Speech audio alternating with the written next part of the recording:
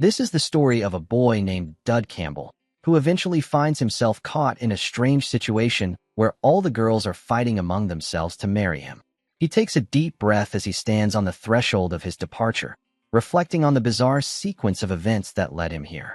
He realizes that everything is the result of a survival game, Savior Rising, which placed him in a world he now must navigate. The game initially feels familiar and even fun.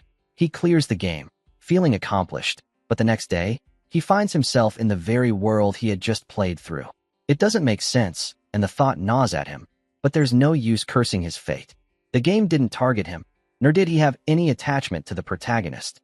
Yet, here he is inside the body of Dud Campbell, a character with no power and considered a nameless, third-rate extra.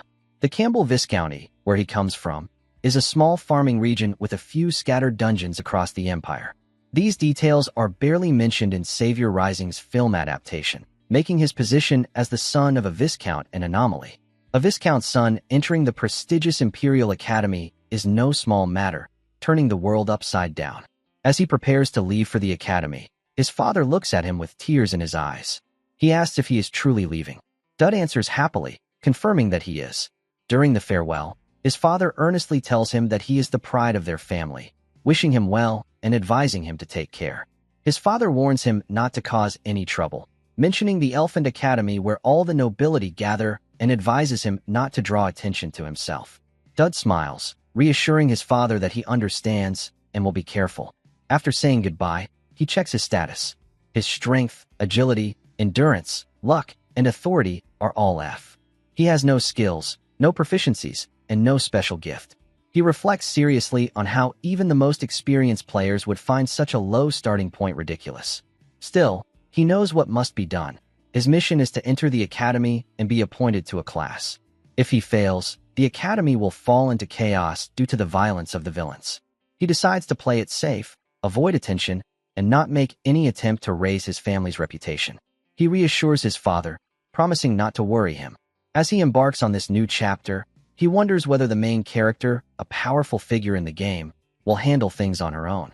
But he quickly comes to understand that the way to survive in this world is to keep a low profile. His life at the academy has just begun, and he is determined to make it through. On the way to the academy, he notices a beautiful girl sitting across from him, drinking tea. He watches her curiously, wondering why she is traveling in the same carriage. As he looks more closely, he recognizes her, Eleanor, feared by all. She is the final enemy in this world, constantly battling the main character in the game. Eventually, only the main character can face her once reaching the peak of development. Suddenly, she turns and looks at him with a serious gaze. She asks why he hasn't responded and if he is curious about something. He quickly reassures her, smiling and commenting that she looks kind and beautiful. She is taken aback by his response and asks if he's heard something bad about her or if they've met before. He, flustered, stutters, saying he only heard that she is a tough person.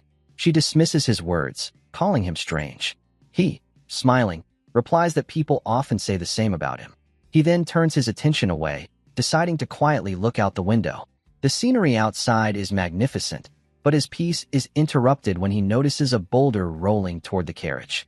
He is shocked. Without thinking, he apologizes to her and leaps forward to protect her. As he does, he notices that her necklace begins to glow with a strange light. He realizes that the necklace is always with her, but despite his actions, his hopes of survival begin to fade. With his starting stats, it seems impossible for him to survive such an event. In the blink of an eye, he opens his eyes to find himself in a different position. Her voice reaches him, asking if he is all right. He realizes that he had fallen on top of her and quickly apologizes. She calmly tells him not to worry. She thanks him, noting that it's the first time a man has approached her in such a way. She understands his intentions and tells him not to apologize. He is taken aback, realizing he only leaped at her to use her armor for protection. She then asks for his name. He hesitates, but finally gives her his full name. She smiles, assuring him that she won't forget him and will repay him later. At that moment, he receives a notification from the system. The system informs him that he has gained a villain's interest and that the conditions for a special gift have been met. He's granted 2 new skills, Desperate Survival and Deadly Charm. He is stunned. He wonders if this is the result of the train journey from Elephant or if it has something to do with the strange circumstances surrounding him. Meanwhile, The doctors check on the injured, confirming that thanks to special security measures, the casualties were minimal. Dud feels a slight pain in his body, but the doctor reassures him, telling him that they haven't even touched him yet. The doctor informs him that those who are healed will be able to depart soon. Just as Dud is thinking about Elefante, another notification from the system pops up. It announces a new special gift granted to him, Fated Attraction. The system explains that the more interest he gains from those with unique characteristics, the more diverse rewards he will receive. He is surprised by this, muttering to himself that he's been trying to understand what's happening but still hasn't figured it out. He reflects that in Campbell Viscounty, there is no one neutral, everyone is lively and involved. He also begins to suspect that his gift hasn't been unlocked yet, but he wonders if he should check it now. He decides to review his system stats. Looking at his skill levels, he sees Desperate Survival and Deadly Charm. The system explains that Desperate Survival increases his stats when needed, depending on the intensity of danger. He then opens the Deadly Charm skill, which reveals that it makes it easier for him to gain the interest of people with unique traits. The more extreme the circumstances, the stronger the effect. He thinks about the implications of these skills. Desperate Survival seems like it could be useful in battle, especially when survival is at stake. On the other hand, Deadly Charm raises questions. He wonders if it will work in his favor or if it will only complicate things for him. At that moment, another notification from the system appears, stating that it is easier to gain interest from those with extreme traits. He is stunned by this new information.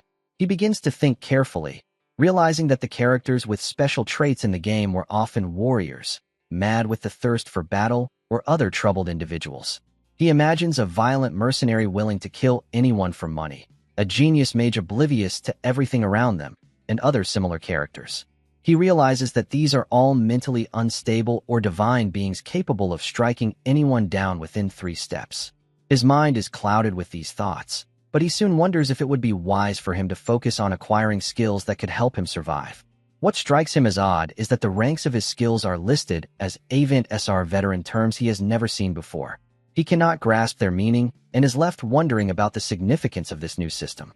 Lost in his thoughts, he suddenly notices the doctor, who sees him deep in contemplation. The doctor asks if he needs a detailed checkup or any additional medical attention. He reassures the doctor that he is fine. Finally, the group arrives at their destination. The leader of the place greets them, thanking them for arriving safely. He remarks that this year's new students are truly outstanding. Dud thinks about the time, where the doctor informs him that he heard he was traveling with the Tricen princess and adds that he is the son of a viscount, although he has no known connections to him. The doctor also mentions that he is an Elefante Illuminus and belongs to an unknown noble family. With a serious expression, he asks him if he really believes the stone was aimed at their carriage by accident, out of all the vehicles. Dud is taken aback by this question. The doctor continues, explaining that there are many enemies of Tricen and dukedom, advising him to stay away from these high-ranking aristocrats as being near them could bring harm. Dud reassures the doctor that he will be cautious. At this moment, he receives another notification. An event related to trust is about to take place in D2 with Eleanor. He reflects with a sense of despair, realizing that, whether he wants to or not, he is already entangled in a world filled with sharp and calculating individuals. It's no surprise that he's a potential candidate to become the final enemy. Just being close to someone like Eleanor could lead to his demise. These thoughts weigh heavily on him when he is suddenly jolted back to the present by the sound of his name being called. He is startled as a group of people mocks him, asking if he isn't paying attention. They call him a country boy and inform him that everyone else has already chosen their rivals for the spring. They tell him that after the entrance ceremony, the real competition will begin, and, with seriousness, they mention that his rival has already been decided. Dud, feeling the pressure, begins running toward them, apologizing that he didn't want to compete with anyone. But with everyone else having already chosen their rivals, he knows that the last remaining person must be the strongest. As he runs, he trips, and suddenly, a very beautiful girl appears in front of him, extending her hand in greeting. He's taken aback as he recognizes her, Elia Crixinax, the greatest genius in the world. She smiles at him and asks if he needs help. He is surprised, still in disbelief that this girl, who will become his savior in the future, is standing before him now. Elia is the main character of Savior Rising. The scene shifts to a quiet room where a woman listens to news that Count Crichton and Marquis Galantier have just arrived. She sits in silence, pondering the implications, and wonders if she's gone mad. She informs her companions that the entrance duels are about to begin and, with curiosity, asks when Lady Tristan will arrive. She's concerned by the fact that Lady Tristan has arrived late and questions why this is so. Just then, Lady Tristan enters the room. The woman calmly asks where she has been and states that they need to talk. Tristan and she casually explains that she was finishing some work. The woman, taken aback, sighs in disbelief. She apologizes and says that it seems they need to address some matters first. With concern, she asks if anyone has died. Tristan answers in a composed manner, saying that not many, just about 12 had died. She explains that they had been trying to assassinate her. They had dropped 2 boulders on the academy train, trying to make it look like an accident. But she had discovered their true identities and, since she was nearby, she took care of them. The woman listens intently and then calmly suggests that she should have left such matters to the school. But Tristan looks at her in surprise and explains that the situation was much more complicated. She asks if the woman expects her to be like everyone else, someone who would forgive those who tried to kill her. The woman takes this in and reassures her that it's fine, but suggests that she prepare herself for the entrance tournament. She mentions that if she leaves now, she will have the chance to face Elia Crixinax, the genius, and Dud Campbell. Upon hearing his name, Tristan is shocked and presses her for more information about him. The woman notices her reaction and asks how she knows him. Explains that he had seemed completely unremarkable at first, but is, in fact, quite strange. The scene shifts once again, this time to the battlefield. Dud Campbell stands, trembling, gripping his sword.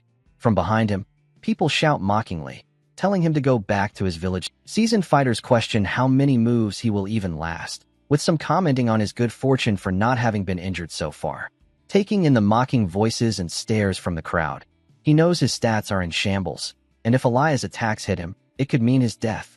But as the moments pass, a sense of belief starts to grow within him. He begins to wonder if this might actually be in his favor. It's dangerous, yes, but he has nothing left to lose. He checks his system stats. The skill Disparate Survival is ranked, and the system informs him that his stats increase during moments of dire need, based on the level of danger he faces.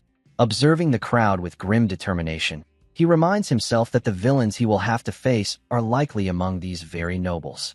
If he survives this fight, he might just catch their attention. Armed with this newfound knowledge, he starts to believe that survival is possible. Suddenly, Elia speaks, catching him off guard. She bluntly asks if he's truly that weak. He is speechless, his mind racing with confusion and pressure. She then calmly tells him that she was planning to give him a thorough beat down, but seeing how fragile he looks, she might reconsider. She takes a breath and continues, explaining that she saw him with Lady Tristan. She confesses her hatred not just for her, but for the entire house Tristan, calling them demons. He listens carefully, realizing that this isn't just a conflict between students, it's a deeply rooted family drama. He clarifies that he had only shared a room with Tristan in passing. She reacts sharply, saying that he reminds her of Tristan and that he irritates her, which is why she was going to hurt him. But now, she suggests they pretend to fight. He, considering his options seriously, admits that the idea is tempting, but if he doesn't grow stronger in the next 2 days, his life will be in danger. The only way he can survive is to make himself noticed, here and now. He tells her that she can go all out. Then, perhaps testing fate, he adds that he actually likes Tristan. She is visibly shocked by this and asks if he's serious. She raises her sword toward him in anger. Internally, he knows he's lying completely, but if he wants her to give her all, this is the only way to push her. He declares that he's just as serious as her hatred. At that moment, a system notification flashes across his vision, Deadly Charm activated. The villain's interest in him increases dramatically, and a reward is added to his gift tab. Hearing his words, she declares that she won't feel bad anymore. With a fierce look in her eyes, she charges, swinging her sword with powerful force. He is stunned, his eyes wide as he barely manages to dodge at the last moment. She halts for a second, surprised.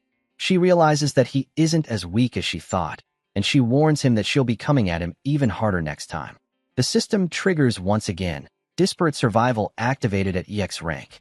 Taking advantage of the sudden surge of strength, he throws a heavy punch with all his might, landing a direct blow to her. She is thrown back, crashing to the ground as a bright flash spreads across the battlefield. The power of his strike shocks everyone present. Their eyes widen in disbelief. Dud Campbell, ranked F in every stat on his first day at Elfin Academy, has just successfully knocked down the central character of this world. The scene shifts to an emergency meeting at Elfin Academy. Professors fill the room, deep in discussion. One of them raises a startling theory that Dud Campbell might be an expert con artist. The others react with shock, their opinions of him shifting so drastically and so quickly that they can hardly comprehend it. A senior professor, calm and composed, speaks up. Everyone remembers how he had shown no combat skills or strength before the duel. They all agree that he had somehow managed to defeat someone like Elia Crixinax. They all agree the attack he delivered had been real. A female professor, frowning with concern, questions the meaning behind the word real.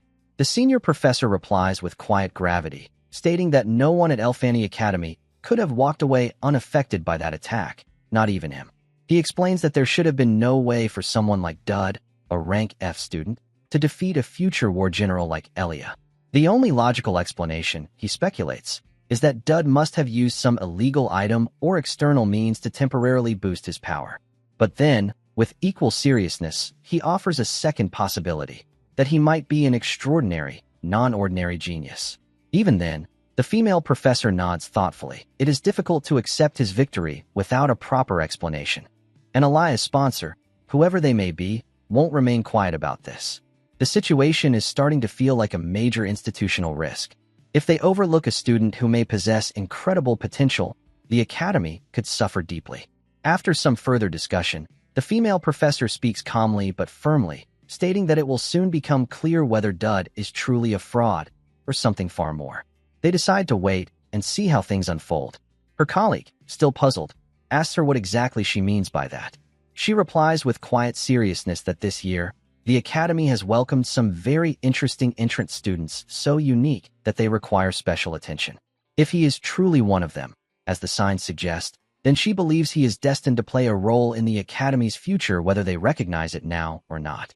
Meanwhile, Dud's face begins to appear in newspapers, under breaking headlines. The entire world is now watching him. Speculation rises about whether he is the secret child of the Royal Knight Commander or perhaps the greatest talent ever admitted to El Fonte. Beneath his photograph, bold text declares that he is now the new star of Margrave Cangrade, the boy who, right after entering the academy, brought down Elia in single combat. Dud stares at the newspaper in shock. He can hardly believe what he's reading. This attention feels overwhelming. Just then, a system notification flashes across his screen. Gift update. Character information upgrade. The character relationship levels for Eleanor Elinorize La Tristan have increased from level 1 to level 2. A reward is now available for claiming under the character event, the 1. More notifications follow. Baron Armit community level has reached level 2, earning him 100 points. Viscount Lupin's community level has reached level 1, granting him 50 points. Interest level with Viscount Ground has reached level 3, adding 140 more points to his total.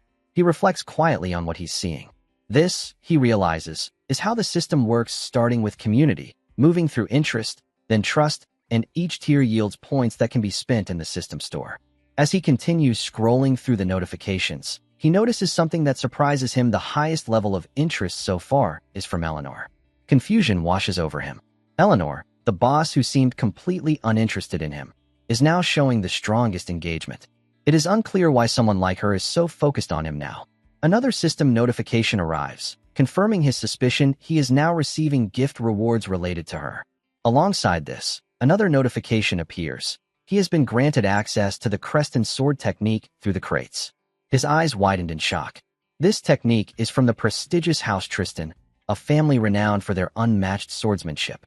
He's visibly impressed by the sudden access to such a skill. But as the excitement settles, a troubling realization dawns on him. House Tristan is deeply entwined with demonic forces. He quickly pushes the thought aside, deciding not to dwell on it for now. Almost immediately, another notification arrives, this one regarding character information.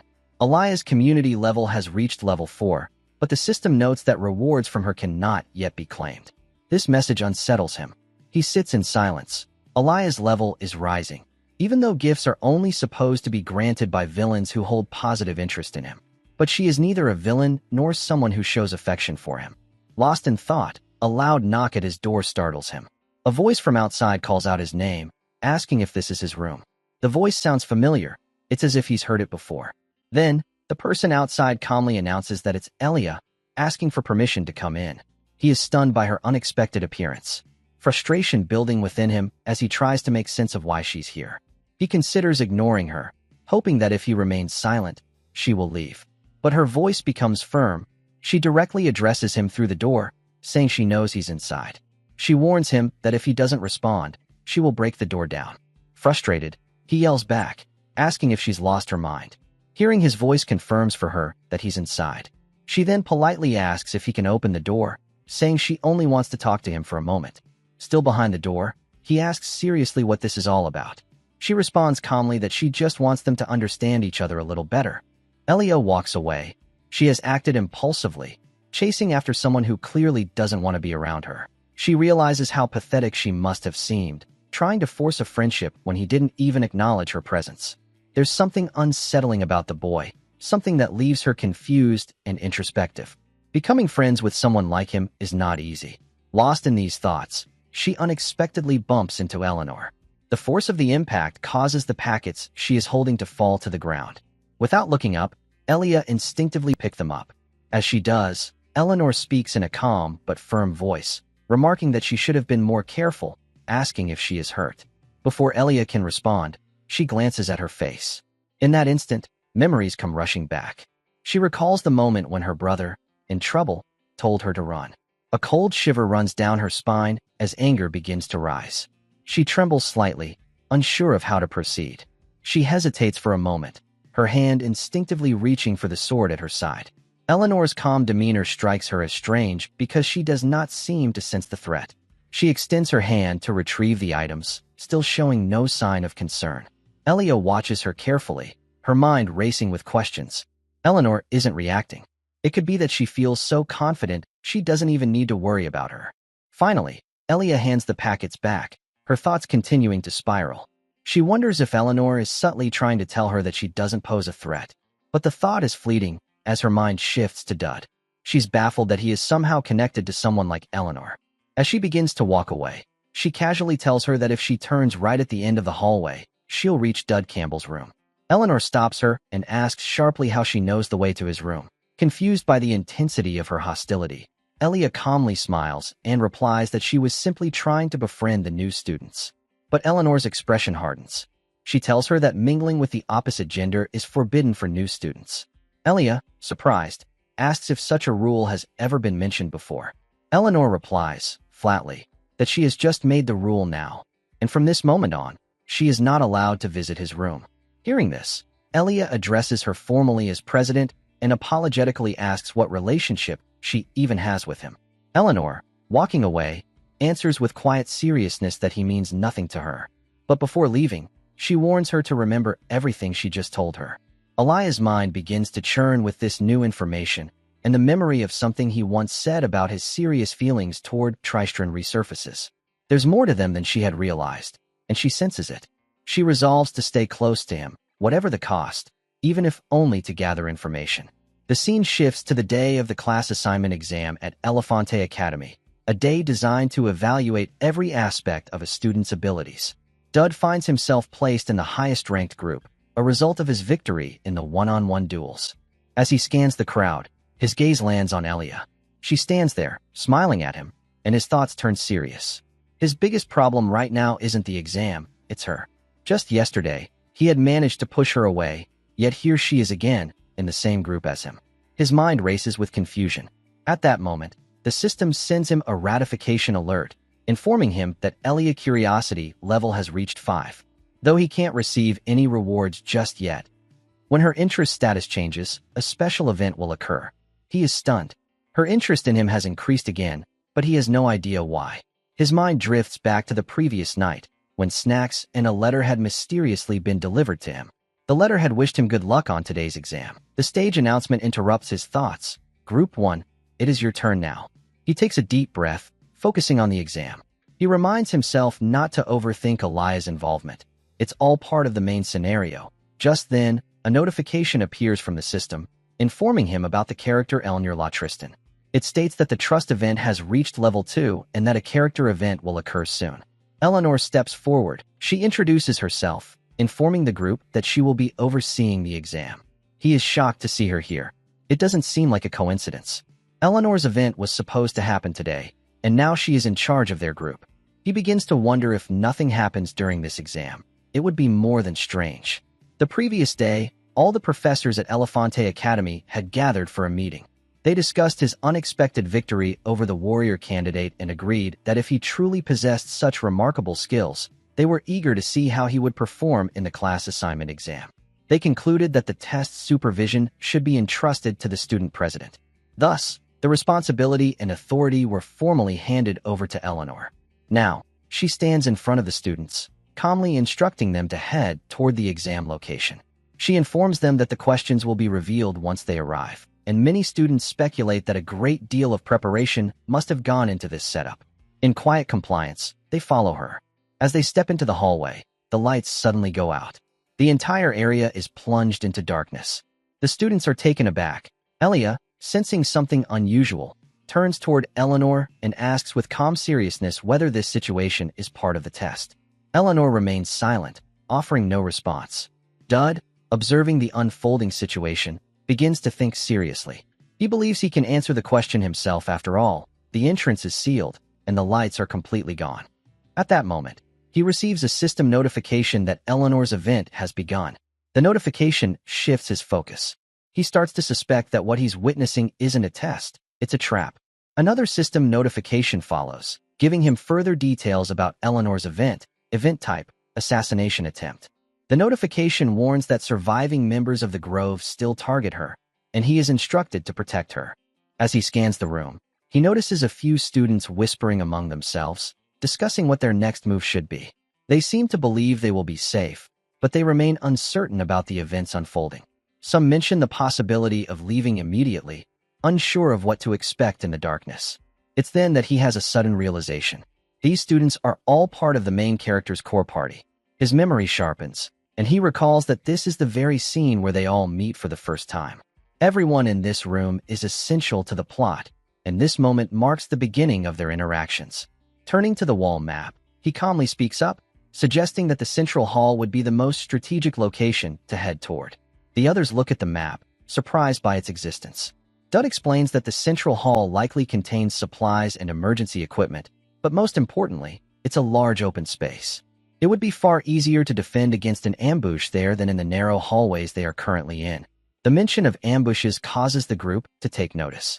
Dud glances at Eleanor and Elia and tells them that they must have felt it too. They're not alone here. With the gravity of his words, he declares that he will go somewhere else, which catches everyone by surprise. Elia, now concerned, questions him seriously, asking why he would choose to head in the opposite direction from the central hall. He responds calmly, saying that it's necessary, though he can't explain why at the moment. He assures them that he will explain later, but for now, he knows that his course of action is vital. The others, still unsure but trusting his judgment, begin moving toward the central hall with Eleanor. Dud, however, turns down a quiet, deserted hallway. He feels that perhaps having her by his side earlier had given his words more weight. For now, he resolves to remain hidden until the event concludes. After all, the target of the assassination is Eleanor, not him. If he stays out of the way, no one will pay much attention to him. However, someone calls out to him. A man appears, looking vaguely threatening. The man claims that he's here to fix the power issue and asks him if he can guide him, explaining that his vision is impaired in the dark. At that moment, Dud receives another system notification that a dangerous situation is detected. On the other side, under Eleanor's leadership, the group reaches the Grand Hall. As soon as they arrive, one of the girls in the group, visibly anxious and turns toward Elia. Her voice trembles as she asks whether she truly believes Dud will be fine on his own. Elia remains calm. She answers the girl without hesitation. Whatever he is doing, she says, there must be a plan behind it. He wouldn't take a step like that otherwise. Then, as if sensing something more, she adds that it's not just him they should worry about. There's a strong sense that something bad could just as easily happen to them too. Meanwhile, down a hallway removed from the others, Dud leads the stranger forward. The man walks beside him. His mind lingers on Eleanor, how she managed to eliminate the advance party. But then his thoughts shift, and he admits to himself that such a feat wouldn't have been possible if he hadn't come here in the first place. Even this boy, he thinks, had been fooled without much effort.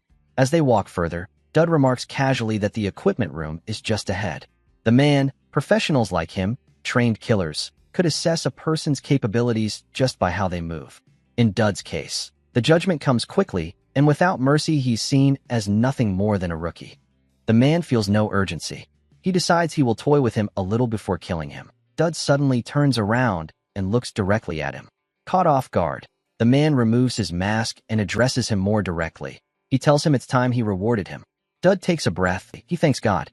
Everything is unfolding just as he predicted. This man is Hashmed. If it had been anyone stronger, things could have gone wrong. He admits to himself that he feels genuine relief. He states clearly that the way Hashmed walks, the subtle patterns of his movements, even the presence of his rhinitis all confirms his identity. Upon hearing this, Hashmed doesn't understand what Dud is saying and finds himself at a loss for words. However, he thinks to himself that this man is nothing more than a weakling. Without hesitation, Hashmed charges forward to strike at Dud, who remains calm. Elsewhere, under Eleanor's command, a different kind of battle unfolds. One of the students in red cleaves through another opponent. A glance around the hall confirms his suspicion these enemies are far weaker than anticipated. Elia gives an order. Palkas is told to freeze their enemies. She's worried about Eleanor. At the center of the room, Eleanor moves like a shadow. She swings her sword. In a single motion, 4 accessions are thrown against the wall, the impact cracking the stone behind them. She doesn't pause.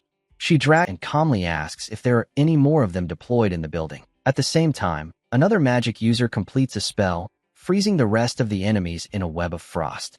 The enemy under her blade can't hold back. He cries out and spills everything. The name comes up, Hashmed of the Crescent Moon. She asks directly whether this man is inside the building. The enemy hesitates. He says he can't reveal that. She doesn't waste time. Her boot crashes into his face. His head slams into the ground. Then she asks again. This time, she wants to know whether the man posing as the student is really an Ascension. The man finally confesses. Yes, he says. He is. He came with them. Elia steps forward slowly. She asks what kind of person would go this far. Eleanor looks at her quietly. She answers that they tried to kill her. Hashmed, she says, is an accession who can copy someone's appearance after killing them. Then, her voice steady, she asks Elia who in this building would be the easiest target. Elia thinks carefully. Her thoughts, almost against her will, drift toward Dud. The realization dawns like a blow. It's possible that he used himself as bait to lure out someone like Hashmed. She doesn't understand the reason behind it. No one should go that far. The assassins were after Eleanor. Dud had no reason to put himself in such danger. There's uncertainty about what exactly his relationship with her is. Eleanor's voice breaks the stillness. She says again what she said before: they're nothing to each other. At least, that's what she knows. Elliot doesn't know what to say anymore. Far from them, Dud and Hashmed continue to fight. And now, Hashmed is losing badly. This shouldn't be happening. Hashmed, a trained killer, begins to panic. His thoughts spin. The activation of Guardian's soul makes no sense. That barrier only reacts to weapons, yet Dud is wielding a wooden staff. He tells himself that this school is ancient, that maybe it's full of strange phenomena. Still, he clings to one last excuse. An accession is a weapon in himself. But even with that, nothing explains the beating he's receiving. Dud stands calmly. Then another system notification flashes into Dud's vision. He has successfully executed the SWAT technique. His proficiency in the Tristan sword technique has increased. He is momentarily surprised. The system is recognizing his growth. But the fight continues. Hashmed, he falls, his body broken. He lies on the ground. His voice trembles as he speaks. He says he used him, that he was a pawn from the start. Then he states that no one truly knows who he is. The system responds before Dud can. Another message appears. Deadly Charm has activated. The villain is awestruck by his detailed plan. Hashmed begins to understand. The plan wasn't random. Dud brought him here deliberately. Safe zones forbid weapons. But Hashmed, being an accession, became a weapon inside that zone, and Dud had used that fact against him. He tells him that if he won't explain, then just kill him. Dud's voice is quiet. He says he doesn't intend to kill him. Hashmed is stunned. He demands to know why. Dud's answer is simple. He tells him to spread the word that no one is to approach Lady Tristan. And they should remember that even someone like him barely made it out alive. He doesn't know who sent the assassination order, but he knows they'll try again. If they do, there's a risk the gray demon inside Eleanor might awaken. That cannot be allowed to happen. Hashmed listens, After a moment, he asks, almost amused, what he will do if he comes back. Dud answers without hesitation. Then try again, he says. Because next time, he'll be there too, protecting her. There's a pause. Then Hashmed asks if Lady Tristan is really that important to him. Dud looks at him steadily. He says yes. The system responds again. Deadly Charm has activated. The villain's favorability is rising exponentially. The notification repeats.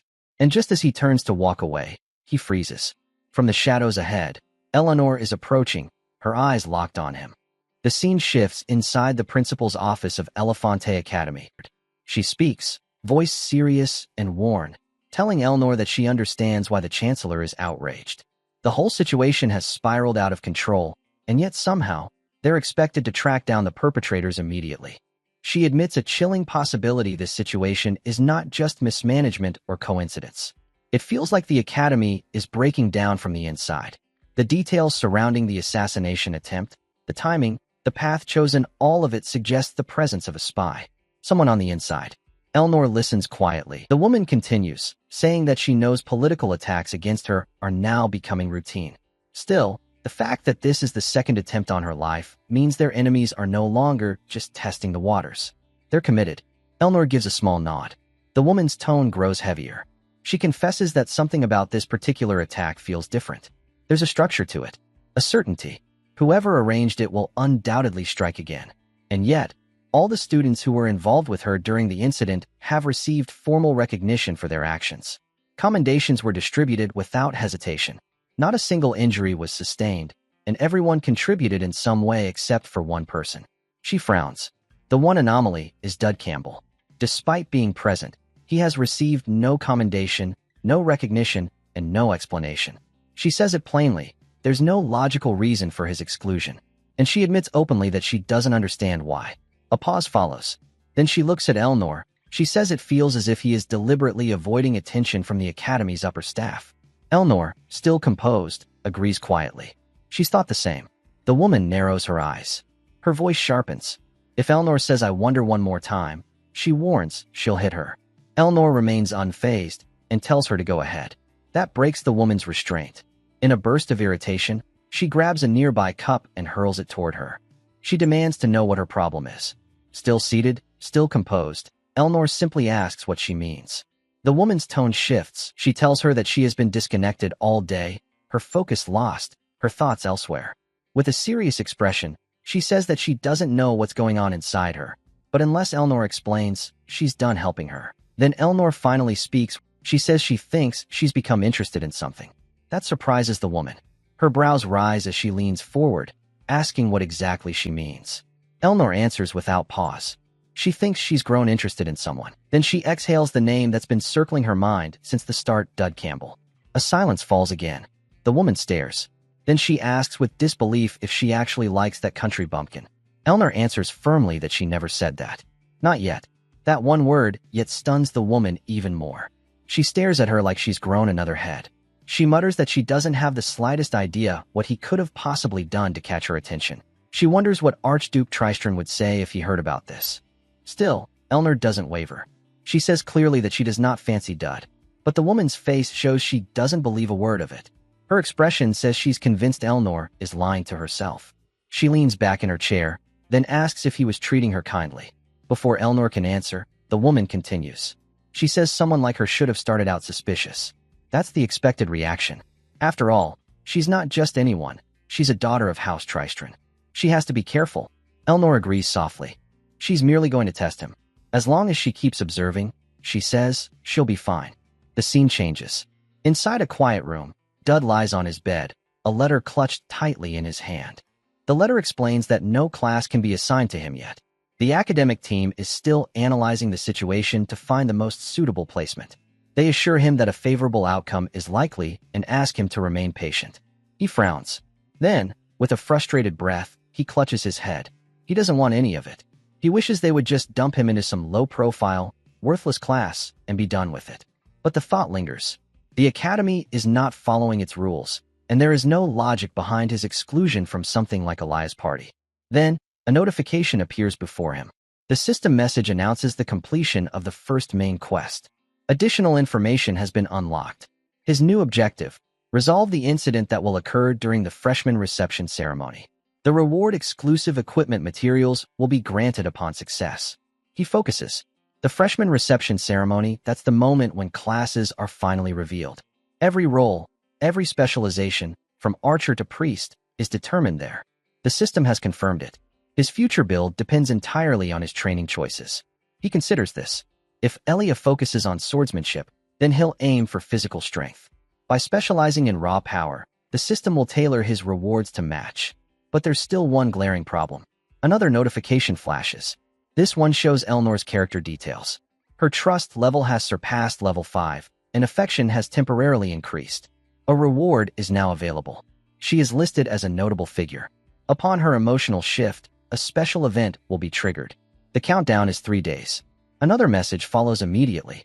Alia's interest level is also at 5. Her emotional change nears. She, too, is flagged for a special event. And the timing is also 3 days. He closes his eyes. It's all happening at once. The final boss, the protagonist, the main quest. It's all converging. Then, one more notification. The gift reward from Elnor has been received. A skill duplication pass. He stares at it, stunned. The ability to copy a skill is beyond broken. He almost laughs at how ridiculous it sounds. He thinks about using it to steal a final boss's power. He regains his calm. No, not now. Using it would be a waste. Elnor and Elia may be strong now, but they're only going to grow more powerful. When they gain their true, absurd abilities, that's when he'll strike. For now, patience is key. 3 days. That's all the time he has. Fortunately, he already has a plan. Night cloaks the sky in black. Inside an old equipment warehouse, he walks carefully. A mask covers his eyes. Each step is measured. He inhales slowly. The point store is more useful than anyone could imagine. A flashy system message greets him. His haste position offers slight agility. The shadow mask boosts it further. Catwalk shoes now muffle his movements. SR tryhards once called this the ultimate treasure farming spot. After bypassing every security measure, he's finally here. He begins searching. The system notifies him again. A stamina recovery biscuit. Its effect sounds ridiculous, like something out of a sales pitch, but he has a hunch it might work. He presses forward.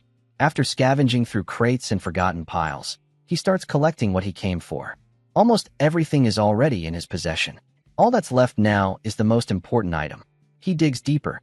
Finally, he finds it buried under layers of old equipment. The Ultima of Divinity. A burner pulsing with ancient strength, said to contain power sealed for 1,000 years. Relief floods him. He holds it close, quietly thankful. Then he sees movement. A mountain of equipment trembles nearby. Pebbles fall. Then, from within the shifting clutter, a girl collapses. He rushes to her, without hesitation. It's Yuria. He lifts her. His mind races. Yuria is also known as the Grey Haunter. Chapter 2's boss. The cursed SWAT goddess. It hits him then. The Ultima of Divinity, this warehouse, it's hers. That's why she's here. Before he can do anything more, a faint glow surrounds her. In the blink of an eye, she breaks free. A sudden system warning strikes him. Lethal threat detected. Another follows. Desperate survival mode activated X rank. His instincts kick in. Trying to explain, to apologize, to say he didn't mean to wake her, but it's too late. In a flash, the chain attached to her sword hilt spins through the air, aimed directly at him. He throws himself back. The chain misses by inches. Had he stayed still, he would have died on the spot. The ability she just used, encircling long, makes it impossible for him to get close. Even if he wanted to counter, he wouldn't have the range, and even if he had the range, the power disparity is too overwhelming. His body still trembles from residual pain. Eventually, he raises his hands in a quiet gesture of surrender, trying to ease the tension.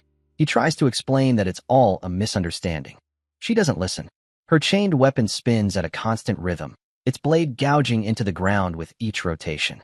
He keeps defending himself, struggling to buy time. But before long, she drives him into a corner. There's no exit left behind him. Then comes the final move. She hurls her chain blade with blinding speed. He relies purely on instinct. Just as the blade's tip is about to hit him, it halts in midair. She narrows her eyes, puzzled. Eventually, she retracts the weapon. He already knows why. It's the curse. The boundary of 3.5 steps. Any opponent who steps within that cursed radius is destined to lose. But the condition works both ways. She herself cannot move beyond that range. That's the binding placed upon her by the weapon she carries. She grips her sword tightly. She questions whether he has the courage to take a single step forward. He doesn't answer immediately. He wonders aloud if that's what she wants to provoke him into stepping forward so she can end it. Realization dawns on him. He can't escape. He has no other route. The place they stand in is her space cut off from others. Even the academy's staff do not frequent this corner of the grounds. She has been left alone here, with nothing but her weapon and her silence. Then, a small moment, he suddenly asks if she wants a biscuit. He extends his hand, holding out a few stamina recovery cookies. She studies him. The hostility doesn't vanish, but it's no longer escalating. She responds with suspicion, questioning whether he thinks food can bribe her. Without speaking again, he tosses one of the biscuits toward her. She moves. She dashes after it and acts almost mechanical in its speed. Once she has it, her posture changes. She seems more centered now. A thought stirs in his mind. Maybe she really couldn't communicate while hungry. He had come dangerously close to dying. She asks who he is and why he came. He hesitates. The truth is sharp and ugly. He came to steal. But he can't say that. So instead, he tells her that he was sent to bring her food. That someone he knows asked him to look after her. This answer catches her attention. She begins to question who that someone is. He chooses silence where it matters. He knows that the current misunderstanding could be useful later. By all rights, he should not be meeting her this early in the game. He then speaks again, telling her not to worry. Her sister is safe in the Holy Empire. That sentence changes her expression completely. Her eyes widen. He continues, telling her that for now, the Emperor isn't paying attention to them, but it won't stay that way forever. She needs to remain hidden. He assures her of that, and then he walks away. Before leaving entirely, he tells her he'll return. She hails from the Holy Empire. Her presence in Elefante is due to an explicit order from the Holy Emperor. The sword she wields is infamous across continents, believed to be of demonic origin. She isn't just its wielder, she is its vessel. And because of that, she is cursed and bound by the 3.5-step rule. This is why he believes it is necessary for someone like her to be reminded that family still exists, that she hasn't been forgotten entirely. He knows that she must be shouldering an unbearable amount of pain, and there's likely very little left in her to hope for. The day rolls forward. The following morning, all students gather atop a high cliff that overlooks the academy's sprawl. Before them stands a professor named Ophelia. Ophelia then informs them that the freshman reception ceremony is just a few days away. On that day, every student will be required to choose both a major and a minor. She continues, stating that there are 5 main departments: knighthood, spellcraft, engineering, production, and clergy. In the midst of this, a student raises a question. He asks whether the same curriculum is taught in the tribal association as it is in the Holy Empire. Ophelia nods, affirming it with calm warmth. Yes, they do follow the same structure. The education given at the furnace of battle and the Great Temple is the same as what they're receiving now. She adds a caution that there's no reason for them to consider transferring out. Then she begins to explain the majors in more detail as Dud stands in the crowd. He doesn't speak. He listens with quiet focus. He knows this is a tutorial event, a design segment to explain the mechanics and world structure. But even if he knows that, he cannot afford to skip it. Skipping it would mean throwing away everything he's done so far. Time flows. After a while, another student steps forward and points at the horizon. He asks whether that glowing land in the distance is the white zone. Ophelia pauses. She reflects. Then she confirms that yes, it is the white zone. She warns everyone that it is a forbidden region. Entry without authorization will bring punishment. Everyone turns to look. A strange, red glow pulses across the vast land in the distance. Dud's gaze lingers. That place is not ordinary. It is where the divine clashed with the damned heaven and hell, gods and demons. Messengers and warriors empowered by the divine sealed the demons there. Even now, centuries later, the tension between death and divinity still pulses in the air. This is why the Holy Empire, the tribal aliens, and the Empire forged a pact with the Golden Triangle to monitor the area constantly. The network includes Elfanti and the other academies. As he reflects on this, another student asks whether they're allowed to go there just to take a look. Ophelia responds with clarity. It's permissible to walk near the border just inside the Seraph's protective barrier. Beyond that, it's unsafe. Inside, it's secure. Dud smiles faintly. He's already thinking ahead. The planned excursion is meant to go from half-launch and back. But his intentions are drifting towards something else entirely. He thinks about the Seraph, beings above angels. entities said to flip mountains, stir oceans. It was they who built the divine barrier.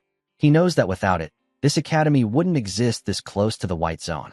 Eventually, the students reach the designated spot. Ophelia announces that they'll eat lunch here. Dud stays quiet. The divine protection is what makes this proximity possible. He eventually walks to her, asking politely if he may eat alone. He explains that he feels uncomfortable around the others. She studies him. She's aware of the whispers of what others have been saying about him. She gives him a warning not to go too far. It could be dangerous. Dud nods and walks away. Some students mutter, sneering. They think the country boy is getting full of himself.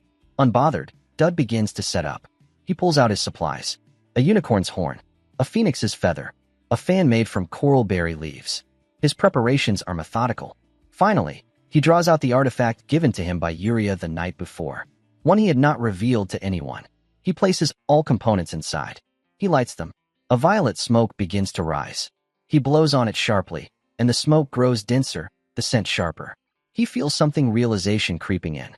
As he begins to wonder whether he's missed something, the magic activates. A presence thickens around him. The object hums softly. Then it becomes clear. This is why he came. This is the access point. Suddenly, the world in front of him erupts. A radiant burst of light blinds the area, and he hears a voice echo through the veil, asking aloud where the allied forces are. Before he can form a response, another voice breaks in with a sharp tone, pointing out that instead of leveling the ground as instructed, someone merely dug a drain and left. Immediately after, the first voice returns, now directing its words toward another figure, noting that the Jurian group has once again been blamed for the mess. Their attention shifts entirely to him, standing just nearby, observing them.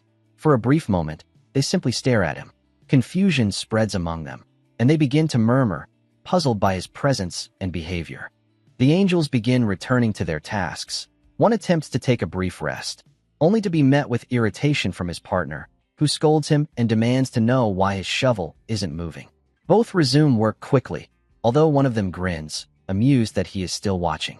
A voice from the side barks out an instruction, insisting that the task is not yet finished and that they should stop digging inward and begin spreading the soil outward.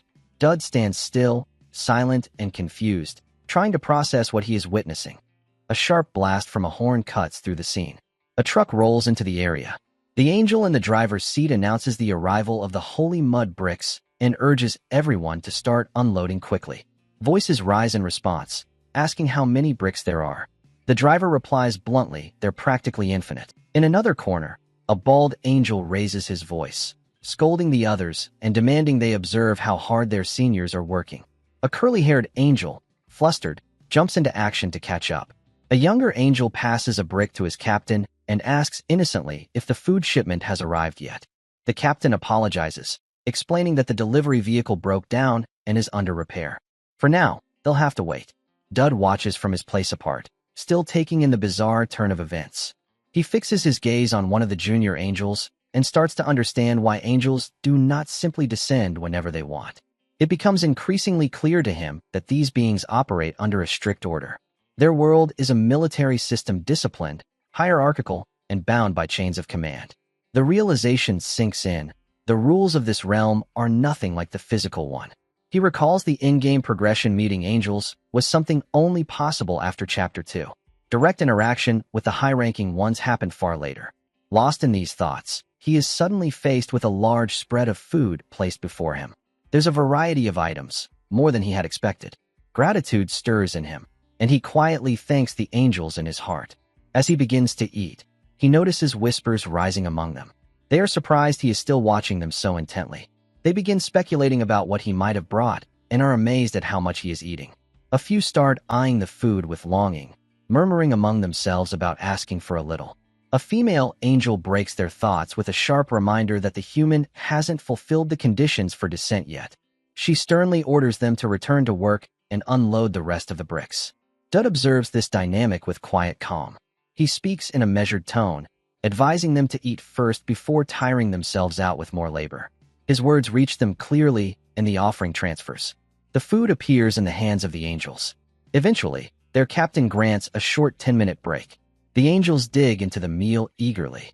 They find sweet rolls among the food, and even a stick included, and their surprise grows.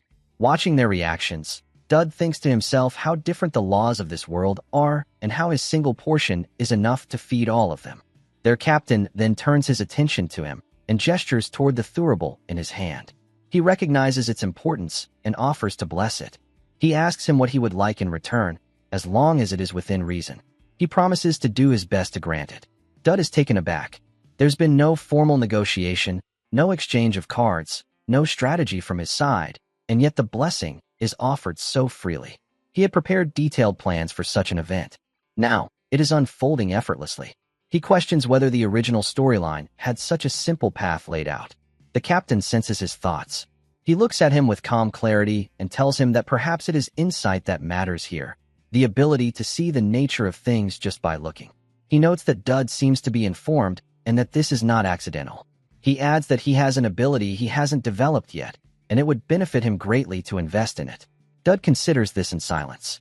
He wonders if the captain is referring to the trait known as great, loved by evil. The angel confirms this indirectly.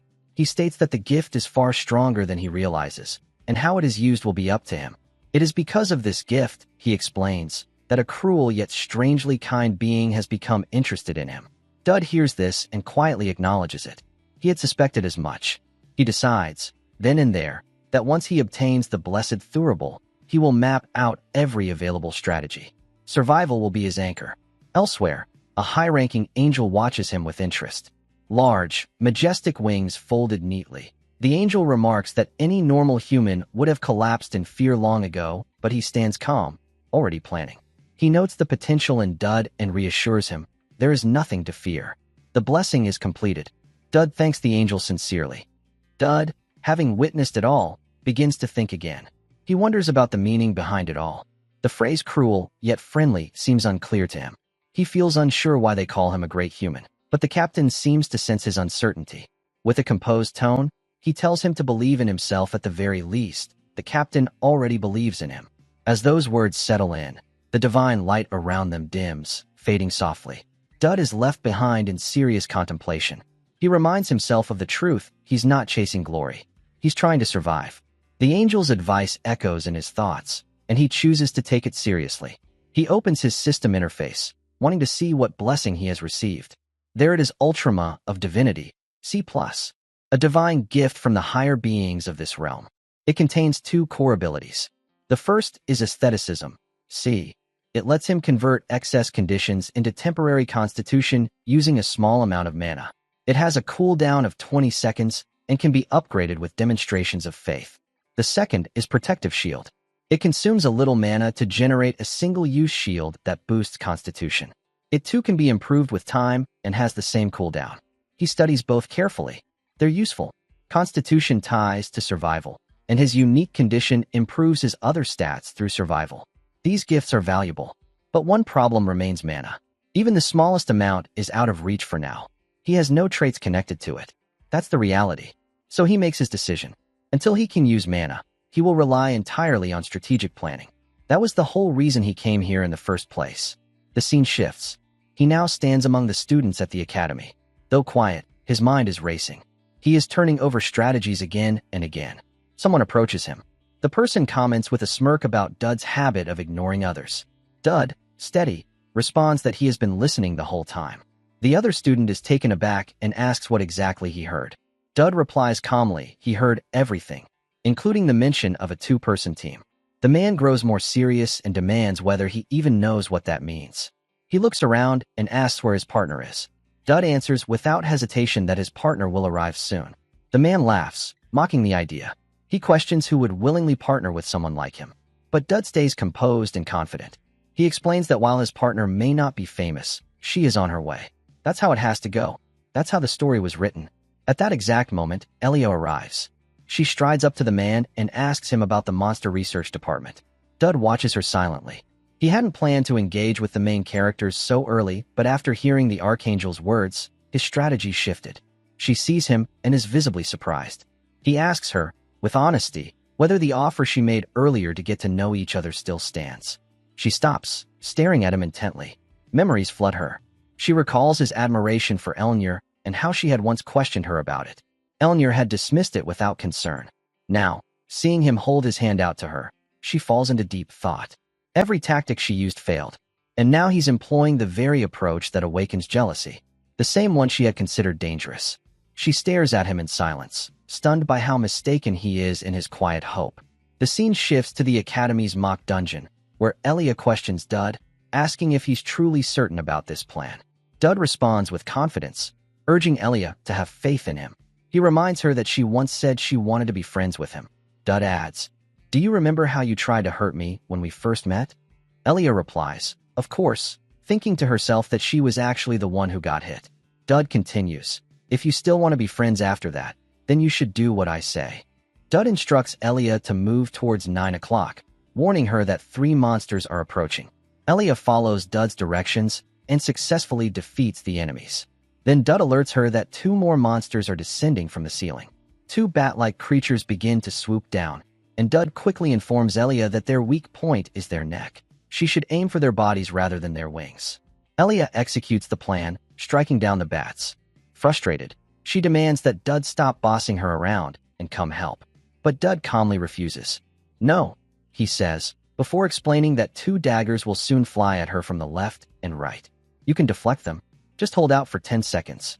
Hearing this, Elia blocks the incoming daggers. Dud compliments her performance, then warns that a paralytic poison is about to be released from a device on her right. She should break it. Although Elia grumbles, she obeys. Next, Dud tells her to dodge 3 arrows coming from his direction, instructing her to stay in place. He begins a countdown from 3.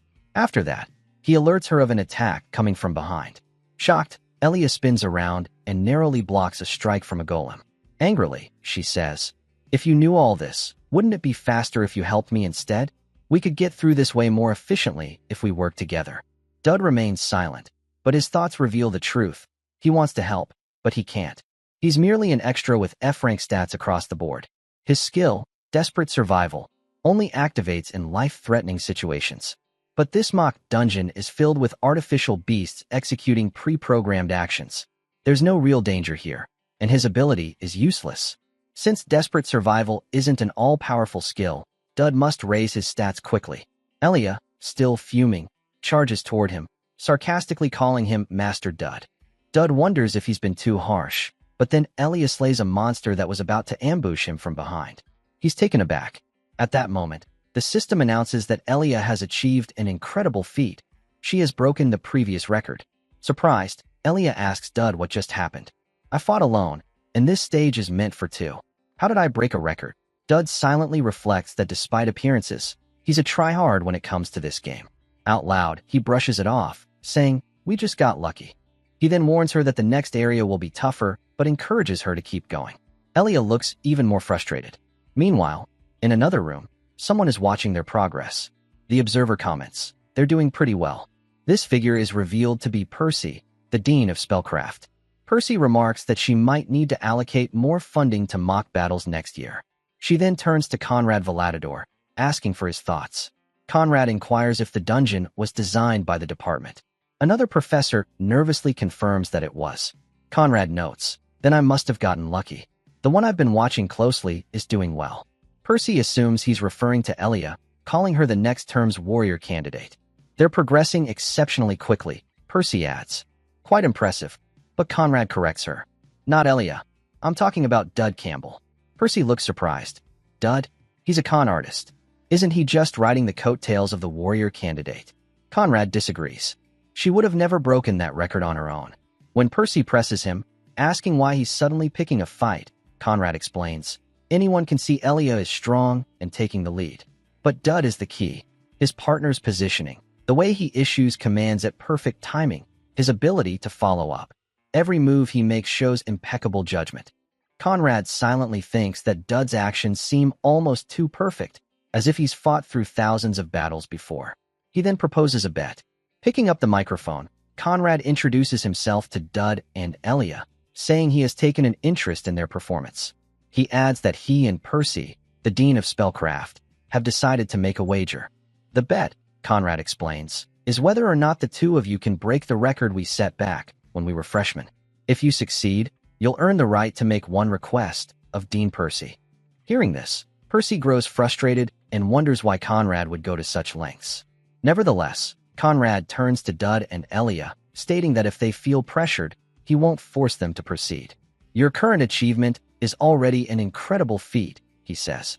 This request is nearly impossible to begin with. However, Dud responds confidently. Obviously, Elia and I can handle that much. Elia, caught off guard by his assurance, looks at him in surprise. Seeing Dud's unwavering confidence, Percy becomes visibly irritated. Conrad, undeterred, declares that he's placing his bet on Dud and Elia's success. And with that, the test begins. The scene shifts to a training ground, where a brown-haired woman addresses Elnor.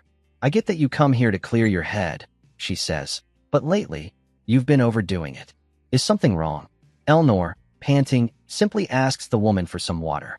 As the woman hands her a bottle, Elnor explains, there's something I've been trying to remember. Curious, the woman asks, what is it you're trying to recall? When I was a child, Elnor begins, my mother taught me these moves. I can't remember them clearly, so I've been going through them again from the start. As Elnor drinks, her mind wanders. A demon lives in the Tristan bloodline. This dark rumor, passed down in whispers, bears two interpretations. The first is the inhuman level of talent that members of the Tristan family possess. The second, more sinister, is the occasional descent into madness, explosive fits of violence, and the gradual unraveling of sanity. It is for this reason that, despite the awe-inspiring accomplishments of those from the Tristan household, their later years are often marked by tragedy. Is it something serious? The woman asks gently. Elnor shakes her head. It's nothing to worry about. I don't think much of it now. If you say so, the woman replies, trailing off for a moment before adding. Then I guess I can go ahead and tell you. Why are you being so hesitant? Elnor asks. I told you, nothing's going to bother me right now. The woman hesitates no longer. It's about that information you asked me to report immediately if I heard anything. I just got word from a junior of mine. Dud Campbell is currently working under the next term's warrior candidate. That grabs Elnor's attention.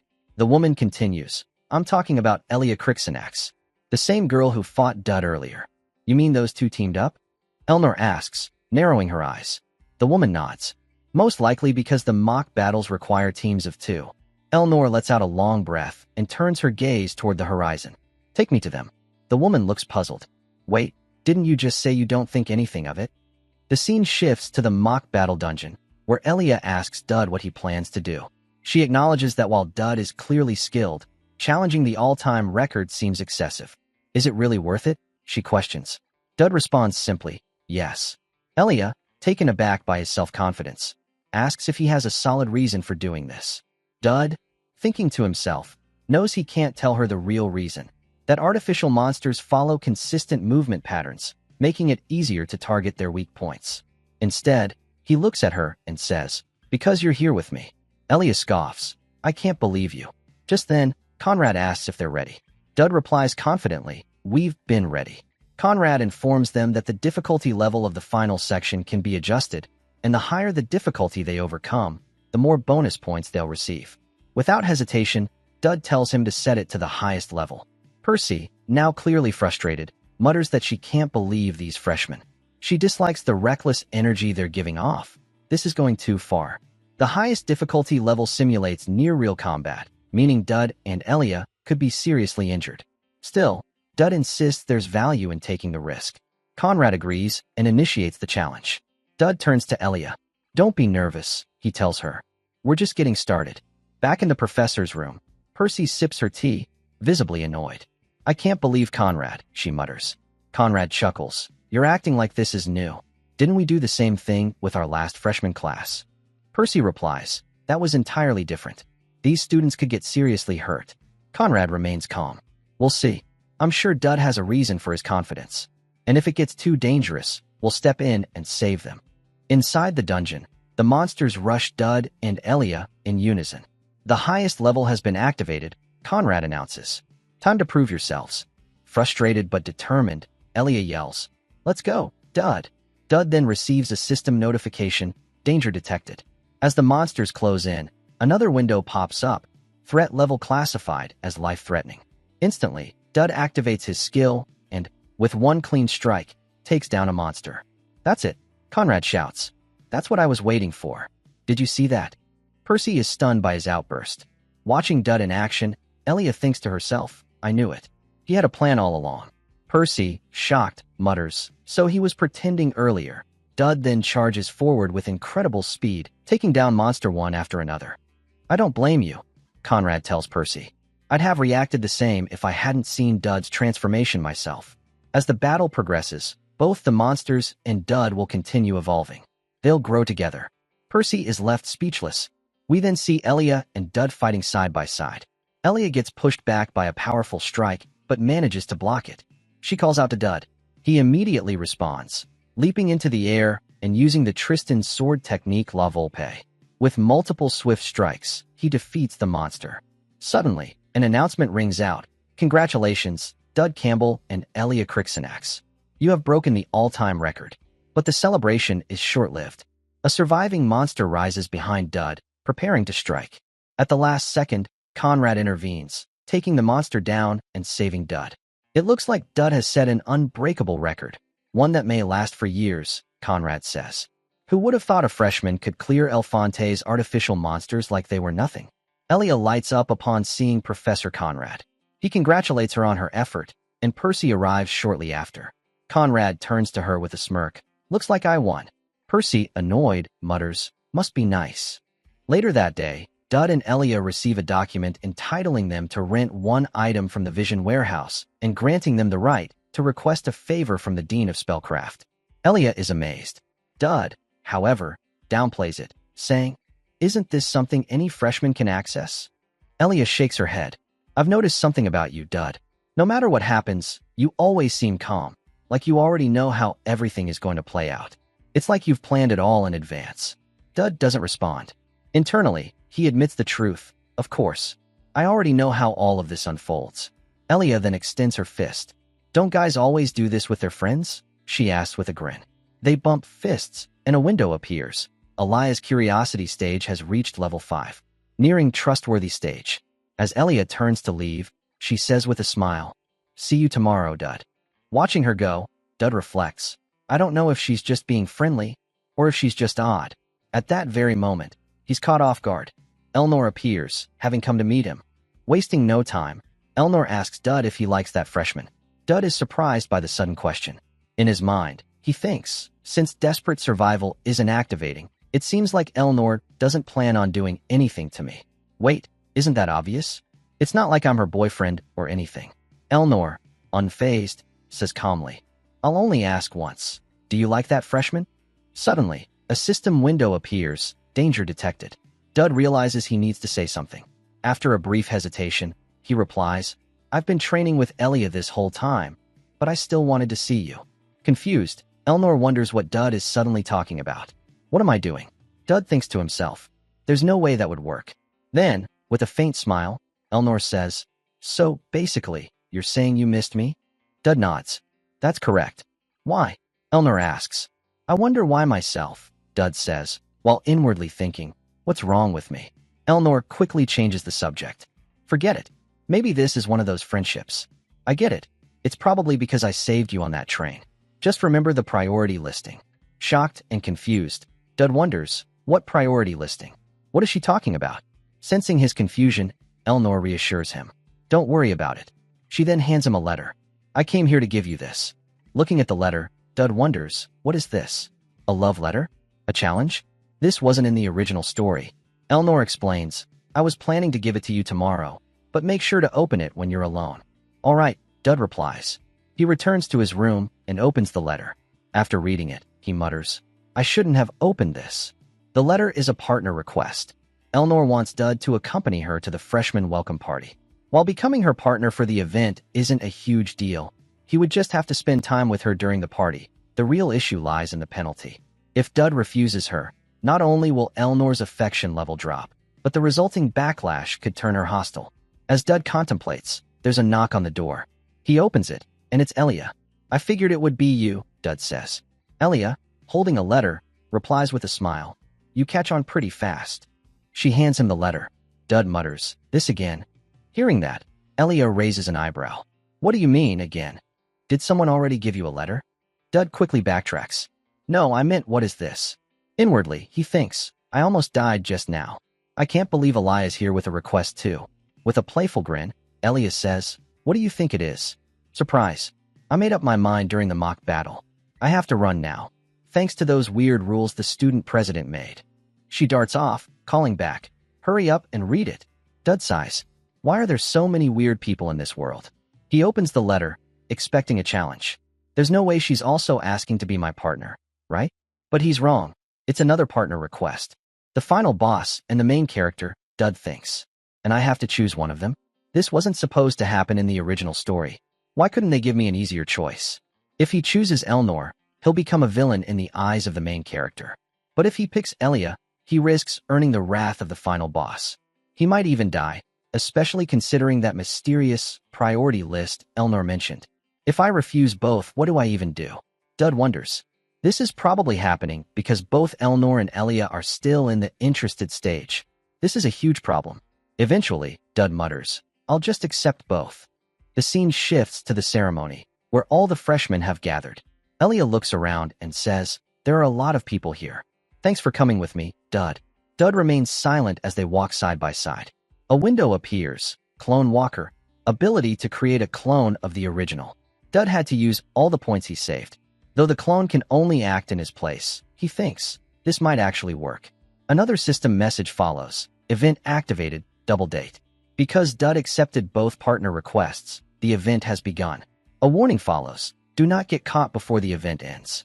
Penalty will be applied upon failure. As Dud prepares the clone, he thinks, even with this many people around, this could go horribly wrong. If I get caught, or if someone sees me and the clone at the same time. To maintain his cover, Dud activates the Cold Gentleman preset for the clone to keep it quiet and composed. Just then, Dud hears a roar and flinches, only to be relieved when he sees it's just a monster outside the barrier. I just need to survive this, Dud tells himself. At that moment, Elnor walks in, and Dud is completely stunned to see her. As they move forward, Dud suggests to Elnor, why don't we head to the event and check out the nearby stalls? Elnor nods and tells him to take the lead. Dud thinks to himself that, by now, his clone and Elia should have met up. He needs to be careful to avoid running into his clone. Spotting a food stall, he turns to Elnor and says, let's grab something to eat from there. The stall is selling skewers. Internally, Dud winces, thinking this might be the worst recommendation for Elnor. But to his surprise, Elnor blushes and says, how did you know I like skewers? As they continue walking, Dud reminds himself that he needs to maintain their relationship, but also keep a healthy distance.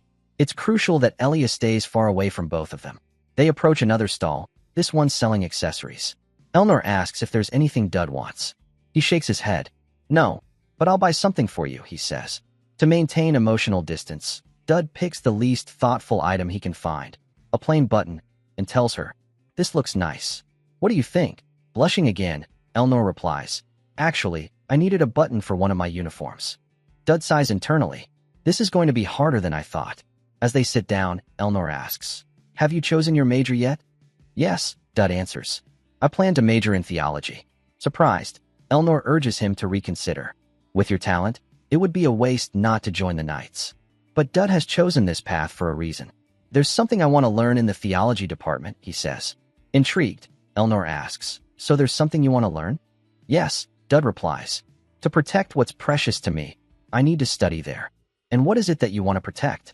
Elnor asks. My life, and your downfall, Dud thinks. Holy skills are essential for his survival and achieving the ending he desires. Ever since I was little, I've had something I wanted to protect, he says. It's related to the secret society incident. He knows this upcoming event features a chapter boss unusually weak against holy skills. Elnor asks, does this have anything to do with why you're always involved with me? Dud is startled by her insight. I'm aware of the Tristan family curse, she says seriously. Yes, I'm talking about the curse that turns all members of the Tristan bloodline into deranged individuals. Isn't the only way to prevent it through mental training? With a grave expression, she continues, do you know the real solution? Dud nods. The angel's blessing. A miracle where two archangels grant their blessing to a single person, or so the legend says. Exactly, Elnor says. That's why, despite the accomplishments of the Tristan household, we're still feared. So I want to know, how are you able to stay close to me? Why are you always around when someone tries to assassinate me? She looks him in the eye. What are your intentions, Dud?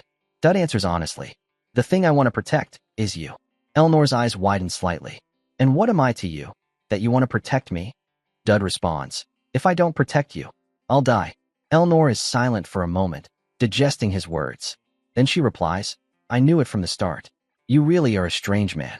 I've been told that plenty of times, Dud says with a faint smile. He thinks to himself, I told her everything, with no lies. I hope that's enough to satisfy her curiosity. The scene shifts to Elia, who is walking with Dud's clone. She wonders if Dud is mad at her. He hasn't said much. As they move along, she says, How did we end up in the basement? The clone remains silent. Elia thinks, I need to get closer to Dud. I have to learn more about the Tristan family, but I'm not sure how to deal with guys like him. Looking around, she thinks, what is this place? Noticing the monsters around them, she remarks, it looks like these monsters are being used for academy research. She frowns. The professors are so irresponsible. How can they leave monsters like this in the basement? Looking more closely, she realizes some of the creatures are massive, and worse, they're not even restrained. Suddenly, a massive explosion shakes the area. Dud's clone lunges forward and shields Elia from the blast. Outside, the real Dud and Elnor are also shaken as the entire building begins to tremble. Shocked, Elia exclaims, Why did you just jump in like that? Dud's clone replies calmly, It's my job. Surprised, Elia asks, What do you mean, it's your job? At that moment, the monsters break free from their cages, standing ominously before Elia. She grips her weapon and says, Thank you for saving me. Now it's my turn to protect you. Suddenly, a new quest window appeared, stating that monsters had been released and Dud must resolve the situation. If too many people died, he would receive a severe penalty for the scenario. The reward for completing the quest was exclusive equipment materials. Without wasting a moment, Dud rushed toward the basement. Turning to Elnor, he said, I have something I need to do. Please find one of the priests. Elnor tried to stop him, but Dud insisted, Please listen. We need to protect the students. The scene shifts to the basement, where Elia is facing the monsters alone and visibly exhausted. Dud, having retrieved his clone, rushes to her side and asks if these are all the monsters that escaped. Elia, relieved to see him conscious, nods. A system window appears. Elia's affection level has increased. Curiosity, interest. Another notification follows. Main scenario updated. Elia informs Dud that she missed one of the larger monsters. Dud immediately thinks it must be the bear-type monster from earlier. Elia says it should still be somewhere on the first floor, and they should be able to stop it quickly. Fatigued, she adds that she needs to take a short break. Concerned, Dud asks if she's all right. But internally, he reminds himself that the main scenario takes priority. Failure would result in a heavy penalty, something he cannot allow. The scene shifts again to the main hall. Students panic as a massive bear monster enters. One of the professors erects a barrier and instructs the students to ensure it doesn't break. We just need to hold on until the professors and knights arrive, he says. The barrier begins to crack. A nearby priest reports that neither the Chancellor nor Professor Conrad are present, and despite the situation, they cannot invoke the angel's blessing. Hearing this, Elnor exclaims, There are students here. We must do whatever we can to protect them. The priest frowns. Those are harsh words to direct at a professor. A high-level barrier like the angel's blessing isn't something just anyone can use. The knights will be here soon. We should wait. He continues, This is why I oppose the academy granting those monster rights to the Tristan family. They should never have been allowed to manage such creatures. Elnor clenches her fists in anger. Just then, Dud steps forward. I'll take care of it, he declares. Both Elnor and the priest are stunned. You're just a student, the priest says. Do you even know what a blessing is? Dud doesn't reply. He charges forward. A system window appears. Ultima of Divinity has been combined with Priest's Rosary. New skills unlocked. Asceticism and Holy Shield. Another window follows. Dangerous situation detected. Desperate survival activated. EX rank. As the bear monster lunges at him, Dud narrowly evades the first strike. A professor nearby sees this and shouts, Why aren't you running? Dud responds, I'll buy us some time. Get the students out of here. The monster attacks again. Another window appears. Asceticism activated. All additional stats converted into Constitution. Dud casts Holy Shield and successfully blocks the monster's powerful strike using divine energy. Everyone watches in disbelief.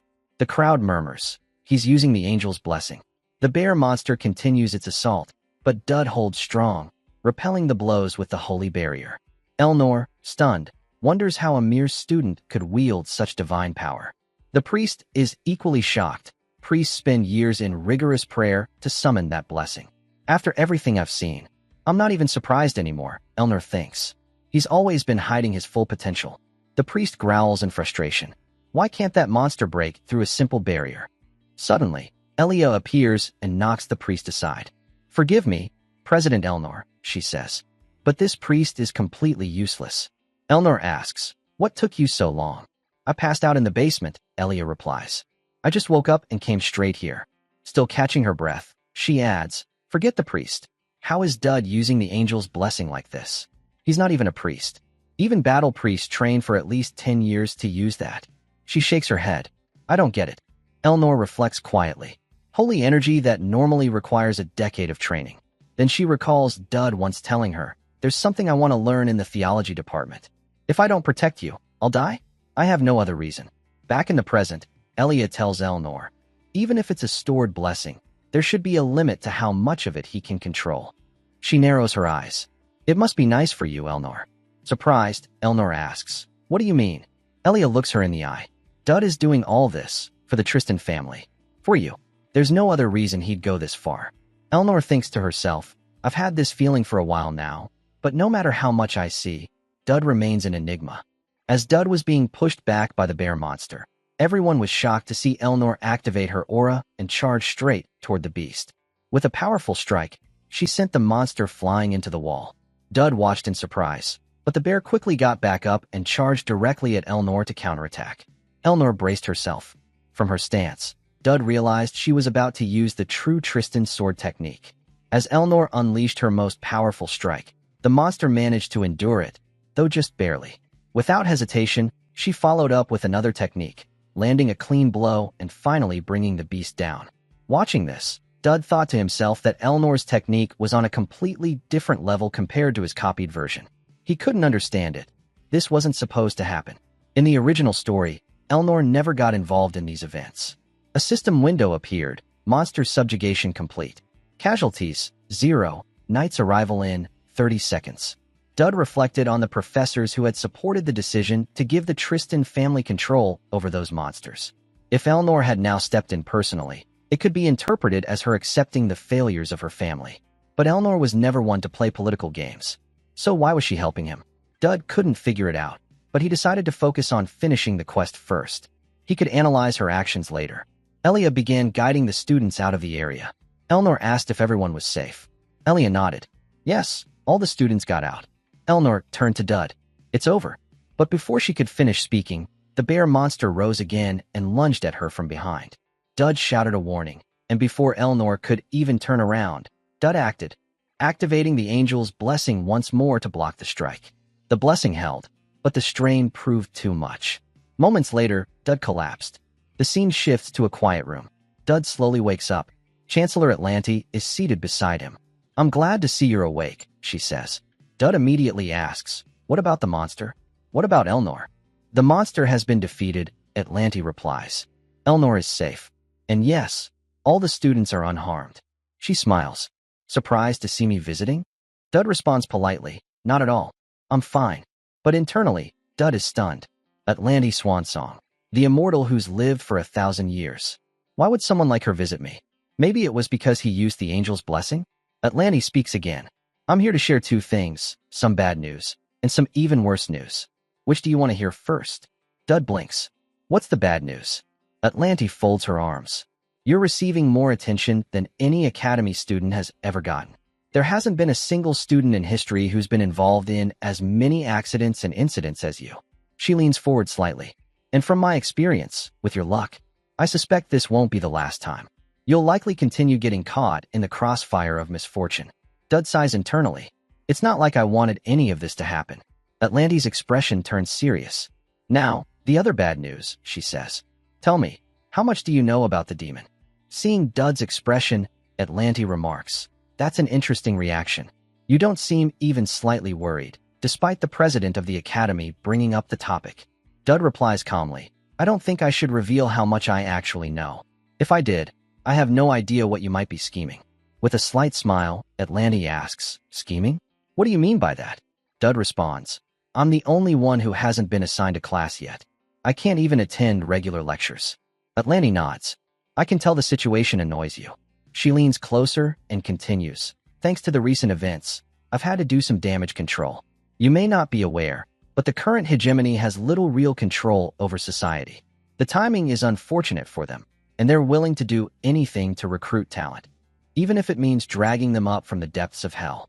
Dud replies, the coup d'etat within the tribal association, the restructuring of the Holy Empire, and the appointment of a new successor to the throne. Aren't those the reasons behind everything that's been happening? Atlanti raises her brows, impressed. You're absolutely right. The so-called Golden Triangle may appear to be peaceful neighbors, but beneath the surface, they're fiercely competing to secure the greatest talents. That rivalry is still ongoing as we speak. Most students wouldn't concern themselves with such things. That's correct, Dud says. And because of that, the entire continent is feeling the effects. Elfanti, the tribal association, the Holy Empire, all the events I've been involved in should have drawn their attention. And yet, they've made no move. That only makes sense if someone is deliberately restricting the flow of information. Atlanti thinks to herself, he's politically sharp too. So, Dud continues, it would be dangerous if I caught their attention, wouldn't it? Atlanti replies, yes, and the world will end. Dud is stunned by the gravity of her words. Then Atlanti presents a seal. Are you familiar with this? Dud's eyes widen. It's the seal of the purifiers. This is why I asked about demons, Atlanti explains. Seeing Dud's reaction, she realizes he already knows. The purifiers, an underground, demon-worshipping organization, move in the shadows. Their sole goal is to summon demons and bring about the world's destruction. Both Elnor's failed assassination attempt and the monster escape incident are suspected to be their work. In both cases, their target was the Tristan family. There's no guarantee it won't happen again, Atlanti warns. Dud asks, why are you telling me all of this? I can't tell you why, she replies, but I can give you this. She hands Dud a strange object. This is an interdimensional key, a balance-breaking item that opens doors to other worlds. As Dud takes the key, his expression reveals he recognizes it. Atlanti smirks. You know what it is, don't you? Take care of it. Show me your progress. If I like what you bring to the table, I might even offer a few additional gifts. She adds, this conversation stays between us. Dud nods. Of course.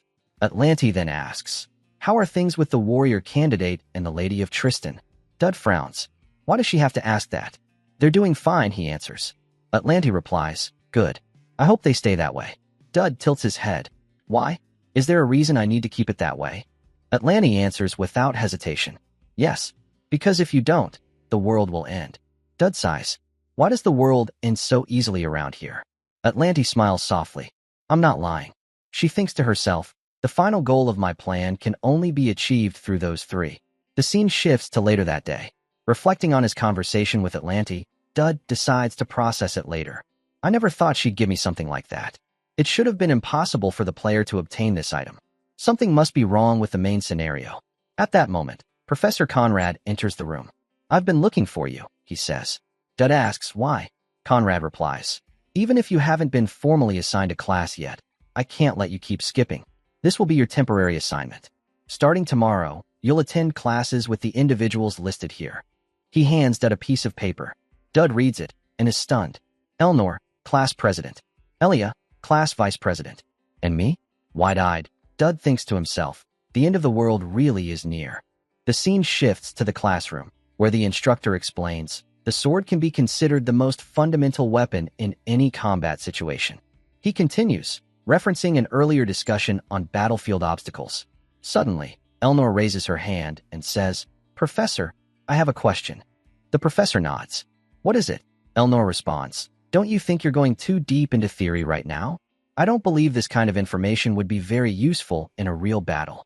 The professor appears surprised by her question. Elnor continues, in actual combat, even a skilled knight can be taken down by a ranged weapon. The teacher nervously agrees. That's correct. Elnor adds, unless you intend to train to the extreme with the sword, it's essential to learn archery or throwing techniques to complement your skills. At this, Elia interjects, I see your point, but I actually agree with the professor. If someone can utilize their surroundings properly, a swordsman can dodge arrows or projectiles. And if the enemy gets close, they won't be fighting unarmed. Dud, sitting between Elia and Elnor, grows increasingly nervous as the two continue to argue. Elnor challenges, "And what are you going to do to overcome the range disadvantage when the terrain doesn't help you?" Elia fires back, "Isn't that the whole point of this close-quarters combat lecture?" Elnor retorts, "I'm sure you understand there's a huge difference between theory and reality." As the debate escalates, Dud becomes visibly uncomfortable. Elia snaps, "The lecture is up to the professor. If you're being forced to attend, then maybe just stay quiet." Irritated, Elnor replies, "As student president, it's my duty to be aware of the quality of education our fellow students are receiving." Elia shoots back, "Then stop interrupting the professor. Why do you keep getting involved?" The professor, sensing the rising tension, suggests, "Shall we end class here for today?" But the two continue arguing. "I can't believe you think these theoretical ideas will work in actual combat," Elnor says. "At the very least," Elia retorts, "they're more useful than listening to you. You really can't tell the difference between advice and an insult, can you?" Elnor snaps. At this point, Dud speaks up. "Can we just continue with the lecture, please?" Elnor sits down quietly. Elia, smiling, declares, "Victory. I knew Dud would be on my side." Elnor sighs. "This is just one loss." She then turns to the professor. "Please continue." Dud thinks to himself, "Because of their constant arguing, now the whole class is staring at us. And I'm stuck sitting between the warrior candidate and the family heir." Just then, a system window appears. Dud quickly focuses on it to distract himself. Elnor's trust level has reached level 5. Affection level 1. Reward ready to be claimed. Dud lights up. The reward, Tristan's sword technique. Basic proficiency increased to 58%. This skill can now be effectively used with any weapon. Additionally, breathing technique unlocked. Extends durability and stamina of the physical body to its limits. Highly compatible with the Tristan sword style. Dud thinks, these two skills enhance each other. With physical buffs like this, it's the perfect combination. Only Elnor could use it this effectively. He remembers this is why Elnor becomes the final boss, her monstrous close-quarters combat ability. Another window appears. Elia's curiosity level has reached 5. Interest level 1. Reward ready to be claimed. The reward, Rule of Evil, exert influence over good-aligned individuals associated with the user. These individuals must accept one request from the user. Another message follows. Keep your friends close and your enemies closer. Higher affection levels with good individuals yield greater rewards. Turning a good individual to the bad side will result in even higher bonuses. Reading this, Dud wonders, what does this even mean? The scene shifts to a forest clearing, where Professor Conrad welcomes the students. "Welcome to Survival 101, he says. "Today, you'll be practicing essential survival skills. If you don't want to die in a dungeon or ruin someday, learning this is crucial." He continues, "What you'll be doing today is simple. Enter the forest and bring back anything you think I would like. You have 10 minutes. A student raises a hand. "There's no rubric for scoring?" "Nope," Conrad replies. "Scoring is up to me and the student president. Good luck." Hearing this, Elnor frowns. Another student shouts, "Professor, this is too vague." Conrad shrugs. "Life is vague. You'll get used to it." The challenge starts in 5 minutes. Elia smiles in anticipation, while Dud sits alone, deep in thought. What does the system mean by keeping my friends closer and my enemies closer? He wonders. And how am I supposed to make good people turn bad? Just then, Elia approaches Dud and asks, "Want to team up?" Dud replies, "Elia, you should work with your friends." Elia smiles and responds, "But you're my friend too, Dud. So why don't we work together?" Nearby, a female priest watches them with a sharp, disapproving gaze. Elia notices Dud's expression and asks, "What's wrong? Are you not feeling well?" Dud shakes his head. "It's nothing. It's just, we're not even that close." Elia's smile fades, and her mood shifts. "That's unfortunate," she says quietly, then turns and walks away. The female priest approaches Elia and asks if she's okay. Elia forces a smile. "I'm fine." Watching her walk off, Dud wonders if he was too harsh. Elia definitely looked upset. Moments later, a student named Talion Armand approaches Dud and asks, "What's your relationship with the warrior candidate?" Dud immediately recognizes him. Talion Armand, the second most skilled student in the class after Elia. He later becomes a mid-boss in Chapter 1. Dud frowns slightly, sensing something off. "We just happen to know each other," he answers. Talion, clearly irritated, snaps, Someone like Elia has no reason to associate with someone like you. At that moment, a system window appears. Rule of evil. A good individual has been enraged due to your influence.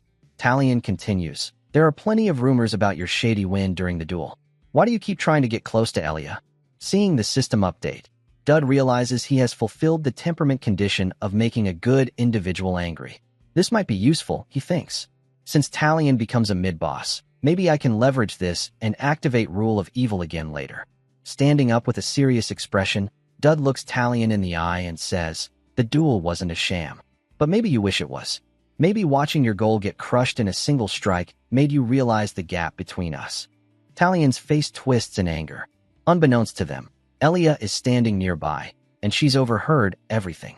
Frustrated, Talion turns to Dud and says, why don't we make a bet? Whoever scores higher on this assignment wins. How about that? Dud smiles, thinking to himself, perfect. The scene shifts to Elnor, where Professor Conrad says, I asked you to help score the students. Aren't you taking this too lightly? Elnor responds calmly, I've been serious the whole time. Really? Conrad raises an eyebrow.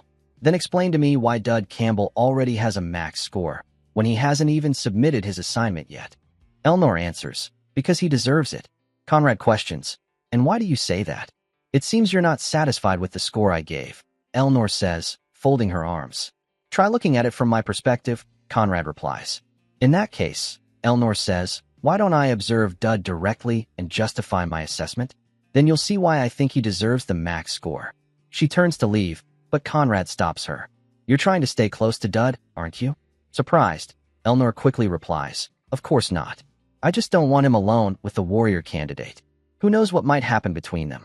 That's why I'd like your permission to check on them. Conrad shakes his head.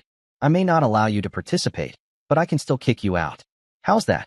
Elnor falls silent. Meanwhile, on the other side of the forest, the female priest Trisha observes Elia, noting that something feels off about her today. A red-haired student comments. All the strong monsters are gathered here. Is something nearby? Another student replies. Yeah, this area contains rare minerals. If we collect a few gems, we can avoid getting a low score. At that moment, Elia is seen fighting monsters alone. Trisha watches closely and sees dark emotions swirling around Elia. She may not show it, Trisha thinks, but Elia is angry. Trisha approaches and asks, how have you been lately? With a forced smile, Elia replies, not much going on recently. Even so, Trisha says gently, if something's bothering you, I can help. What are you talking about? Elia replies, nothing's wrong. Trisha thinks, even if she says so, I'm worried her emotions might overwhelm her. She says aloud, you don't have to hide it from me. I can tell something's bothering you. Elia sighs and sits down. Was it that obvious? I can't lie to you, Trisha. Then she opens up. It's Dud Campbell. He keeps distancing himself. All I wanted was to be friends with him. Trisha nods. So that's what it is. Elia continues. We've been through a lot together. I didn't think it was necessary to draw a line between us like that. Trisha says softly. Maybe that's not his true intention. What do you mean? Elia asks. Dud comes from a small barren family. Trisha explains. If the warrior candidate is seen spending time with someone like him, people will start talking. I think he's trying to protect you in his own way. Elia, surprised, says, so you're saying he's doing this for my sake? Yes, Trisha confirms. Dud might be worried about causing unnecessary misunderstandings. Until he builds up his reputation, he'll probably keep his distance. But I'm sure he values you as a friend. Elia looks thoughtful. I see. Meanwhile, Dud is running from something. A system window appears. Talion's rage is reaching its maximum limit. Lasting shame inflicted. Rule of evil. Activation reward earned. One command unlocked. Talion, filled with fury, chases after Dud. Suddenly, he begins attacking with his spear. Dud narrowly dodges while sprinting through the forest. Stop running and fight me like a man. Talion shouts. Why do you keep stealing the final hits after I've done most of the work? Dud stops and says, all right, how about we split the rewards in half? Infuriated, Talion thrusts his spear at him again. Dud quickly retreats. Gathering his aura, Talion activates his technique, Mille Éclair, and hurls his spear at Dud with deadly force. But just before the spear lands, Elia appears and blocks the attack midair, shattering the weapon with her sword. Furious, she turns to Talion and says coldly, keep your hands off my friend. Talion is surprised to see Elia. It's been a while, he says. I think this is the first time we've seen each other since the monster escape incident. Elia closes the distance between them in an instant. You're wrong, she says coldly. This is the first time since you lost to me. Shocked and frustrated, Dud wonders where Elia even came from. Laughing nervously, Talion responds, Well, it's good to see you too. Elia narrows her eyes. What were you just doing to Dud? Don't tell me you were bothering him. No. Talion begins, but before he can finish, Elia kicks him, sending him to the ground. I don't want to hear your excuses, Elia snaps. Cautiously, Talion stammers. I understand. But why do you keep defending him? Someone as skilled as you. That's none of your business. Elia cuts him off. Who I associate with is my decision. Dud tries to step in to calm her down, but Elia continues. I hate people who think they're better than others and lash out when they're not. Flustered, Talion shouts. Dud's lying to all of us. He's doing this to teach us a lesson. Dud's eyes widen in shock. He actually noticed? Talion goes on. Still, Dud's not someone who'd do something cruel without a reason. Angrily, Elia asks, Do you want to get knocked out in one hit again? Talion pales. Wait, that was really Dud? I could have died back then. Lowering his head, Talion apologizes. I'm sorry, Dud. I promise I won't approach you again without permission. Elia, satisfied, replies, Good. Let's try to get along. Then, without saying a word to Dud, she walks away. Watching her leave, Dud thinks, as expected of the warrior candidate, she really knows how to put people in their place. He wonders whether they're still friends. For now, he decides, I guess we still are. Shaking his head, Dud reminds himself to get his assignment graded. Soon after, he runs into Trisha, who introduces herself. Dud recalls that she's Elia's friend. I have something I want to ask, Trisha begins. Dud thinks to himself, in both the original story and now, she always drags out her conversations. This might sound intrusive, Trisha says, but Elia. Before she can finish, Dud cuts her off. Let me get my score first. Trisha sighs. Okay. In her mind, Trisha thinks, Dud made Elia fight with Talion. Normally, she would have talked things out. For her to draw her sword like that, it must be because of him. When Dud reaches Professor Conrad and Elnor, he's shocked to find them in the middle of a scuffle. And of course, Elnor is lying on the ground while Conrad sits, seemingly unfazed. The student president insisted on entering the forest, Conrad explains. So I told her she'd have to get past me first. I won. Dud stares, stunned. This school is insane. Conrad nods toward Elnor. She's improved a lot. Hey, stop playing dead. Elnor stays silent. I'm here to get my score, Dud announces.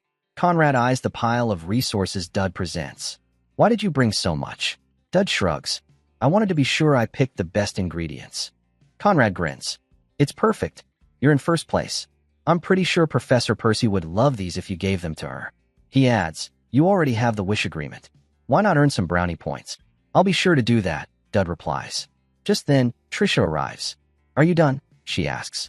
Conrad claps his hands. Class dismissed. You're all free to go. He turns to Trisha. Take care of Elnor. Of course, she responds.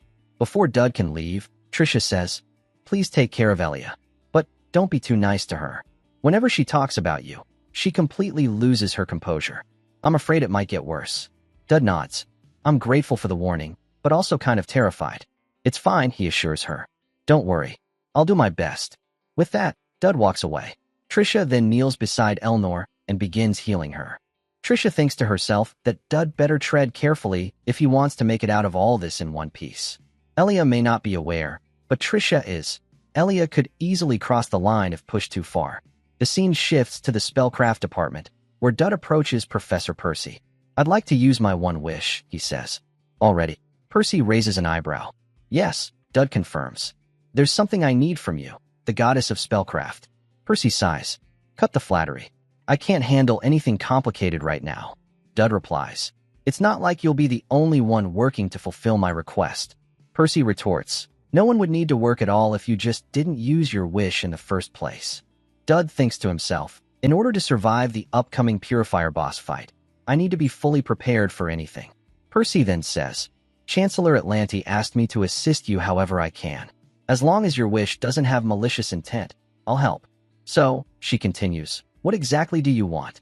Before Dud can answer, a system window appears. Elia's gift reward. You've received 500 points and 1 seed of evil. This may be exchanged for special skills in the point store. Purchasable skills updated. Elia, negative seal, 1 stack. Rule of evil, usable once. Talion Armand, negative seal, 1 stack. Rule of evil, usable once. Dud reads the prompt and thinks, the effects of special skills are far more valuable than any item. This is good for now, but there's still more I need to prepare.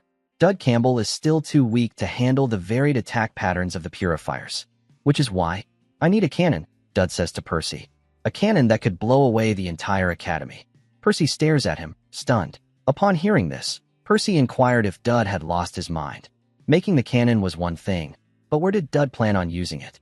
Dud then told Professor Percy to wait, and showed her a document stating that she was required to fulfill any ordinary requests, emphasizing that something as simple as this should be easy for the Dean of Spellcraft.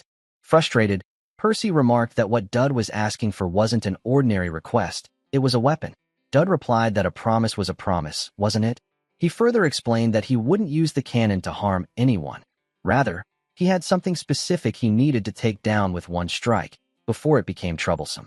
Hearing this, Professor Percy admitted that it made her even more nervous. She sighed and finally relented, saying, "All right, I'm sure you have your reasons. And since you did help with the monsters recently, I'll make you that cannon." Dud thanked her, and Percy muttered that she couldn't believe the Chancellor, who genuinely believed Dud would save the world. Hearing this, Dud asked what she meant by that.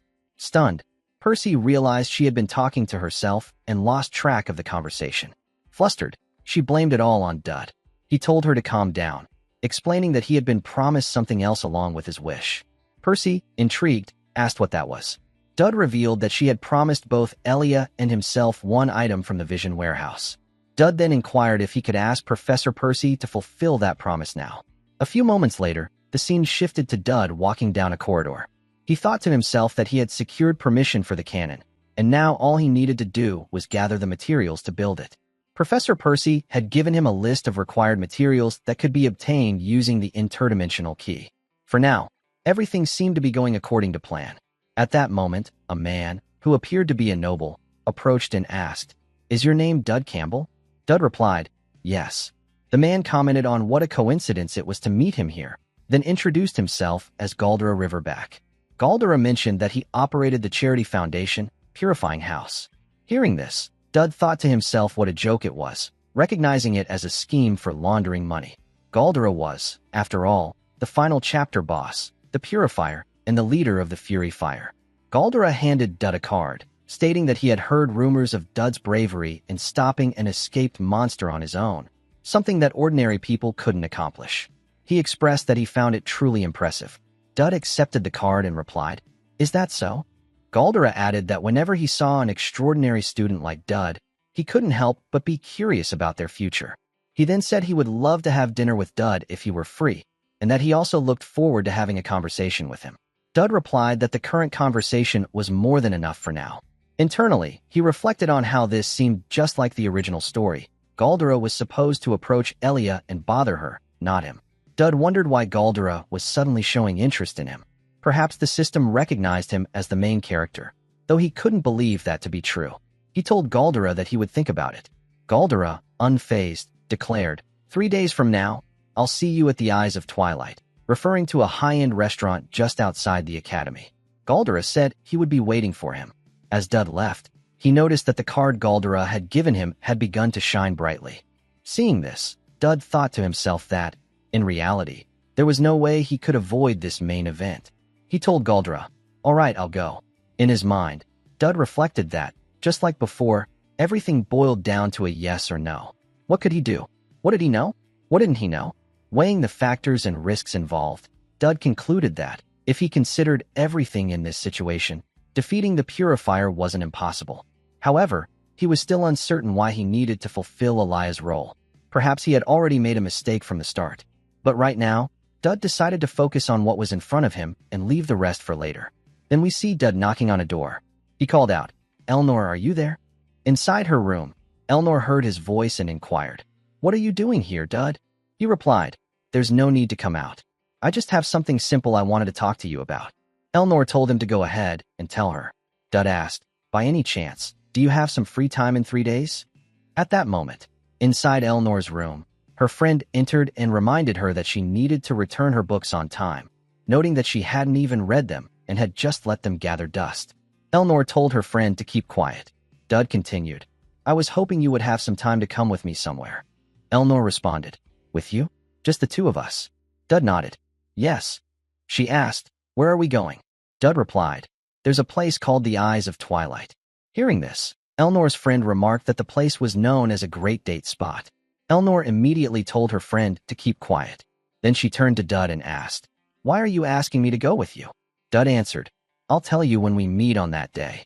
Blushing, Eleanor hesitated and asked softly, Are you buying? Then the scene shifted to a memory of Elia as a young girl, furious with her older brother because he had pushed her. Seeing Elia crying, her brother, named Calivan, immediately apologized. To cheer her up, Calivan told her that he had bought cookies from the Baron's house. Elia took the cookies and began eating. Calivan explained that thanks to the Baron, he might be promoted to apprentice knight right away. Curious, Elia asked what would happen after that. Calivan replied that he would leave for the battlefield, where he would experience new things, see the world, and perhaps even earn the title of guardian. Hearing this, Elia scoffed, Keep dreaming. How can someone like you, who keeps bothering his little sister, become a guardian? Calivan responded, You never know. Is there a rule that says I have to stay exactly where I am in life? Elia, worried, asked, If you go to battle, will you die? Calivan replied, I could, if I'm unlucky. But I've always been pretty skilled, so I don't think that will happen. Frustrated, Elia snapped, I hope you get unlucky and just leave me. You're always bothering me, making fun of me, never listening to mom and dad, and always fighting with that sword of yours. Smiling, Calivan said, If I ever become a guardian, I'll always be there to protect you. At that moment, the scene shifted to the present. Elia awoke to the sound of knocking at her door. She opened it to find Dud, who apologized for his behavior earlier. Dud explained, Since I'm from the countryside, I'm still not used to how things work here. Also, I'm sorry for what I said about us not being friends. He then revealed a small package, adding, I brought these cookies from the kitchen. They're pretty good. Elia, taken aback, replied, Why are you apologizing? That's so uncool of you. We're friends. Dud was surprised to hear this. Elia then told him to get some sleep and began closing the door. But before she could, Dud said, Wait. With a bright smile, he continued, I need your help. Can you come with me? It's urgent. Frustrated, Elia muttered under her breath, Is this guy insane? Meanwhile, the scene shifted to Eleanor's room, where she was writing something at her desk. Her friend entered and said, We've done everything we can with the teaching materials, and I'll double-check the fees from each of the clubs too. All that's left is the matter of the transfer students. Apparently, we're getting one from the Tribal Alliance. Her friend continued, I'm pretty sure this transfer student is from the sect that collapsed due to the coup d'etat. She's the daughter of one of the tribal leaders, and they're basically exiles at this point. Quite a few of her aides will be coming with her as well. In reality, though, her entire family is seeking refuge here. The transfer student's name was Lilu Garuda. Eleanor's friend asked if Eleanor had heard of this name before, adding that Lilu Garuda was quite famous. Eleanor replied, Maybe. Her friend continued, mentioning that in the next semester, a real saintess from the Holy Empire would be arriving. Eleanor asked, By herself? Her friend added that envoys would be accompanying Lilu as well, but judging by how things were being handled, the Chancellor might have pulled some strings behind the scenes. Eleanor remarked, A saintess and the daughter of a tribal leader. This means the Academy is scheming something. I'm sure of it. Her friend responded, This place is always like that. Eleanor suddenly recalled something and said, I forgot something. Her friend inquired, Why are you so worried about it? It's not like you've only been here for a day or two. Eleanor replied, It's just that I'm in a bad mood. Then the scene shifted to later that night, where Dud and Elia lay on a rooftop. Looking up at the sky, Dud commented, Who would have thought there's an observation deck in the school? The sky's beautiful tonight. Elia, looking concerned, asked, Do we really have to do this now? Dud replied, I have no choice. This is the only way to make everything fit perfectly. Just wait a little. Dud thought to himself that with the catapult he had secured from the warehouse, he should be able to reach there. Although it was an area accessible only to high-level users, Dud had the secret card given to him by the Chancellor. Elia inquired, What exactly do you plan to do in the middle of the night? As Dud pressed a button, they were suddenly launched into the air. Elia was stunned by the sudden movement. Dud called out, Stay focused and keep your eyes open. This is the location of the interdimensional portal, and we'll be entering it soon. Don't worry. Hearing this and seeing Dud, Elia was reminded of her brother. However, as they entered the portal, Dud cautioned her. It might get a little dangerous. As they landed, Elia told Dud that they didn't have much time there. On the other hand, Dud was excited to see that they had entered the interdimensional realm. He cautioned Elia to try not to touch anything, as it might be dangerous. Then Dud leapt from one rock to another. Shocked, Elia asked, "What are you doing?" Dud replied, "Don't worry. Gravity here is unstable, and we need to go a little higher anyway." Elia asked, "What are we looking for?" Dud answered, "You'll figure it out soon enough. First, you should jump. These rocks keep getting pushed back." Terrified, Elia exclaimed, "Are you crazy? What if we die?" Dud reassured her, "We won't die. Just jump." Trusting his words, Elia jumped, but instead of rising, she began falling toward the ground. At that moment, the scene shifted to a memory. Elia and her older brother were cornered as their house was attacked. Caliban told Elia, "It's dangerous here. You need to run out the back door and head for the barn." Stunned, Elia asked, "Are we leaving Mom and Dad behind?" Caliban replied, "We have to leave. I'll take care of Mom and Dad." He warned her that if she happened to see any descendants of the apocalypse, she should just hide. Elia, her voice trembling, said, "But what about you? I know Mom and Dad are dead. I'm not stupid. Now it's just the two of us. What am I supposed to do if you die too? I want to run away together with you." Caliban said firmly, "If I go with you, we'll both be in danger. I'm a guardian, Elia. Don't worry. Just run as far away as you can. Once you reach safety, I'll meet you on the hill where I always train." Elia remained silent until Caliban pressed, "Answer me." Crying, Elia replied, "Okay." Seeing her like this, Caliban comforted her, "Calm down. Everything will be all right. Now run. I'll be right behind you." The scene then shifted back to the present, where Dud grabbed Elia's hand and saved her from falling. Frustrated, Elia exclaimed, "Where's that gravity you talked about?" Dud replied, "You're falling really slowly right now." Annoyed, Elia snapped, "You could have been clearer. I almost died." Dud calmly told her to relax and said she would get used to it soon. He urged her to look up, explaining, "I found our target." Looking up, they saw the ghost of Gregory's pavilion. Dud became excited and told Elia, "Hold my bag." Surprised, Elia asked, "What am I supposed to do with this bag?" Dud explained, "We'll need to run a bit, and we'll use the bag then." Hearing this, Elia asked, "What do you mean by run?" Dud pointed, "Can't you see it?" Confused, Elia replied, "It's just the sky." Suddenly, everything turned black, and a monster lunged at them. Dud warned her, "This is a beast of the interdimensional realm." Stunned, Elia watched the creature approach. Dud said, "Looks like it's about time to leave." As they both jumped into the air, Dud told Elia, "Make sure to collect everything the beast releases." Though confused, Elia hurriedly tried to gather everything she could. Afterward, Dud grabbed Elia and the bag and rushed toward the exit. In an instant, they emerged from the interdimensional realm. Dud thought to himself, "Just as I calculated, the timing of the card's effect worked perfectly."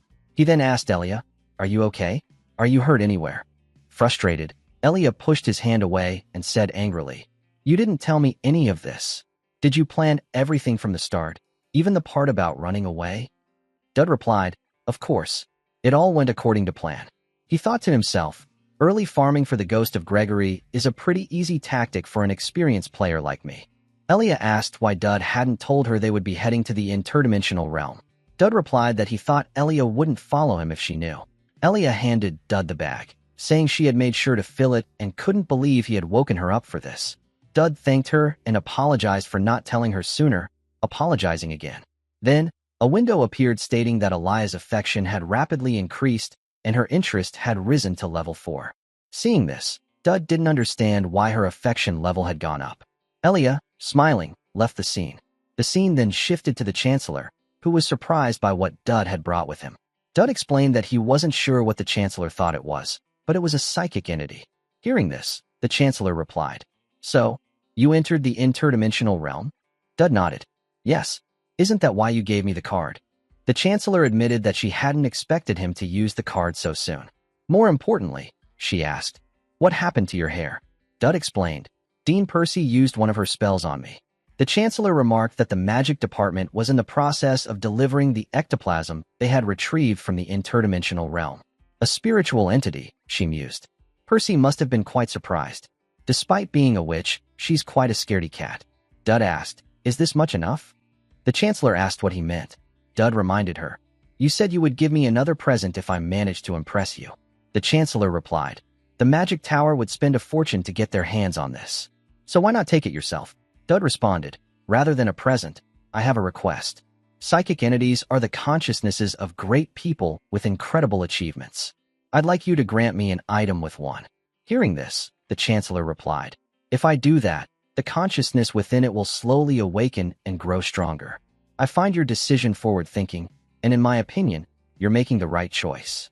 Just as Dud was about to tell her the specific item, the Chancellor interrupted. "Before that, I have a question," she said. "Why are you doing this? You took down an assassin without any equipment, defeated a warrior candidate with a single strike, and recently held back monsters as well. So why are you so focused on getting stronger?" Dud thought to himself, "That's because the bosses in the main story are demon-level threats. The end of this story involves Elnor and Elia, and I've already gotten involved with both of them."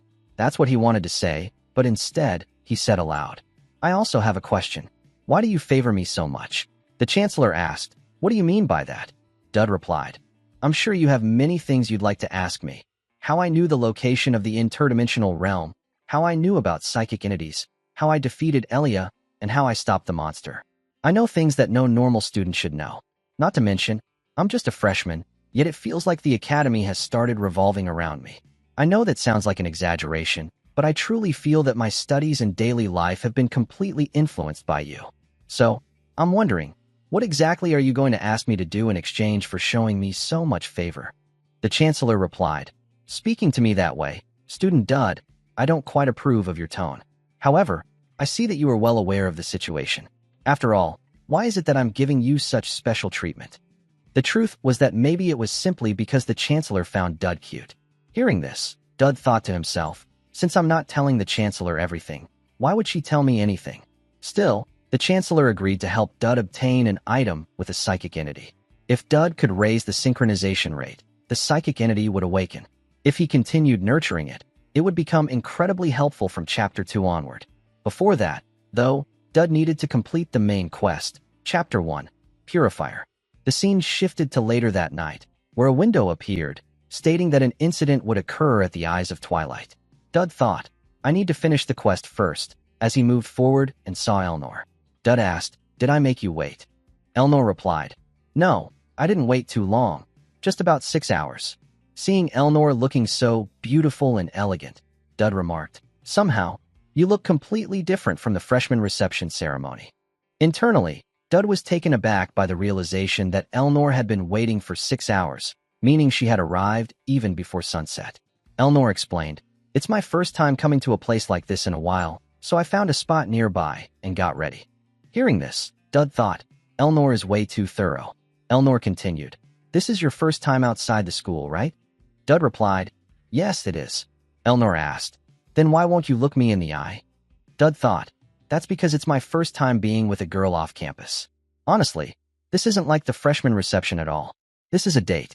Elnor grabbed Dud's hand and told him to let go, saying, "The line is too long." Seeing the gathered crowd, Dud thought, "The Eyes of Twilight. It's just as crowded as I thought it would be." He voiced his concern, "Will we even be able to get inside?"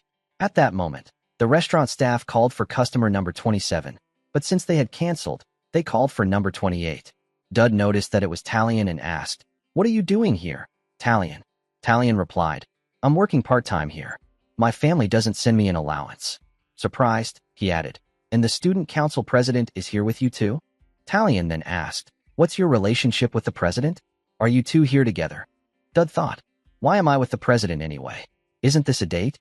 Elnor stepped forward and told Talion, "May I enter by the authority of the student council president?" Talion replied, "Of course." At that moment, Dud noticed Talion was wearing a necklace. Talion confirmed, "Yes, I'm wearing one given to me by the Foundation of Purity, the one Marquis Riverback runs."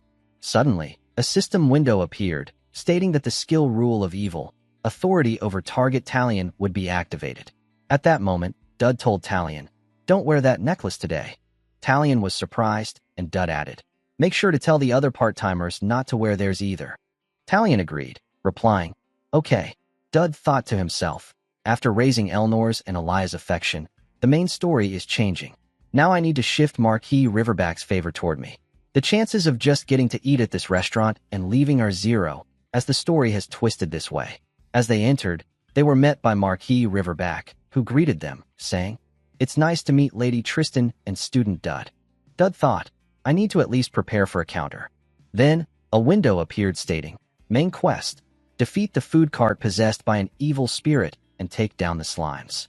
Marquis Riverback told Elnor that he wanted to speak with Dud alone for a moment, as he had something to discuss. Elnor was surprised to hear this and said, "Who said you could just talk with Dud?" At that moment, Dud reassured her, "It's fine." Marquis Riverback then stated, "Lady Tristan will be guided to her room." Dud told Elnor, "This won't take long. Just wait a little while." Seeing this, Marquis Riverback commented, "It seems like you have a good relationship with Princess Tristan." As they sat down, Marquis Riverback asked, "Do you know why you've been called here?" Dud replied, "You're planning to revive a demon. During the Moon Festival, when security is weakened, you intend to kill many people, gather massive amounts of demonic energy, unleash monsters everywhere, and use assassins to eliminate knights, spreading chaos and fear. You'll then attempt to awaken the demon sleeping within Princess Tristan's lineage, right?" Marquis Riverback was stunned to hear this. Dud continued, "The assassination attempts and monster attacks were you're doing from the start. But here's the thing. I've already reported all of this to the headmaster, and the proper countermeasures have been taken. So what now?" Marquis Riverback couldn't believe what he was hearing. He now understood why the seer had taken a liking to this boy. Dud appeared harmless on the surface, but was far more cunning and perceptive than anyone else. Marquis realized Dud was not ordinary. "It's impressive," Marquis Riverback said. "But by now, my subordinates have already captured the princess. You couldn't have predicted that." At that moment, Elnor burst into the room, breaking down the door. Marquis Riverback was stunned to see the princess there. The scene shifted to moments earlier, when Marquis' subordinates had approached Elnor and told her to come with them, claiming they had to go somewhere. At that moment, Elnor heard the demon's voice telling her, "The Marquis' subordinates will storm in any minute now. About your mana, it's been rough lately. Even if not now, sometimes it's better to let it out." Elnor then stated, "According to Imperial law, it's acceptable to subdue demon followers before reporting the incident." One of the men questioned, "Are you capable of subduing us?" In response, Elnor released her aura and, with a single strike, took down the man. The other subordinates were shocked to witness this and charged at her with swords drawn. Drawing upon a small amount of the demon's power inside her, Elnor swiftly dispatched them one by one. Returning to the present, Marquis Riverback was incredulous at what had just happened. Dud asked Elnor, "Are you okay?" Elnor replied, "I do feel refreshed now." A window appeared stating, "Elnor's affection level has risen above fondness. Her mana has improved thanks to Dud."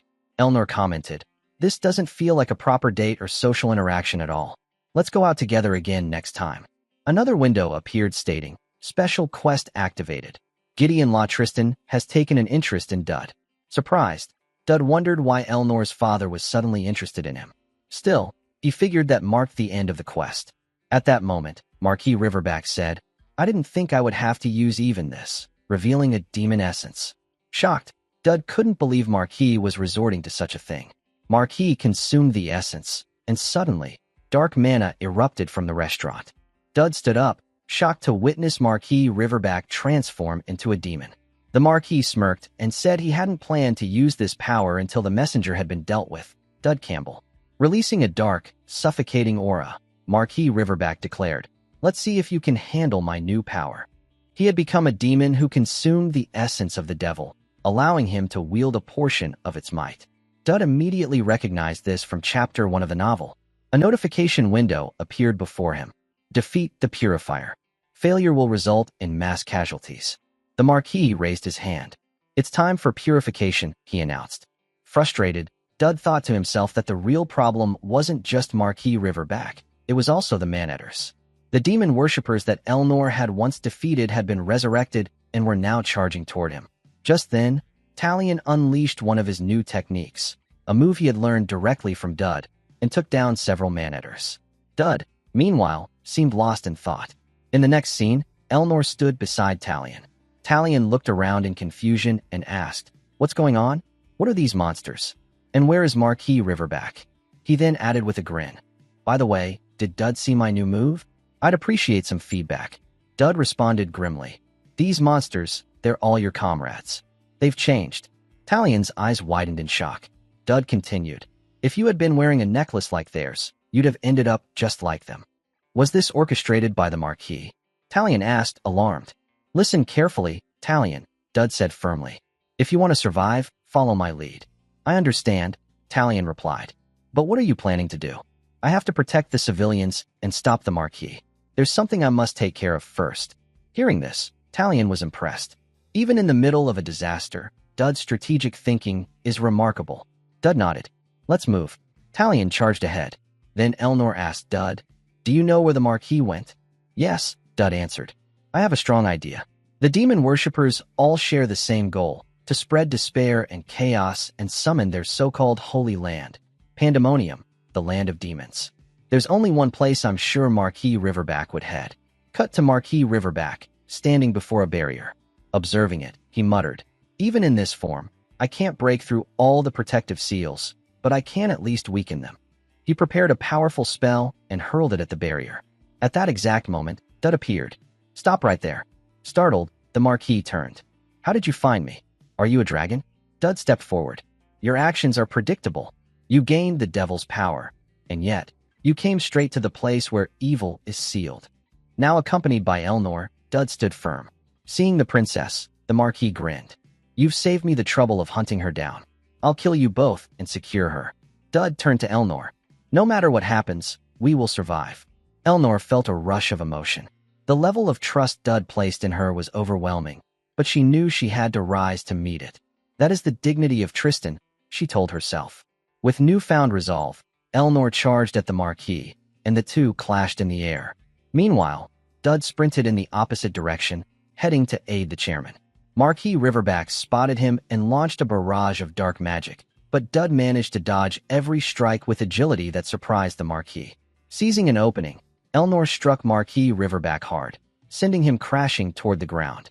As Dud continued running, Marquis Riverback screamed in frustration, "Coward! Come back and fight me." Just then, Elnor descended and attempted another strike, but the Marquis unleashed his full demonic aura. The blast sent her flying, right toward the area where Dud had been running. Taking advantage of the distraction, Marquis Riverback activated a spell, Fangs of Darkness. A vicious, jagged wave of shadow magic surged through the air, aimed directly at Dud, who had no idea the attack was coming. As Dud saw the incoming attack, he quickly activated his divine shield. However, he was unable to fully dodge or block the strike. It landed directly, sending him crashing to the ground. Seeing this, Marquis Riverback burst into laughter. "You're tougher than I expected," he sneered. "But it looks like you've used up every last card you had, Dud." At that moment, Elnor stepped in front of Dud, shielding him. "Stand up," she said firmly. "I'll buy us some time. You need to move first." Watching Elnor protect Dud, Marquis Riverback chuckled. "You're tenacious too, daughter of Tristan. The two of you make quite the couple." Meanwhile, Elnor thought to herself, "I've always relied on Dud. Every time I was in danger, he was there. But now it's my turn to repay him." Dud, though visibly injured, noticed a system notification appear. Necklace of Vitality activated. Constitution and stamina increased. Drawing strength from within, Elnor began to release her aura. "I'll believe in Dud until the very end," she declared. Marquis Riverback gave a mocking grin. "This is almost enough to bring tears to my eyes. Are the lovebirds done with their little strategy meeting?" Elnor narrowed her eyes. "I have a question for you, Marquis. Tell me honestly. Tonight, in your eyes, do Dud and I suit each other?" Caught off guard, Marquis Riverback responded, "Dreadfully so. Are you planning to make yourself a housewife after all this?" Enraged by his sarcasm, Elnor unleashed her aura and charged at him.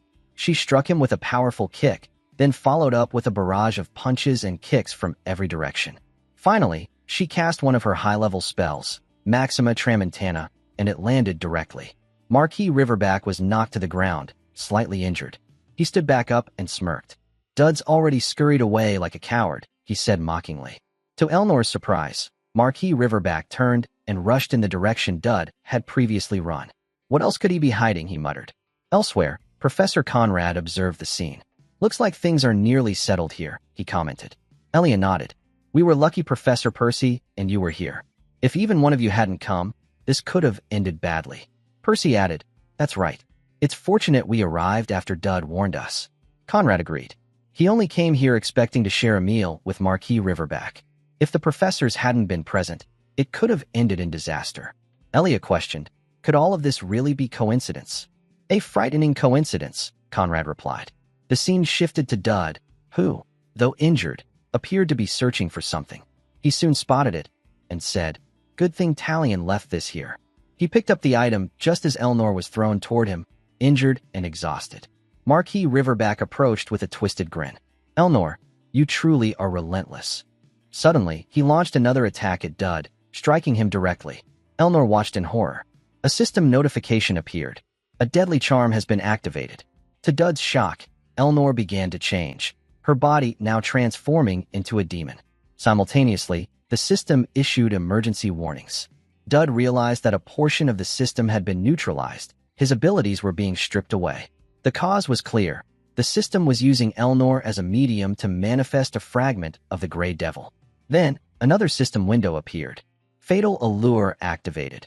Easier to gain favor from those with evil tendencies. The more extreme the personality, the stronger the effect. Demon Elnor placed her hand on Dud's injury and cast a spell. Instantly, the wound healed, and a strange mark appeared on Dud's chest. A system window popped up. Stigma of the Fallen obtained. Special effects granted. Dud looked down, shocked to see his injury completely healed. As Demon Elnor smiled at him, Dud thought to himself, a top-tier being in this world's hierarchy. Acting this familiar feels strangely familiar. He didn't know how the future would change, but right now, he had to take what he needed. Another window appeared. Using skill copy token. Suddenly, Dud felt immense pressure radiating from Demon Elnor. He focused, knowing exactly which skill he needed, not just now, but for the battles to come. As he activated the token and copied the skill, Demon Elnor smiled again and began to fade. Before disappearing completely, she looked at him one last time. I'll see you again, Dud. The scene shifted to the present. Marquis Riverback unleashed his most powerful magic spell toward Dud and Elnor. But to his shock, Dud dodged it effortlessly. Confused, Marquis Riverback scanned the area. Where did he go now? Before he could react, Dud appeared from behind and landed a powerful strike directly on the Marquis, slamming him into the ground. Still disoriented, Marquis Riverback struggled to understand what had just happened. Then Dud landed in front of him, and a system window appeared. Crisis situation detected. Threat level, lethal. Activating EX grade emergency protocol. Skill activated. King of Pandemonium. Dud began to transform. His body emitted a dark, overwhelming energy as he ascended into the form of a high-level demon. Another system window appeared. For the next 5 minutes, user gains overwhelming advantage against demon-type enemies. Marquis Riverback stared in disbelief. How? How are you able to transform into a demon? Dud, wasting no time, charged forward and delivered a crushing punch straight to the Marquis's face, sending him flying into a wall. Now fully transformed, Dud stood tall and radiated raw power. His eyes burned with intensity as he growled. Round 2. Bring it on. Shocked, Marquis Riverback muttered. The Forerunner didn't mention anything about this. He was visibly exhausted now, his body bruised and battered from Dud's relentless strikes. Frustration built inside him as he questioned why Dud was using an upgraded version of the very same ability he possessed. This is so unfair, he growled. A system window appeared. Black mist emits demonic energy drawn from the essence of a demon to amplify power. Blessing of the Black Soul, physical attributes enhanced. Fueled by desperation, Marquis Riverback launched himself at Dud with full force. Dud charged as well, and the two collided in a massive explosion of energy. As the dust settled, both were still standing. Wasting no time, Marquis Riverback attacked again, unleashing a powerful spell. Dud raised his hand and blocked it, this time using holy energy. The Marquis froze, stunned. You can use holy power too? Dud spotted an opening and landed a swift, punishing kick to the Marquis's face, sending him crashing into a nearby building. Without hesitation, Dud leapt into the air and landed in front of him. Just as Dud was about to strike again, the transformation duration expired. But he still had one final trump card, the cannon switch. He activated it, launching the item Talion had left for him earlier. Dud caught it midair and immediately triggered its function. "Any last words, Marquis Riverback?" Dud asked. The device unleashed a massive beam of concentrated mana, striking the Marquis directly. The explosion echoed through the city as Marquis Riverback was finally defeated. Later, Dud sat atop a building, catching his breath. A system window appeared. Main quest completed. Rewards: 1 Essence of Evil, 1 Hero's Fragment, 5,000 points. Dud blinked in confusion. Why am I receiving so much? Normally, he would have been allowed to choose just one reward. Perhaps the rewards have been scaled based on the task's difficulty. Now, he had 2 new items capable of twisting the scenario, one of them being Elnor herself. At that moment, the Chancellor arrived and approached Dud. "The Student Council President, Elnor, is safe," the Chancellor reported. "More importantly, that was incredible, Dud. I'd like to hear everything, about what happened, and about the Grey Devil." Dud looked up, surprised to see the Chancellor in person. Dud asked, "What do you mean, Chancellor?" The Chancellor replied, "I'm asking you because I already know. You got involved with the devil, didn't you?" The scene shifted to Elnor, who was severely injured. Fortunately, a priest was able to heal her, and we see Elnor slowly opening her eyes. Back in the Chancellor's office, Dud explained that one of the Grey Devil's powers, erosion, had manifested extensively, centered right where he was. He added that the Holy Kingdom's Inquisition would undoubtedly take an interest. The Chancellor nodded. "You've now become the eye of the storm," she said. "Did you anticipate something this serious would happen?" Dud thought to himself, "I gave up living as a background extra a long time ago. In a situation like this, directly entangled with a devil, what choice did I have?" Aloud, he answered, "Honestly, I just got lucky." The Chancellor continued, "The Grey Devil, strongest among the rulers of Pandemonium." Hearing this, Dud realized, as expected, the Chancellor was already using Student Council President Elnor as the Grey Devil's vessel. "You already knew, didn't you?" Dud asked.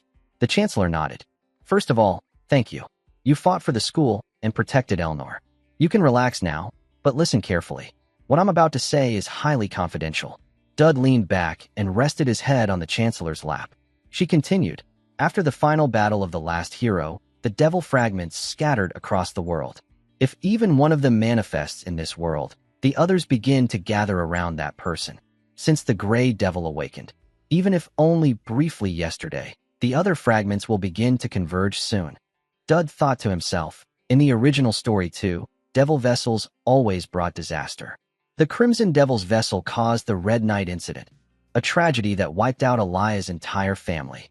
These vessels and fragments are usually assigned randomly each playthrough, except for Elia and Elnor's. The Chancellor went on, "The Holy Kingdom's intelligence network is formidable. They've already shortlisted potential vessel candidates. Elnor was one of them. I've been doing my best to gather them here at the school." Dud was impressed. Gathering the candidates like that, it's clever. But isn't it incredibly dangerous to bring them all together in one place? The Chancellor continued, "There was once a case where a devil's vessel fell in love with someone. As a result, the devil's fragment inside them was completely destroyed." She paused, then added, "The Grey Devil seems to like you, Dud." Shocked, Dud stammered, "Not at all." The Chancellor smiled knowingly. "I saw everything from afar. The Grey Devil healed your wound, clapped, and even looked happy." "Maybe I looked pitiful," Dud muttered. "Regardless of the reason," she said, "that's the key. The devil is oddly friendly toward you, and your judgment, knowledge, and execution skills have long been proven. That's why I'm sincerely asking you. Please make the devil's vessel fall in love with you." Dud suddenly sat up. "What do you mean by that?" "I'll do my best to support you," the Chancellor assured him. "That's not the issue here," Dud exclaimed. "Don't worry," she said lightly. "Every known candidate so far is female. This is a golden opportunity. You even made the Grey Devil clap for you. Surely, you can charm the other devil vessels as well." Dud looked stunned, unable to process what he had just heard. The Chancellor pressed on. "Use whatever means necessary. Make the devil's vessels fall in love with you, and destroy the fragments within them. If you succeed, the world will be saved." Then she bowed deeply. "Please, Dud, save humanity." Dud sighed. "I think I know the answer already, but what if I fail to make the vessels fall in love with me?" The Chancellor's voice turned grave. "Then humanity will be destroyed. The world will crumble, and an evil empire ruled by devils will rise." Dud sat in silence, stunned. I hate the devil route, he thought bitterly. Elnor woke up and wondered, did we win against the Marquis? At that moment, she heard a commotion outside. Someone was saying, she came yesterday too, and even skipped class for this. Moments later, Elnor's friend entered the room, and was surprised to see Elnor awake. Smiling, Elnor teased, did you skip class just to see me? Her friend rushed in and hugged her tightly. I thought you were going to die. Elnor gently told her to calm down, and then asked, what happened to Dud? Her friend replied, Dud's already been discharged. Elnor's eyes widened in surprise. He wasn't really hurt anyway. Her friend continued, you were the one who got seriously injured. I honestly thought you weren't going to make it this time. Elnor looked stunned. I was that badly hurt, and Dud was fine? The scene shifted to the day before, when Dud came to visit Elnor. At the time, she had been unconscious for 2 days. Her friend, worried, had said, what if she doesn't wake up? Dud responded calmly, don't worry. Elnor isn't someone who'd die from something like this.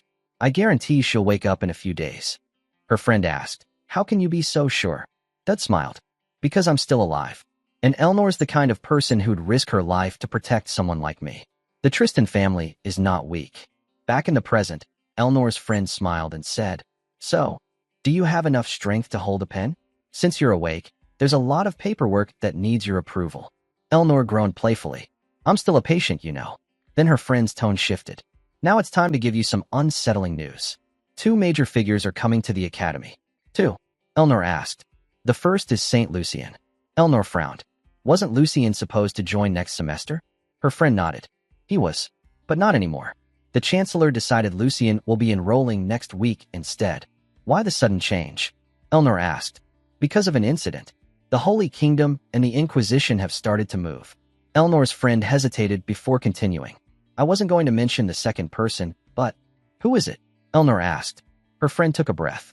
Sir Gideon. He's coming to the school soon. Elnor's eyes widened in shock. My father. The scene shifted to the next day, where Dud received a letter from his parents.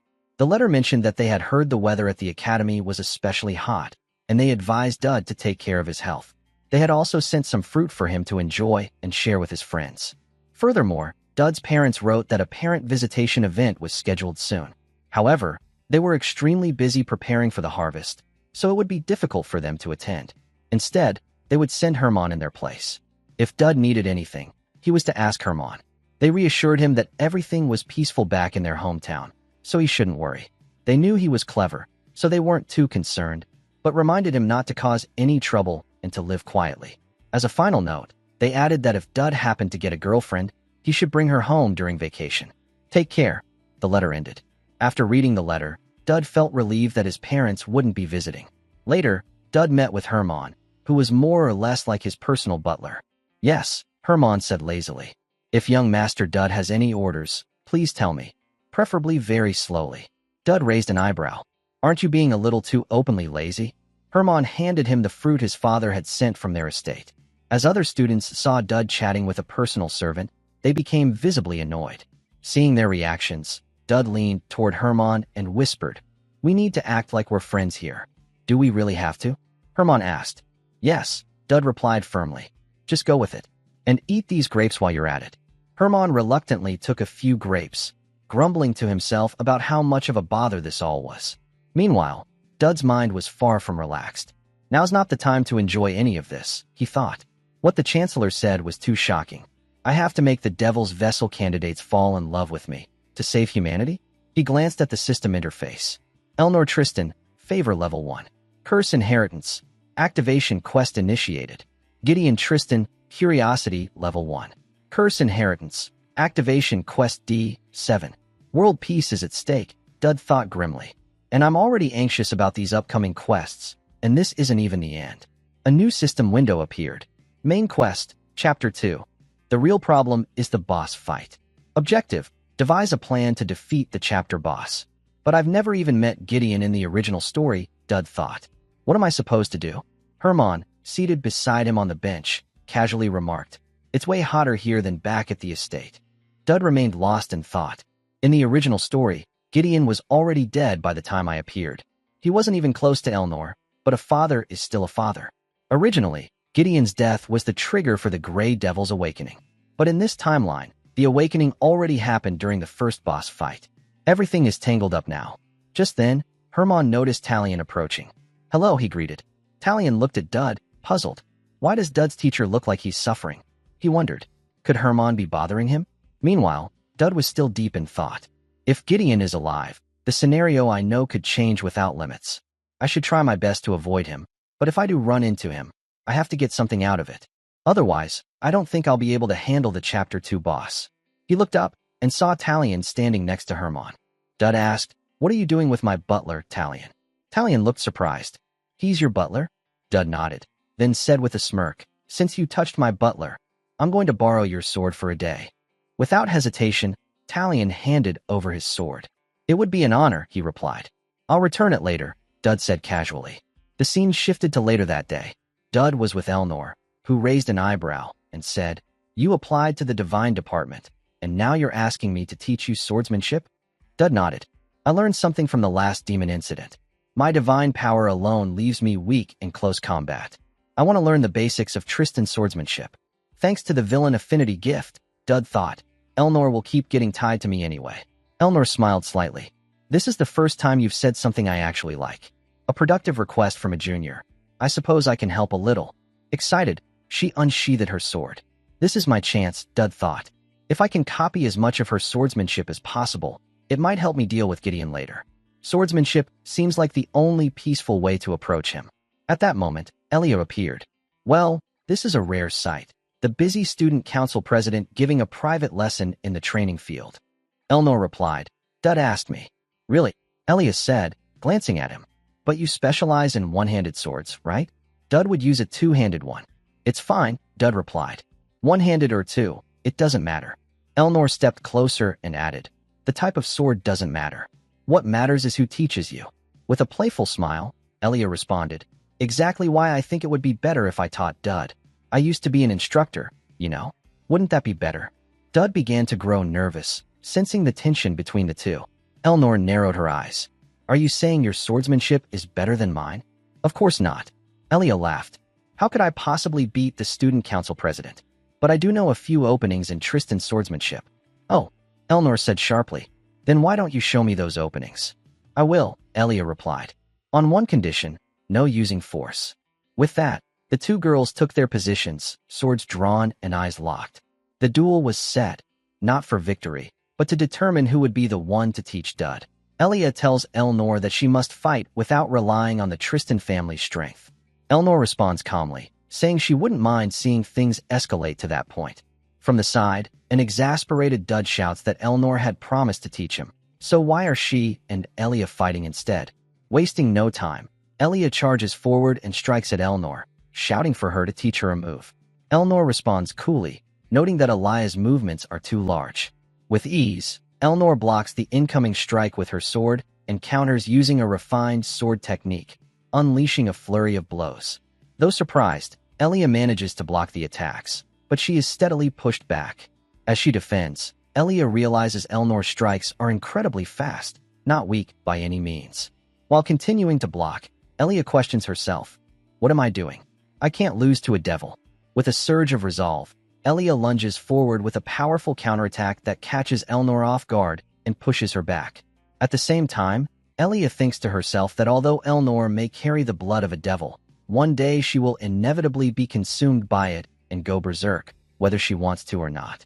Angered by the thought, Elia channels her mana into a technique called Guardian Strike and directs it through her sword. Elnor meets the attack head-on, successfully blocking the strike. However, the deflected energy surges off course, straight toward Dud. Shocked, Dud freezes, but Elnor immediately reacts, rushing to shield him. She intercepts the attack effortlessly. "It's hard to control these things called emotions," Elnor says quietly. Watching her, Dud marvels. Is this really a human's reaction speed? Elnor seemed even faster and stronger than before. He begins to wonder, has she already started merging with the fragment? Elia quickly apologizes, admitting that she went too far. Elnor nods and responds that while Elia's swordsmanship is respectable, a hero candidate must train more than just her sword arm, because allies getting hurt is unacceptable. Elia agrees and apologizes once more. Elnor then looks around, surprised to find Dud gone. Only his butler, Hermann, remains. The scene shifts to a quiet forest, where Dud stands near a secluded house, wearing a mask. Deep in thought, he reflects on Elnor's condition. I can't just sit around anymore. If I slack off, I'll never improve. He knows he's not destined to become a pure swordsman. Holy power is essential for survival. He must grow in both swordsmanship and divine power. Later, we see Dud meeting Yuria, the saint's true younger sister. He greets her, noting that she looks healthy. But Yuria wastes no time. She immediately draws her sword and strikes at Dud. Dud smiles to himself. Now it's Yuria's turn to help me. The scene shifts to a memory. A voice speaks to Yuria, asking, "Are you hoping someone will save you? Hoping someone will be your friend? That kind of hope will only bring you more pain." The figure continues, telling her that she needs to realize it quickly. Hope is nothing more than a prelude to despair. He insists that Yuria should accept the truth, just as her sister did. Yuria's eyes widen in fear and worry. The man goes on, his tone cold. "You are nothing more than a cursed sacrifice.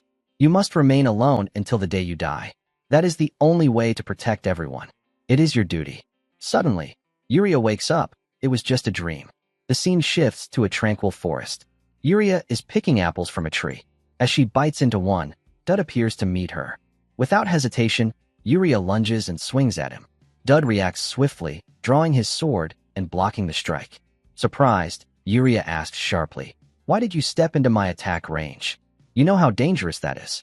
Without giving him time to respond, she launches another attack. Dud dodges her strikes with precision. In her mind, Yuria thinks he should step back. He could get hurt. The duel continues. Yuria swings her blade in a wide arc, and it comes from behind to strike at Dud. He notices just in time and evades the blow. Breathing heavily, Dud eventually falls to the ground, exhausted. "Judging by how you're swinging that sword," Dud says with a tired smile, "you must be in good health." Yuria blinks in confusion. Dud then continues, "You haven't forgotten me, right? I know I didn't really know what you liked, so I brought a bit of everything. It should be enough for 2 or 3 days." He looks at her gently. "Don't you get lonely staying away from everyone? If I dropped by now and then to keep you company, you wouldn't mind, would you?" Yuria stands still, stunned. As Dud turns to leave, he adds, "Make sure you eat well." He walks away, leaving the food behind. Yuria slowly picks it up and goes inside the house. She stares at the bread, then clutches it tightly. Tears begin to fall as she thinks to herself, "It doesn't hurt." The scene shifts to Dud's room, where he receives a system notification, fatal charm activated. Villain affinity greatly increased. Yuria's affection level 1 has been achieved. Reward available. Dud is surprised. He had only spent a few days with Yuria, yet her affection level had already reached 1.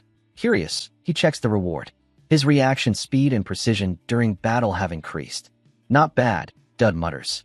"If I combine this with desperate struggle, it'll be really effective." He then glances at Hermann, who is still fast asleep. Why is he so relaxed? Dud wonders. Today is observation day.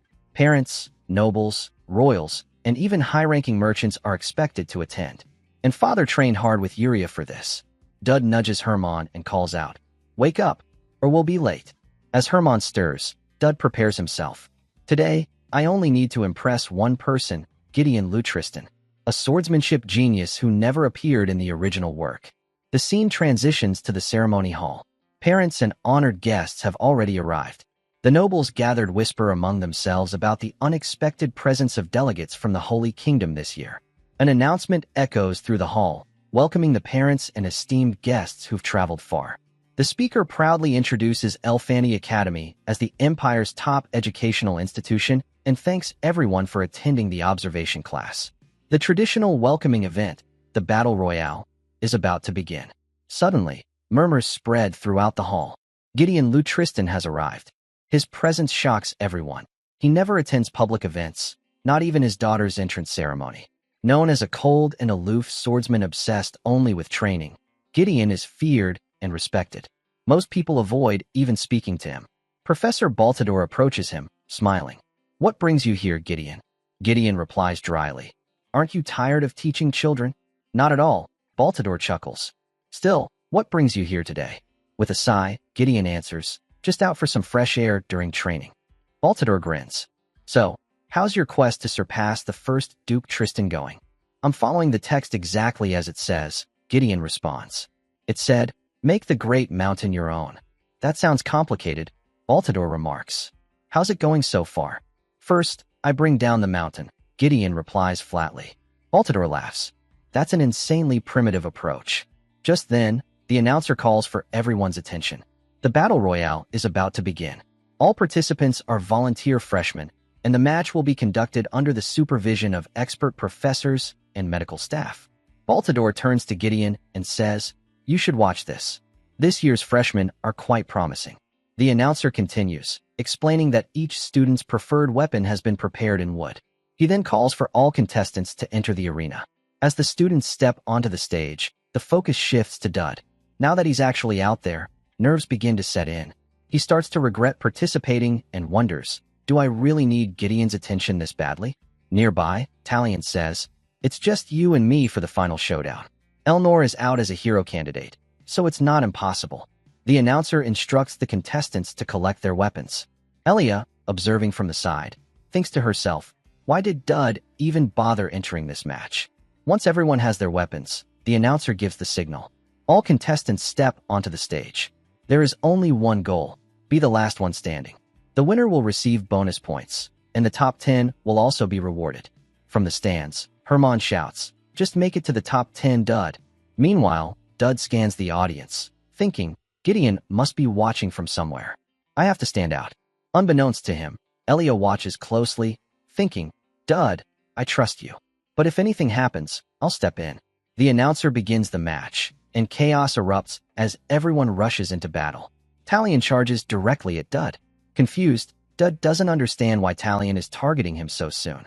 But he quickly activates his technique and parries the strike.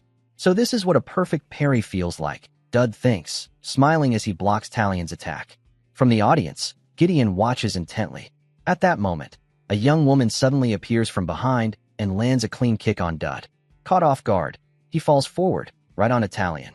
As Dud looks up, he recognizes her, Riru Garda, the second daughter of the Grand Chief of the Tribal Union, a powerful character who makes her appearance in Chapter 5.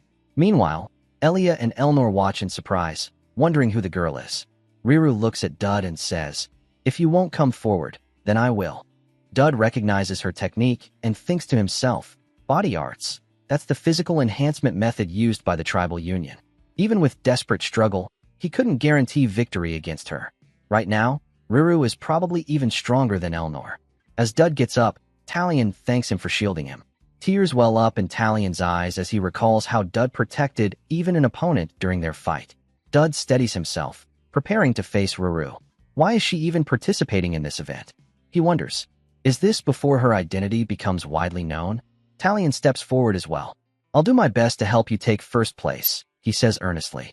Dud responds, "You should take this chance to run." Ignoring the suggestion, Talion turns to Riru. "If you want to face Dud, you'll have to get through me first." He introduces himself and challenges her. "Can you handle me?" Riru simply nods. "Then I won't hold back." In an instant, she closes the distance, appearing right in front of Talion. Before he can react, she lands a solid strike. Talion is unable to block it and is taken out. Several other students fall in the aftermath as well. Meanwhile, Dud activates his new skill and narrowly manages to parry her next strike, though the shockwave still hits him directly. Seeing him still standing, Riru narrows her eyes. "I thought you were just some nobody, but it looks like you've been holding back too." Dud is equally surprised. His new skill had actually worked. Wasting no time, Riru charges at Dud and strikes with a kick, but Dud manages to block it. She then follows up with a flurry of punches. Although Dud blocks most of them, he realizes now is not the time for pointless bravado. Still, he knows that even at full power, he won't be able to defeat Riru. With resolve, Dud drops his sword and forfeits the match. The audience gasps. Riru is stunned. The crowd erupts in boos, calling Dud a coward as he calmly exits the arena. Why are they booing? Dud wonders, confused. The announcer addresses the crowd, stating that the match will continue as there are still participants left.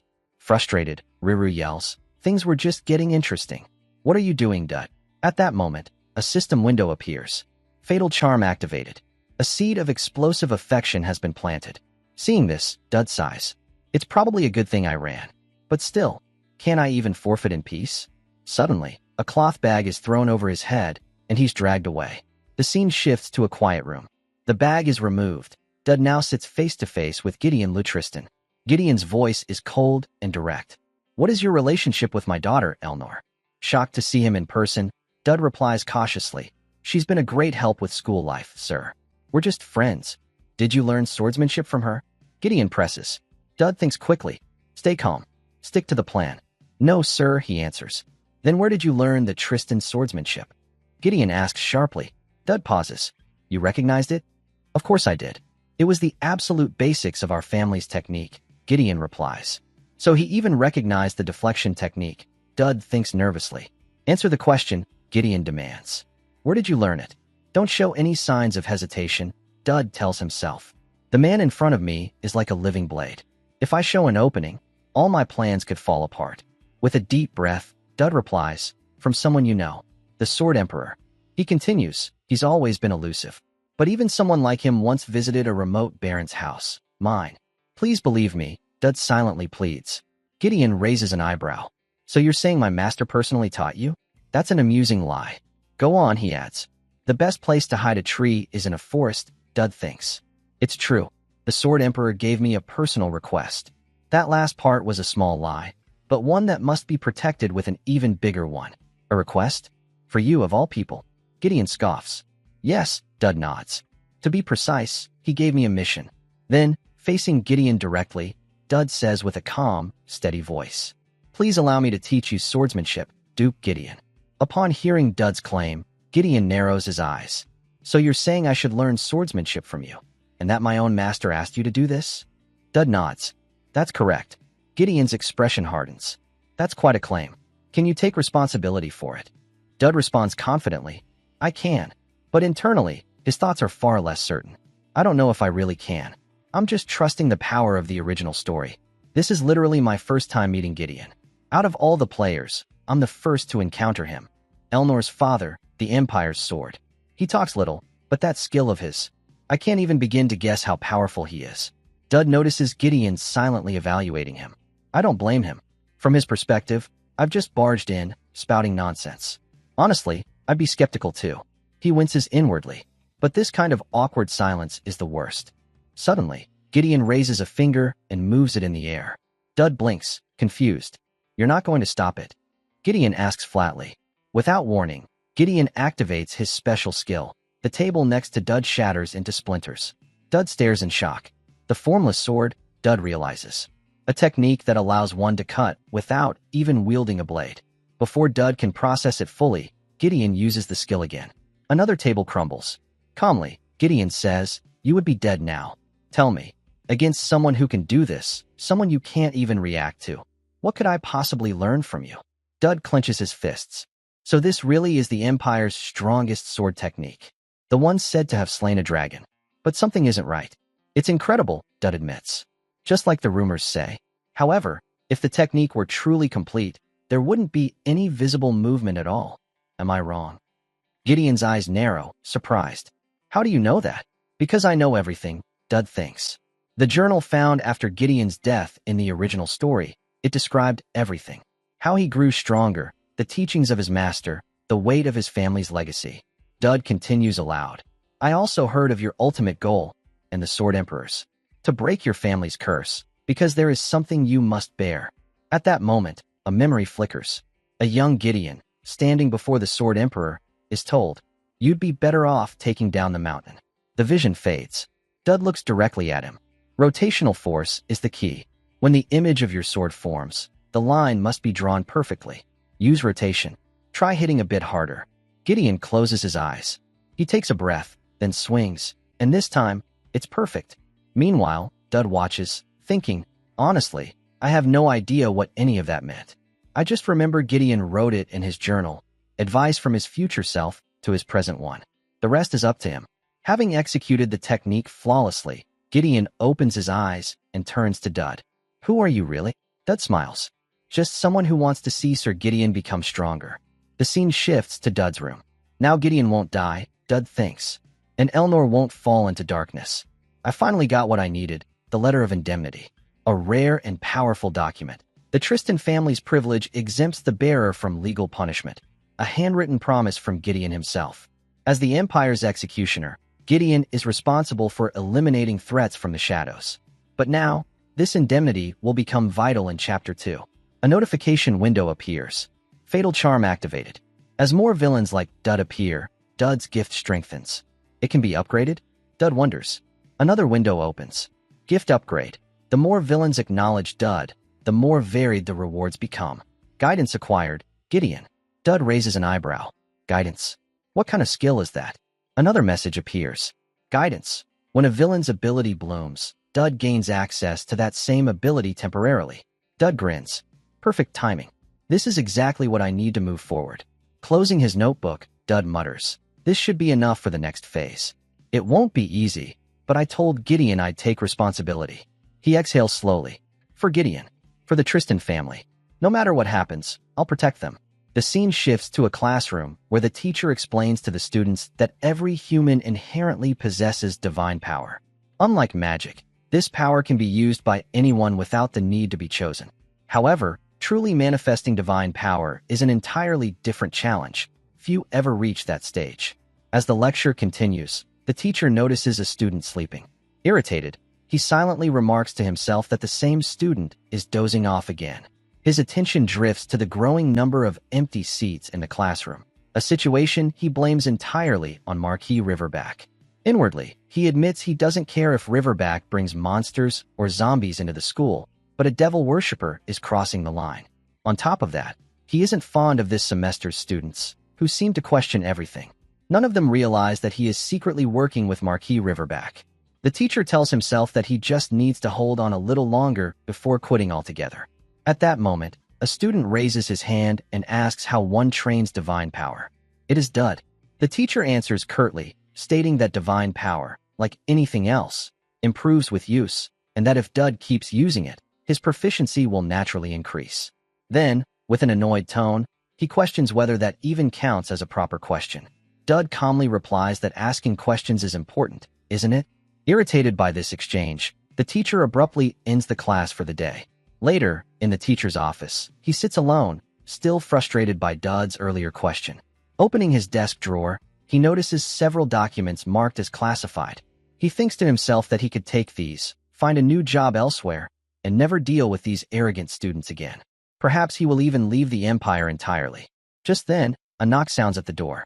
Annoyed, he calls out for the student to wait and walks over to open it. In his mind, he thinks that since he's leaving the academy anyway, he might as well act like a professor one last time.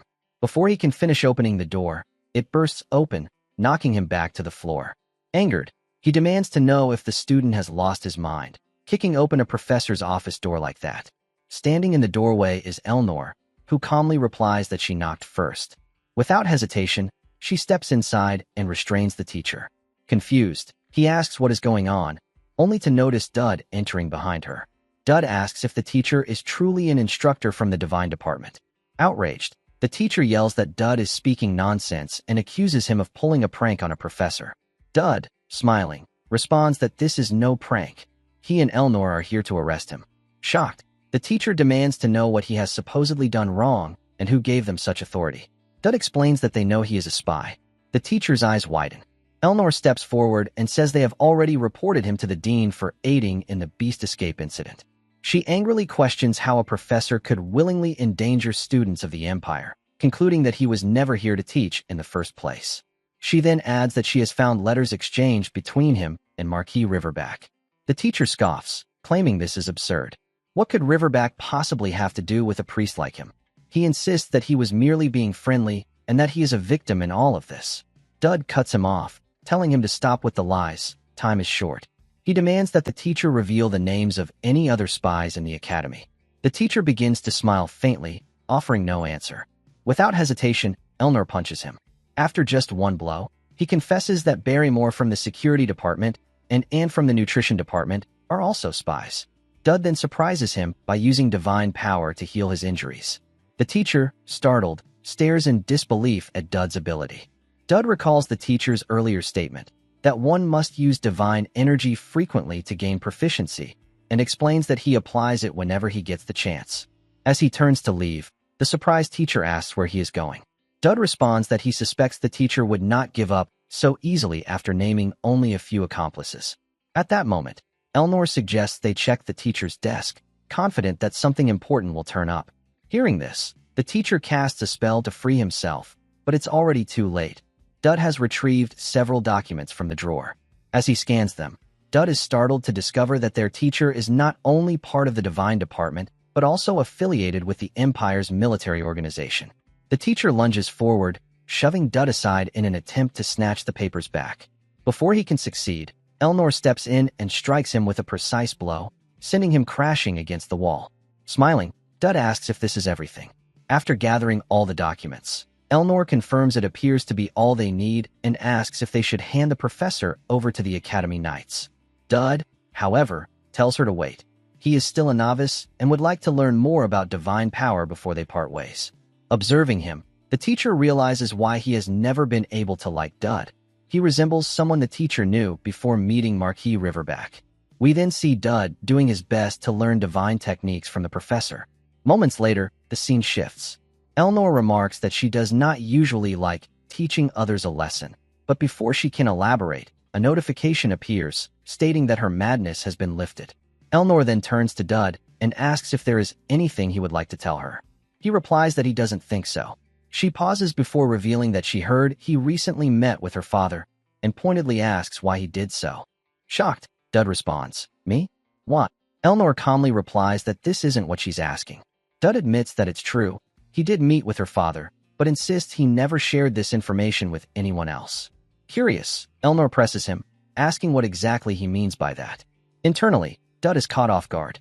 This is an entirely unexpected turn of events, and he quickly tries to think of a suitable explanation. Before he can speak, Elnor explains that she simply wanted to know if he was hurt or if anything bad had happened during that meeting. Relieved, Dud explains that during their last match, he used the sword technique Elnor had taught him. Her father was curious about his skills and called him over, nothing more. Elnor raises an eyebrow, remarking that the Duke of Tristan, her father, summoned him purely out of curiosity. Dud adds that the move he learned from her came out particularly well, and since few people practice the Tristan-style swordsmanship, it must have caught the Duke's attention. Elnor tells him to do as he wishes. Her father is not the type to spend his time teaching swordsmanship to a rookie, but it's not her place to interfere either. Dud then says he believes they'll be seeing her father again in the future. After all, the Duke is her family, and Dud feels responsible for protecting her. Elnor looks momentarily surprised at his words, while Dud internally admits that the statement might have sounded a little too sudden. With a faint smile, Elnor asks if he has noticed that he's been addressing her more casually lately. Dud appears confused. She tells him that before he talks about protecting her, he should first learn proper manners, and start by calling her president. The scene shifts to Dud's room, where his butler, Hermann, is shocked to hear he spent time with Lady Tristan again. The Baron, Dud's father, has instructed him to keep a low profile. Dud remarks that he only has 3 friends at the academy, and one of them happens to be Lady Tristan. In fact, he admits, he wouldn't even call them close friends. He then teases Hermann for standing out too much for a butler and asks where he got the ice cream he's holding. Hermann explains that students were handing them out for free as midterm support. Hearing this, Dud remembers that it's midterm survival season. Suddenly, a notification appears, Soul Linker Fragment Fusion. If divine power is sufficient, the spirit's consciousness can be awakened. Intrigued, Dud orders Hermann to go collect more ice cream.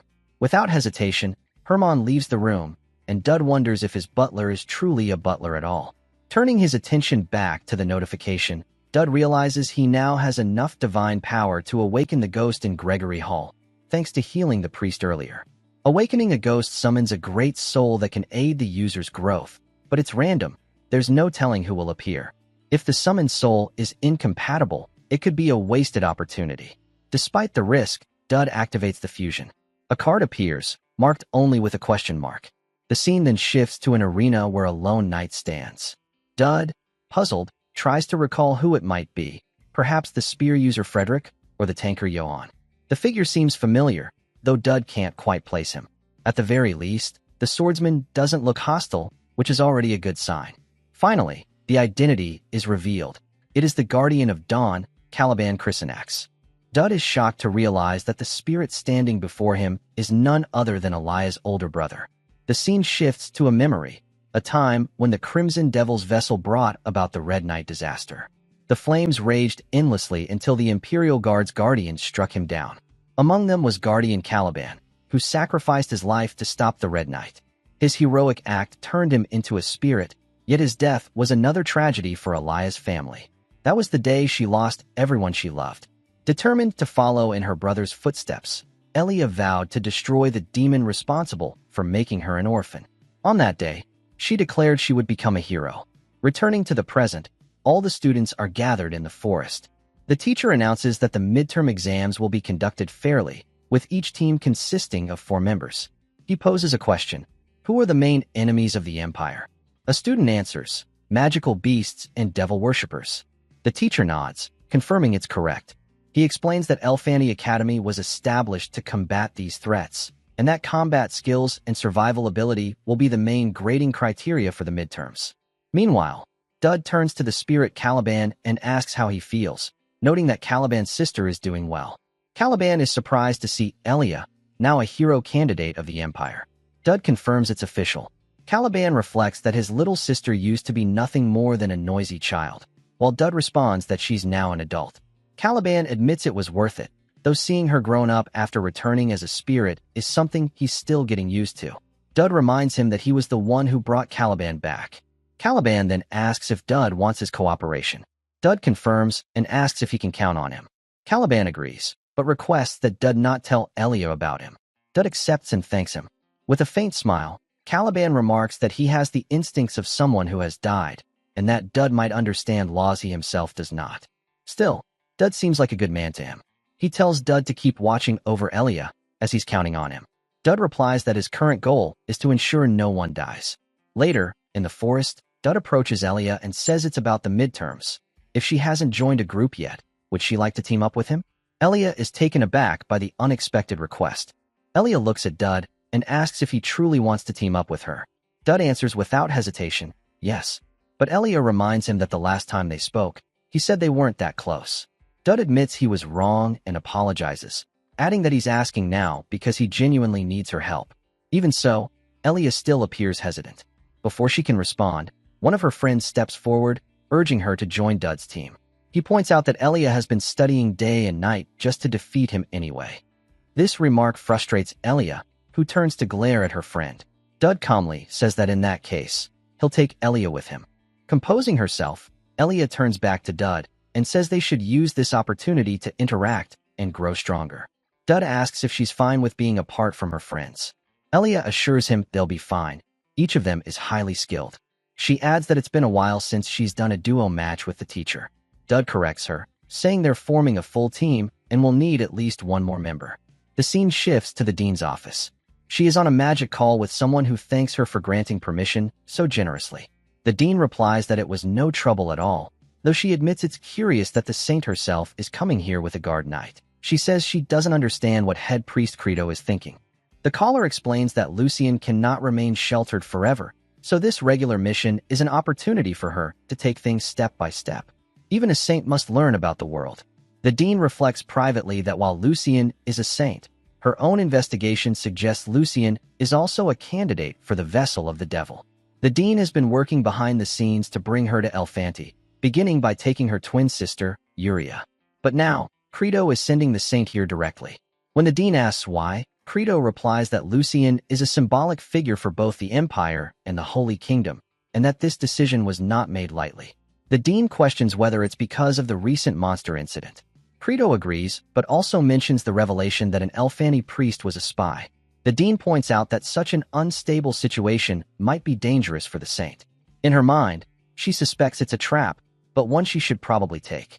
Credo responds that if Lucian is truly the saint of the Empire, she must have the courage to face evil where it arises. On the contrary, he wants Elfanti to give her a mission during the midterms so she can assist in student training. When the dean asks what exactly he means, Credo says he will explain later, only that it's all for eradicating the evil within Elfanti. The dean remarks that he's mocking her. Credo simply smiles. She then asks whether she can refuse whatever he intends for Lucian. Credo replies that if the saint volunteers, the situation changes, and he's certain she'll be helpful. With that, he ends the call. Afterward, the dean feels a wave of frustration. She admits to herself that Credo is clever and that she never expected to meet the saint so easily. The condition, however, is to follow every imperial order. She recalls telling Dud once that the Empire pushes others toward its goals, and that she is no different. The scene shifts to a quiet forest. Yuria sits alone, wondering why Dud hasn't come. It's already been days, and he usually appears around this time. She recalls their training sessions and thinks to herself that he doesn't have to bring her food every time. His presence alone is enough. But then her thoughts darken. She remembers Priest Credo's words, calling her the outcast of Elfanti who betrayed the Holy Kingdom. She recalls him telling her she will always be alone in this forest. Her breathing becomes unsteady, and tears begin to form. At that moment, Dud appears, wearing his mask. Concerned, he asks why she's crying and whether something happened while he was away. He apologizes for not bringing her favorite cookie flavor, explaining that the store had run out. Yuria's tears fade into a soft smile. The sight of Dud is enough to lift her mood instantly. A notification suddenly appears, announcing that Yuria's interest level has increased to level 4. With a soft smile, Yuria remarks that Dud doesn't hate her anymore, which leaves Dud completely confused. He frowns and asks what she is talking about, since the reason he came was not what she's suggesting. In fact, Dud honestly came because he needed Yuria's help, finding a way to get out of their current situation.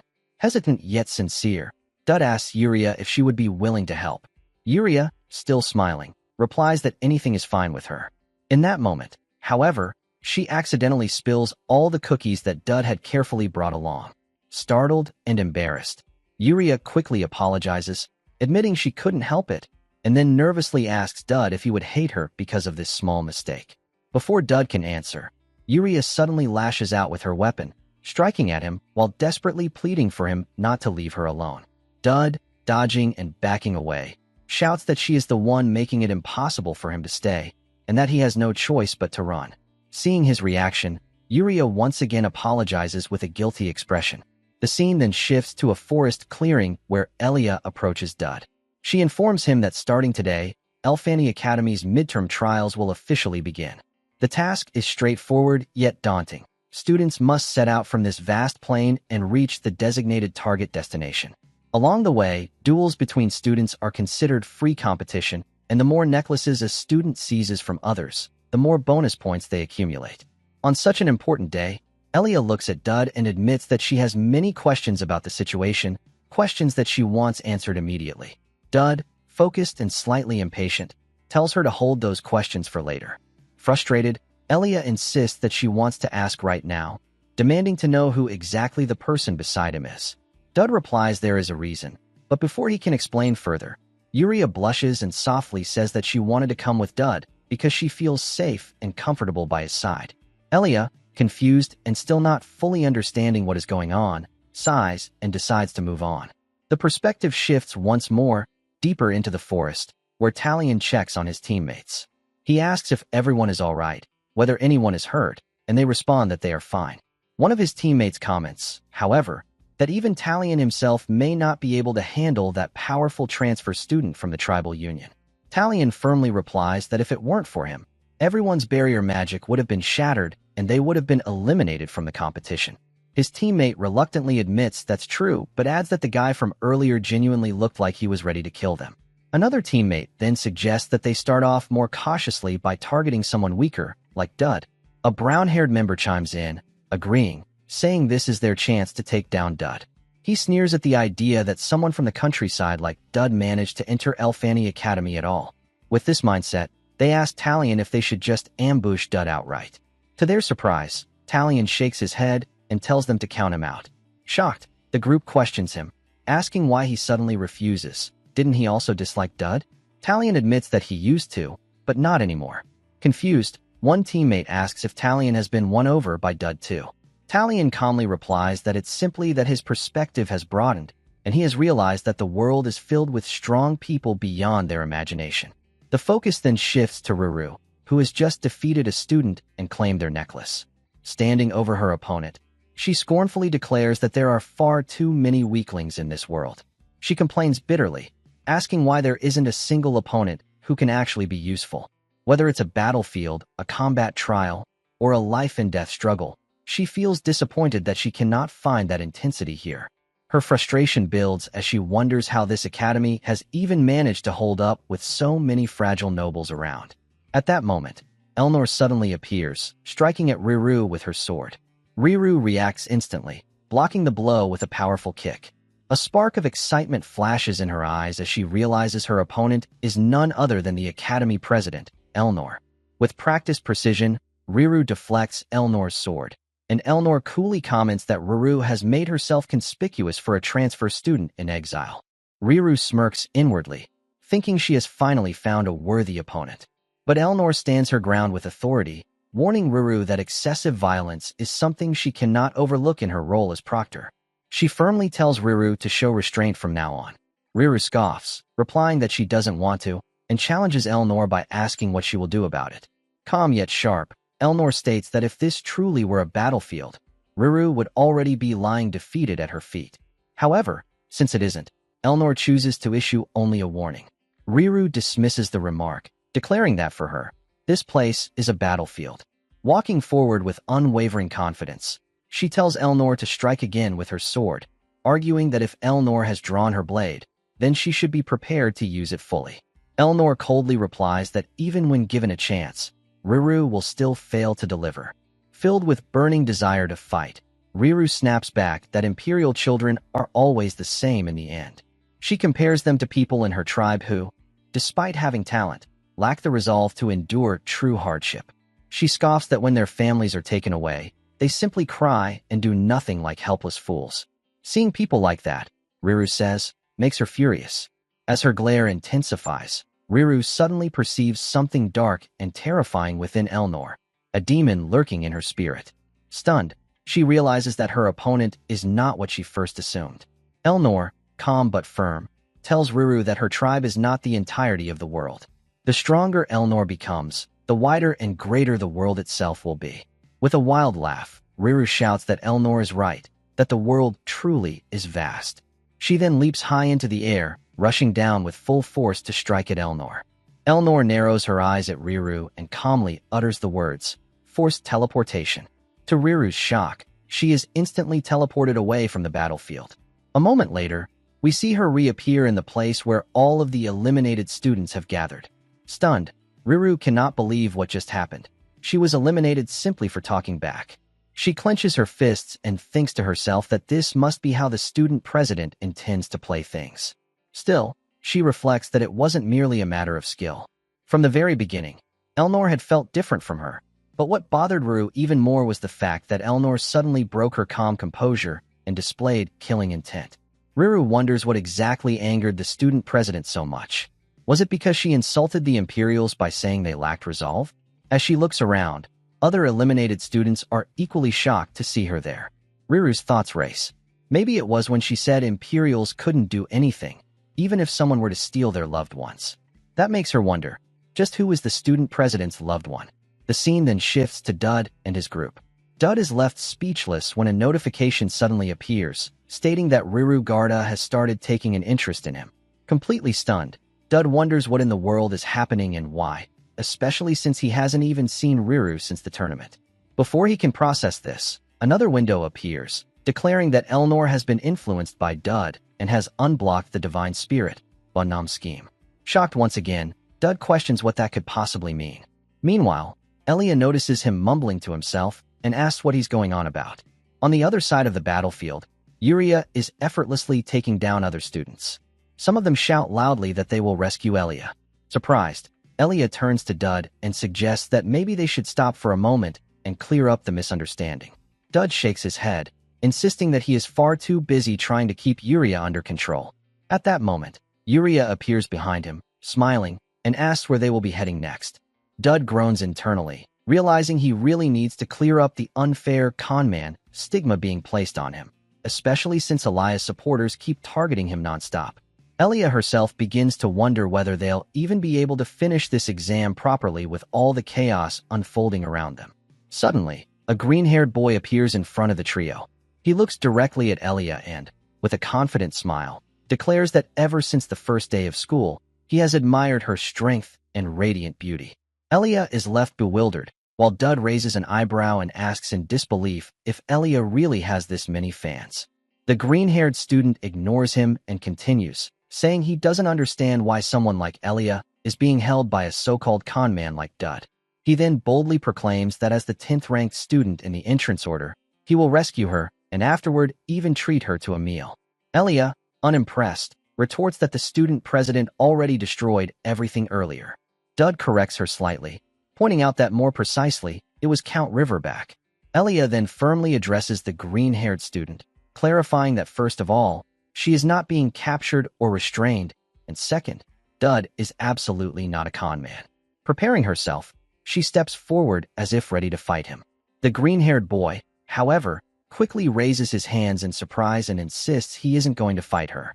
While this unfolds, Dud thinks to himself that the Night Department, the Magic Department, and even the Divine Department are all teaming up against him. Strangely enough, he realizes these chaotic conditions are the perfect opportunity to strengthen and develop his traits.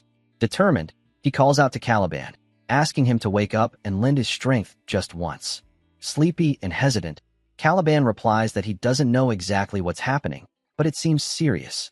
More students begin gathering, calling out to Elia, asking her to wait just a little longer, promising they will rescue her immediately. Without hesitation, they all charge directly at Dud. A new notification window pops up, announcing, "Crisis situation detected. Life or death, grade A." Frustrated, Dud demands why Caliban is only speaking but refusing to emerge. Caliban calmly replies that it's just children fighting, and asks if Dud has forgotten who he is. He is a guardian, not someone who interferes in every little squabble.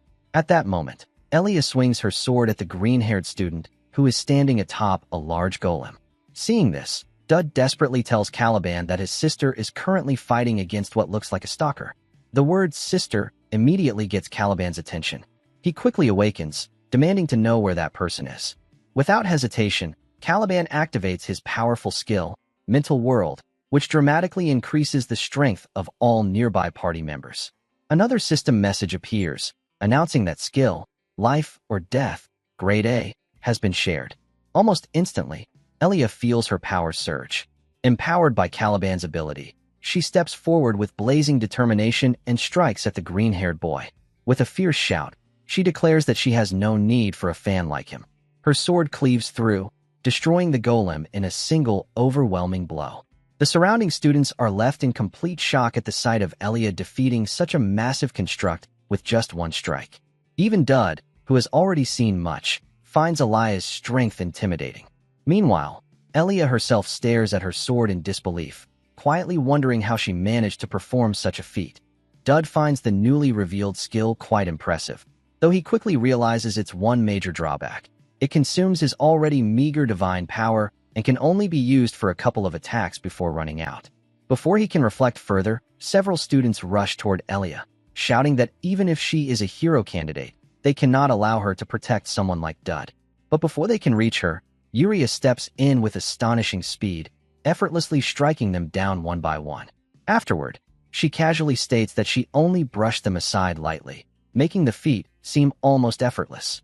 More students, however, continue charging toward Elia. Calm but resolute, Elia readies herself.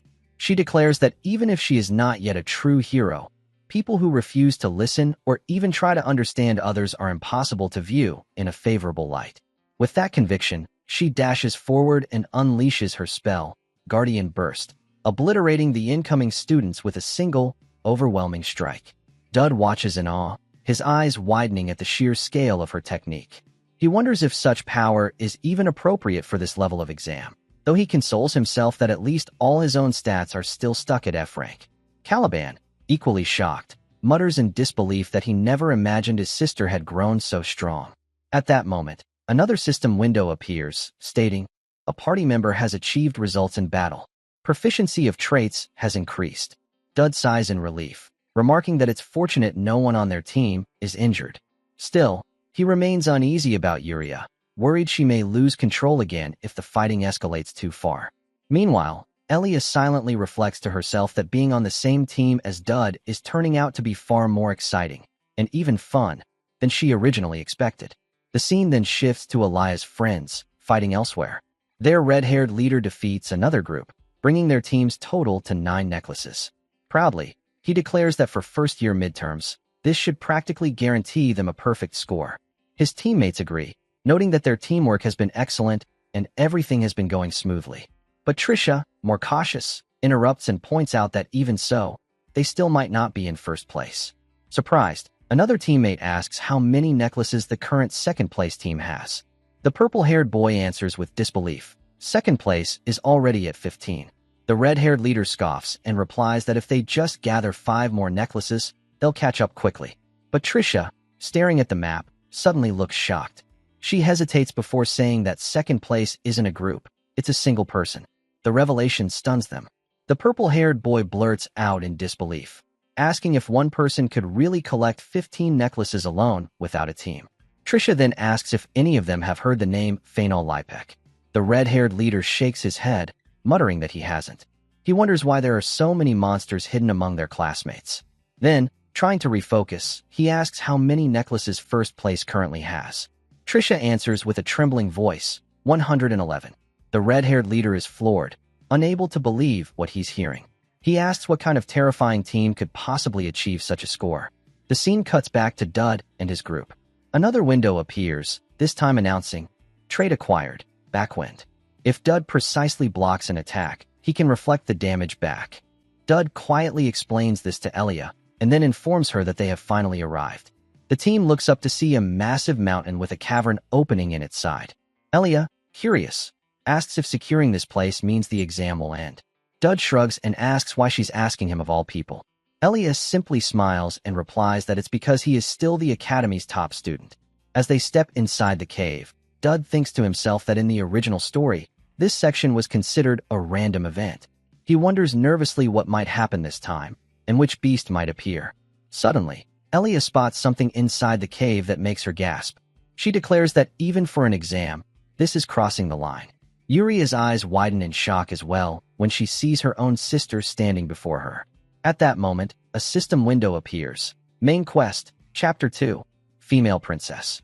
Objective, stop the rampage of the Curse of Weakness Bearer. Another window follows. Protection target identified. Lucian Greyhounder and Yuria Greyhounder.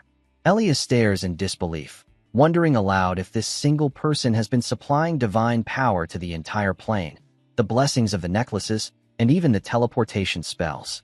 Yuria, trembling, is overwhelmed at the sight of her sister standing there. Elia clenches her fists and firmly states that this is not Elfante's way, and declares that they must save this girl immediately. But at that exact moment, a knight steps forward, blocking their path. With a commanding voice, he announces that such interference will not be allowed.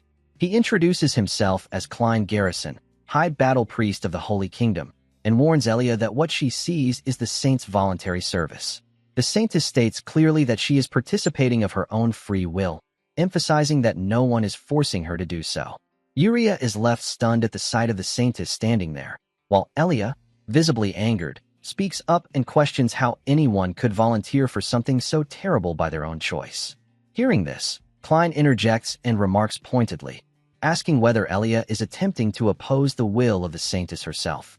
He further adds that if Elia truly is doing so, then she is effectively acting against the will of the entire Holy Empire. A warrior candidate, Klein insists, should not be unaware of the gravity of such an action. Elia responds firmly, stating that she is not opposing the saintess's will at all. Rather, she is simply trying to save someone who is clearly in pain and suffering. Klein counters her words by saying that if Elia truly believes that, then why not directly ask the saintess to stop herself?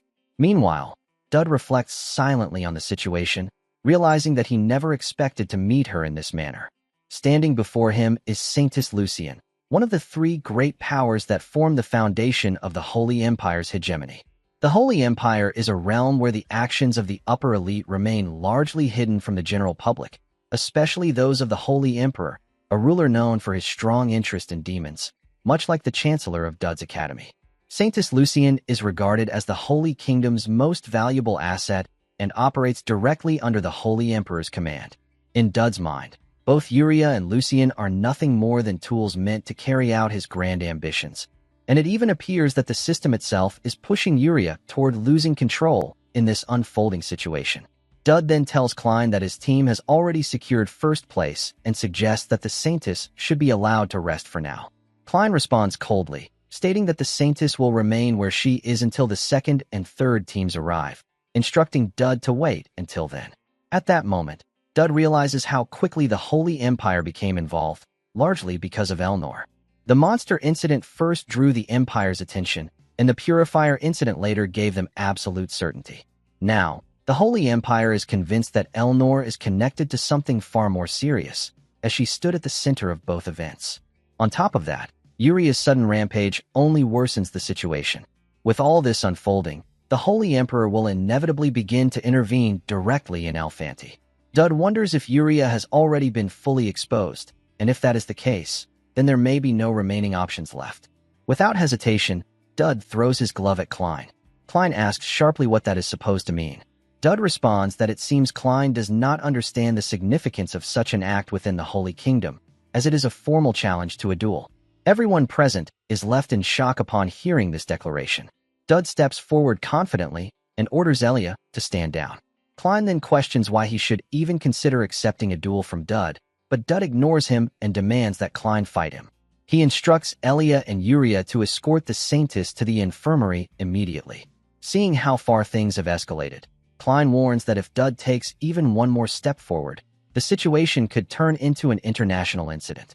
In response, Dud calmly states that he will report Klein's actions involving the Saintess to the appropriate authorities. Hearing this, Klein asks Dud what his official title is. Dud replies without hesitation that he comes from a minor baronial family in the provinces, and then bluntly asks what the problem with that is. Klein states firmly that he is a high priest, and therefore cannot simply accept a duel from just anyone. In response, Dud questions why Klein drew his sword in the first place, pointing out that the hero candidate Elia is standing right there. He asks why Klein, of all people, seems so wary of Dud specifically. In his mind, Dud realizes that to break this tense situation, he will need to make a bold and decisive move. With that resolve, Dud also draws his own sword, signaling that he is fully prepared. Seeing this, Klein remarks coldly that for such a rude and reckless student, perhaps some external guidance is required. In the very next instant, Klein appears directly in front of Dud and moves to land a decisive strike. However, at that exact moment, Dud activates his skill, Backwind. The force of the counterattack connects, and the strike lands on Klein instead, sending him flying into the wall. Everyone present is left in shock at what they have just witnessed. Despite the impact, Klein manages to withstand the blow and rise again, showing his resilience and experience. The scene then shifts to a later moment, where the Chancellor confronts Dud and asks what he was thinking when he acted in such a manner. Dud calmly replies that the Chancellor herself told him to do as he pleased, so he merely followed her instructions. The Chancellor responds sharply, stating that she does not recall ever telling Dud to provoke a situation that could threaten a war with the Holy Empire. Dud counters this by explaining that it was never a threat, but simply a rightful and formal request for a duel, and that the priest was the one who attacked first. The Chancellor corrects him, emphasizing that it was not just any priest, but a high battle priest of the Holy Empire. Dud replies confidently that it is not an issue, as he possesses a letter of forgiveness from the Tristan family, and that the imperial family has agreed to take responsibility for his actions. Growing increasingly frustrated, the Chancellor states that she cannot believe his reasoning, especially since the Saintess is a direct member of the Holy Empire, making this a matter they cannot easily involve themselves in. However, she acknowledges that since it was officially recorded as a request for a duel, she must ask whether Dud is truly confident that he can win. Dud responds by reminding the Chancellor that she instructed him to earn the trust of all demon vessels, and Yuria is one of the targets she specifically mentioned. Yuria, he explains, is firmly on his side, but the problem is that she was present at the scene during the incident. The Chancellor then asks why Yuria was brought along in the first place. Dud answers honestly that he took Yuria with him to secure a decisive first-place finish, explaining that mediocre results would never be enough to draw the attention of the vessels. He adds that politics matter far less when the ultimate goal is saving the world from demons. The Chancellor tells Dud that he should think about Elnor and Elia before concerning himself with international politics. Dud replies that the Student Council and the warrior candidates have never been on bad terms. The Chancellor clarifies that what she truly means is that Dud should focus on his school life, make some genuine friends, and stop getting involved in strange and dangerous events. She then adds that since the Holy Empire has officially reported this duel, it is highly likely that the Holy Emperor himself will be watching closely. The Chancellor admits that she does not know what Dud has planned, but warns him that the Holy Emperor is an extremely dangerous figure and strongly advises Dud to rethink his actions very carefully. The scene then shifts to the following day, where Yuria comes face to face with her sister, Saintess Lucian. As Lucian begins walking toward her, Yuria reacts in shock and urgently tells her sister to stop and not come any closer. She warns Lucian that she could be seriously harmed due to the curse of severance that surrounds her. However, Lucian continues forward without hesitation. In response, Yuria's sword instinctively moves to strike at Lucian, but Lucian calmly and effortlessly blocks the attack. She then speaks softly, stating that she feels relieved knowing that they are twins. The scene then transitions to a grand arena, where the announcer declares the rules of the match. It is stated clearly that this is an informal duel, and killing is strictly prohibited. If a serious injury occurs, the duel will be immediately halted and a winner will be declared. Otherwise, the duel will continue until one of the participants formally forfeits.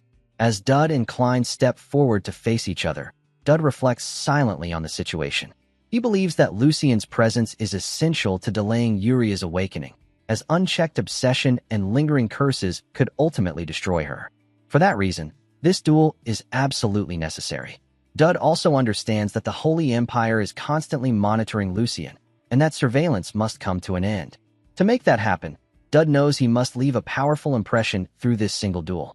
Meanwhile, the Chancellor thinks to herself that even if Holy Emperor Credo cannot attend in person, he would never miss the opportunity to observe a battle like this. Back in the arena, Klein warns Dud that it is already too late to ask for forgiveness, though he claims Dud still has a chance. He adds that the faster Dud surrenders, the less injured he will be by the end of the duel. Caliban turns to Dud and asks if he is even listening to what is being said. At the same time, Dud's butler watches anxiously from the sidelines, thinking that as long as Dud surrenders once the duel officially begins, he should remain safe. Dud responds calmly, telling Klein that his words are interesting, as Dud feels he could easily say the exact same thing to him. The scene then shifts into a memory from the past, where Holy Emperor Credo gives Klein a direct order not to attack Dud with the intent to kill. A surprised Klein asks what the Emperor means by such an instruction. Emperor Credo explains that the harder Klein presses Dud, the stronger his opponent will become, revealing that this is the nature of Dud's ability. Hearing this, Klein comments that such a power is deeply unfair. Emperor Credo responds that he has witnessed something similar long ago, but never imagined he would encounter it again. Klein then recalls that during their first encounter, he was struck down by his own attack, confirming the Emperor's warning. The scene returns to the present moment, where Klein makes a conscious decision to discard any killing intent. Instead, he activates a technique known as Nested Blessing.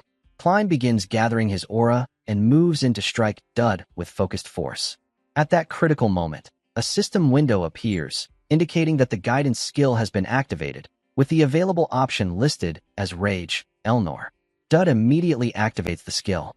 As a result, Dud successfully blocks Klein's strike, and the sheer force of the impact ripples outward, surrounding the entire arena. The Chancellor and Emperor Credo both look on in visible surprise, stunned by what they have just witnessed. A shocked Klein struggles to comprehend what has just happened before his eyes. At that very moment, Elnor's demonoid form transcends into the arena, her presence overwhelming the space itself. Everyone present is left stunned by this sudden manifestation. Seeing this, Dud reflects internally that everything seemed to freeze the instant Elnor manifested her demonic power. However, even with Dud's abilities, merely enduring this force feels overwhelming and chaotic. Meanwhile, a confused and shaken Klein wonders what this ominous and unfamiliar presence could be. Demon Elnor calmly speaks, noting that Dud is fighting once again. She tells him not to get injured, explaining that seeing him hurt would affect her emotionally. As she gently touches Dud's sword, it becomes enveloped in a dark, ominous aura. Observing this development, Emperor Credo grows visibly frustrated. Soon after, Dud launches a relentless series of strikes toward Klein. Klein thinks to himself that although it lasted only a brief moment, there was something fundamentally different this time. He questions how a mere student like Dud was able to block his attack so cleanly. The realization soon dawns on him that Dud is actively using demonoid power. In the next instant, Dud delivers a powerful punch directly to Klein's face, sending him flying across the arena.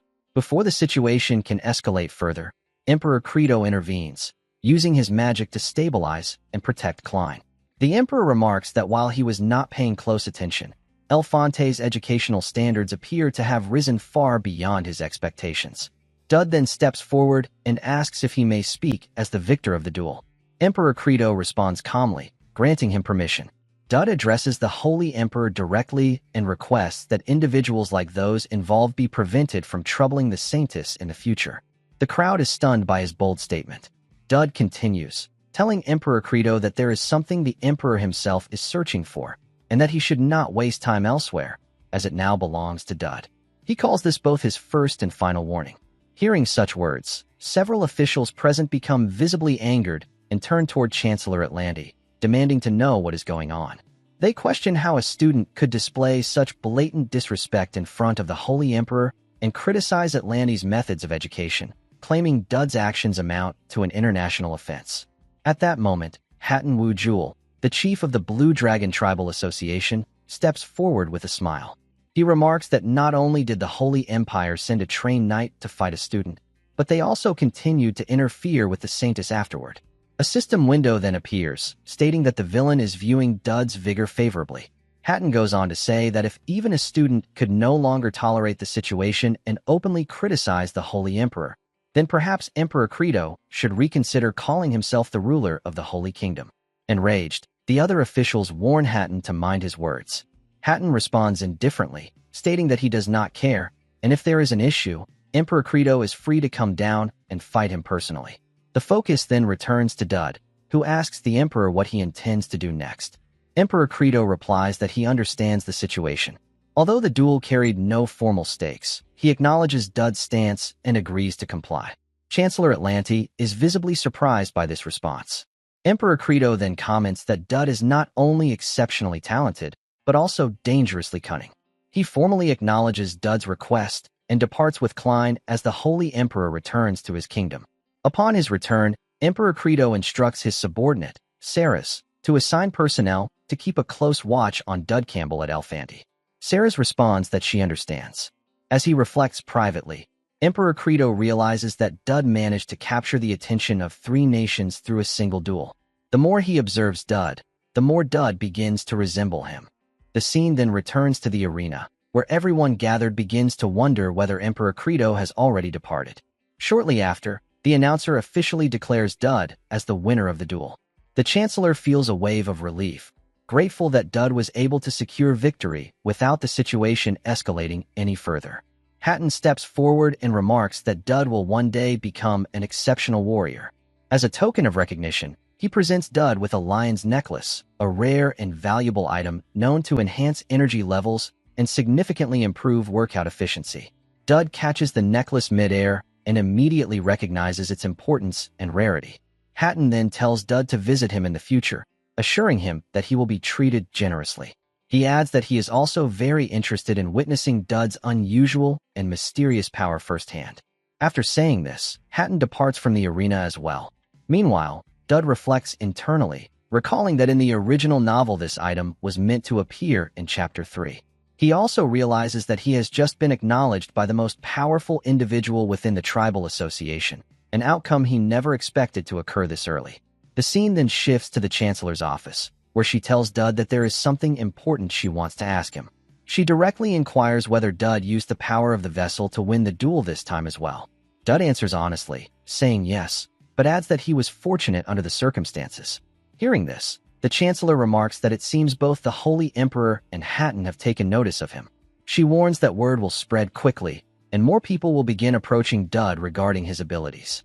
She advises him to prepare himself, as things are likely to become quite chaotic in the near future. Dud replies that he understands her concern. The following day, a system window appears before Dud, stating that he has successfully completed the main quest. It also notes that the echo of satisfaction has increased by 1 point, along with the seed of evil. Dud thinks to himself that he now possesses 4 of these seeds. He recalls that there are certain skills he can only obtain by using these rare resources. One such example is the Eye of Inspection, a skill that allows him to check another person's status once per day. Since Dud cannot manipulate or alter the information displayed through this skill, It ensures that he will never lose out due to misinformation. Deciding to test the skill, Dud looks around and spots Trisha standing in front of him. However, he realizes that he does not need to know Trisha's status, nor does he care much about the professor's stats either. The most suitable candidate is Elnor, as obtaining information about Elnor or Elia is his highest priority.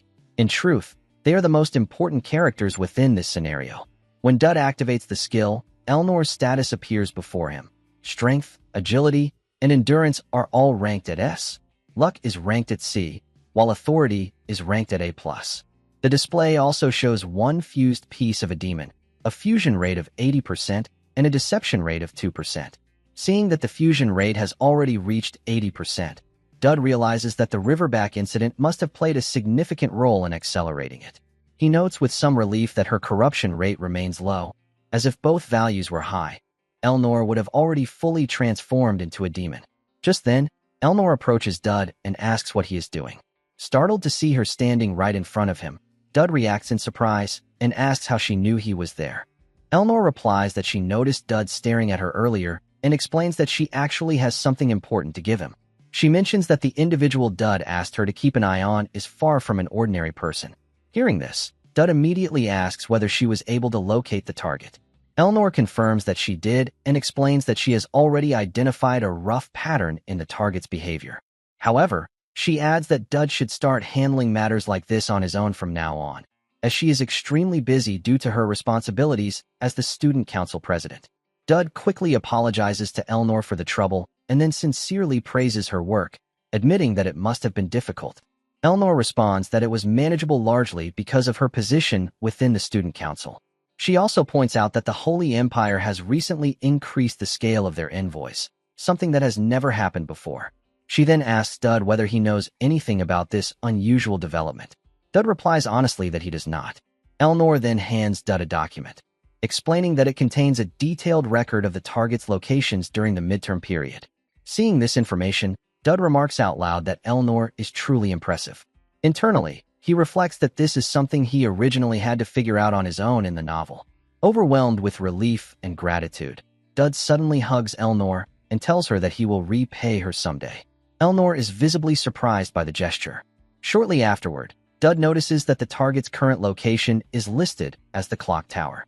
Without wasting any time, he departs from the area. As Dud reaches the tower, he rushes up the stairs, thinking to himself that the target usually spends time at the clock tower until 7 in the evening. Dud knows that the target enrolled in the academy alongside the Saintess and is likely restricted from engaging in outside activities. He reasons that the target would naturally seek fresh air in a place like this. Arriving at the location completely exhausted, Dud finally sees the person he came to meet, King Valcasis. Upon spotting Dud, Valcasis casually remarks that Dud should work on improving his stamina. He then asks Dud what he is doing there. Hearing his own name spoken so casually, Dud asks if Valcasis already knows who he is. Valcasis tells Dud to sit down first and calm himself, explaining that the prophet had already warned him about Dud. On the other hand, Dud is shocked to learn that the prophet was aware of his existence at all. Valcasis continues by stating that the person Dud assigned to observe him carried out her task exceptionally well, as Valcasis truly does come to this place every day. He explains that he was not in a position to request a formal meeting with Dud, since they are technically enemies. Dud reflects silently that in the original novel, the prophet was merely a demon worshipper and was not supposed to interfere so directly in events like this. Valcasis then tells Dud that the prophet predicted Dud would become the greatest obstacle he would ever face. Smiling faintly, Valcasis releases his aura and directly asks Dud whether he intends to stand in his way. Hearing this, Dud realizes that Valcasis already knows about him and has likely anticipated his actions. He understands that Valcasis was given instructions even before the two of them ever met. Dud concludes that this is the very same method he himself has been using all along. Dud states that he wants to know exactly how much Valcasis already understands about him. Valcasis replies that he has heard Dud already possesses some information regarding his identity, and that Dud came to see him because Dud is aware of Valcasis's true nature. Dud responds that he knows enough to be certain that Valcasis does not harbor ill intent, even though Valcasis is clearly planning to take over the academy by eliminating everyone involved. Valcasis calmly replies that this is correct. He adds that 3 days ago, The prophet became particularly focused on this matter, and since then, they have been trying to uncover Dud's true identity. Valcasus further warns that in the future, Dud may have to confront everyone who has received divine enlightenment. Hearing this, Dud tells Valcasus to wait and asks why he is being told all of this so openly. Dud reminds him that Valcasus is the last king of Armada, the one who brought down all of his own subordinates through alchemy. He states bluntly that they are enemies, and questions why Valcasus would reveal such sensitive information so carelessly. Internally, Dud reflects that he dislikes having his carefully laid plans interfered with. Valcasus responds that he has no intention of disrupting Dud's plans, explaining that this conversation exists only so that they can face each other fairly. He remarks that a game should always be fair, yet Dud is severely disadvantaged regardless of how much information he gathers. Valcasus then adds that he assumes Dud came here to confirm whether Valcasus would fight fairly or not. Hearing this, Dud admits to himself that Valcasus is partially correct, but also realizes that this is not the full reason for his visit. Dud then activates his Seeing Eyes spell and observes that multiple alchemic spells have been applied to Valcasus. Alchemy, an ancient discipline fundamentally different from magic, spiritual power, or divinity. Smiling faintly, Valcasus tells Dud that this skill is not particularly useful in direct combat. Dud replies that he already knows this, as he usually employs it while remaining hidden. Dud then states that he is also being fair by revealing this information. Valcasus acknowledges this, remarking that it is admirable, and explains that he wished to confirm whether the prophet's assessment of Dud was accurate. Valcasus then tells Dud not to take offense, as he does not consider Dud to be a serious threat to him at present. In response, Dud tells Valcasus that if he truly intends to carry out his plan to eliminate everyone in the academy in 3 days, then he should proceed, as Dud has no intention of persuading him otherwise. However, Dud declares that he will do everything in his power to stop Valcasus. Valcasus questions whether Dud truly intends to oppose him even after witnessing the extent of the alchemic spells placed upon him. Dud answers firmly that 3 days from now, he will save Valcasus, along with Valcasus's kingdom. Hearing this unexpected declaration, Valcasus turns away. Dud continues speaking, but before he can finish his words, Valcasus activates an alchemic spell and vanishes from sight. Dud rushes forward to check, only to find that Valcasus is already gone. Frustrated, Dud reflects that he cannot currently see a clear path to victory. Even so, he realizes that if he wants to defeat Valcasus, he cannot allow himself to dwell on doubt or hesitation.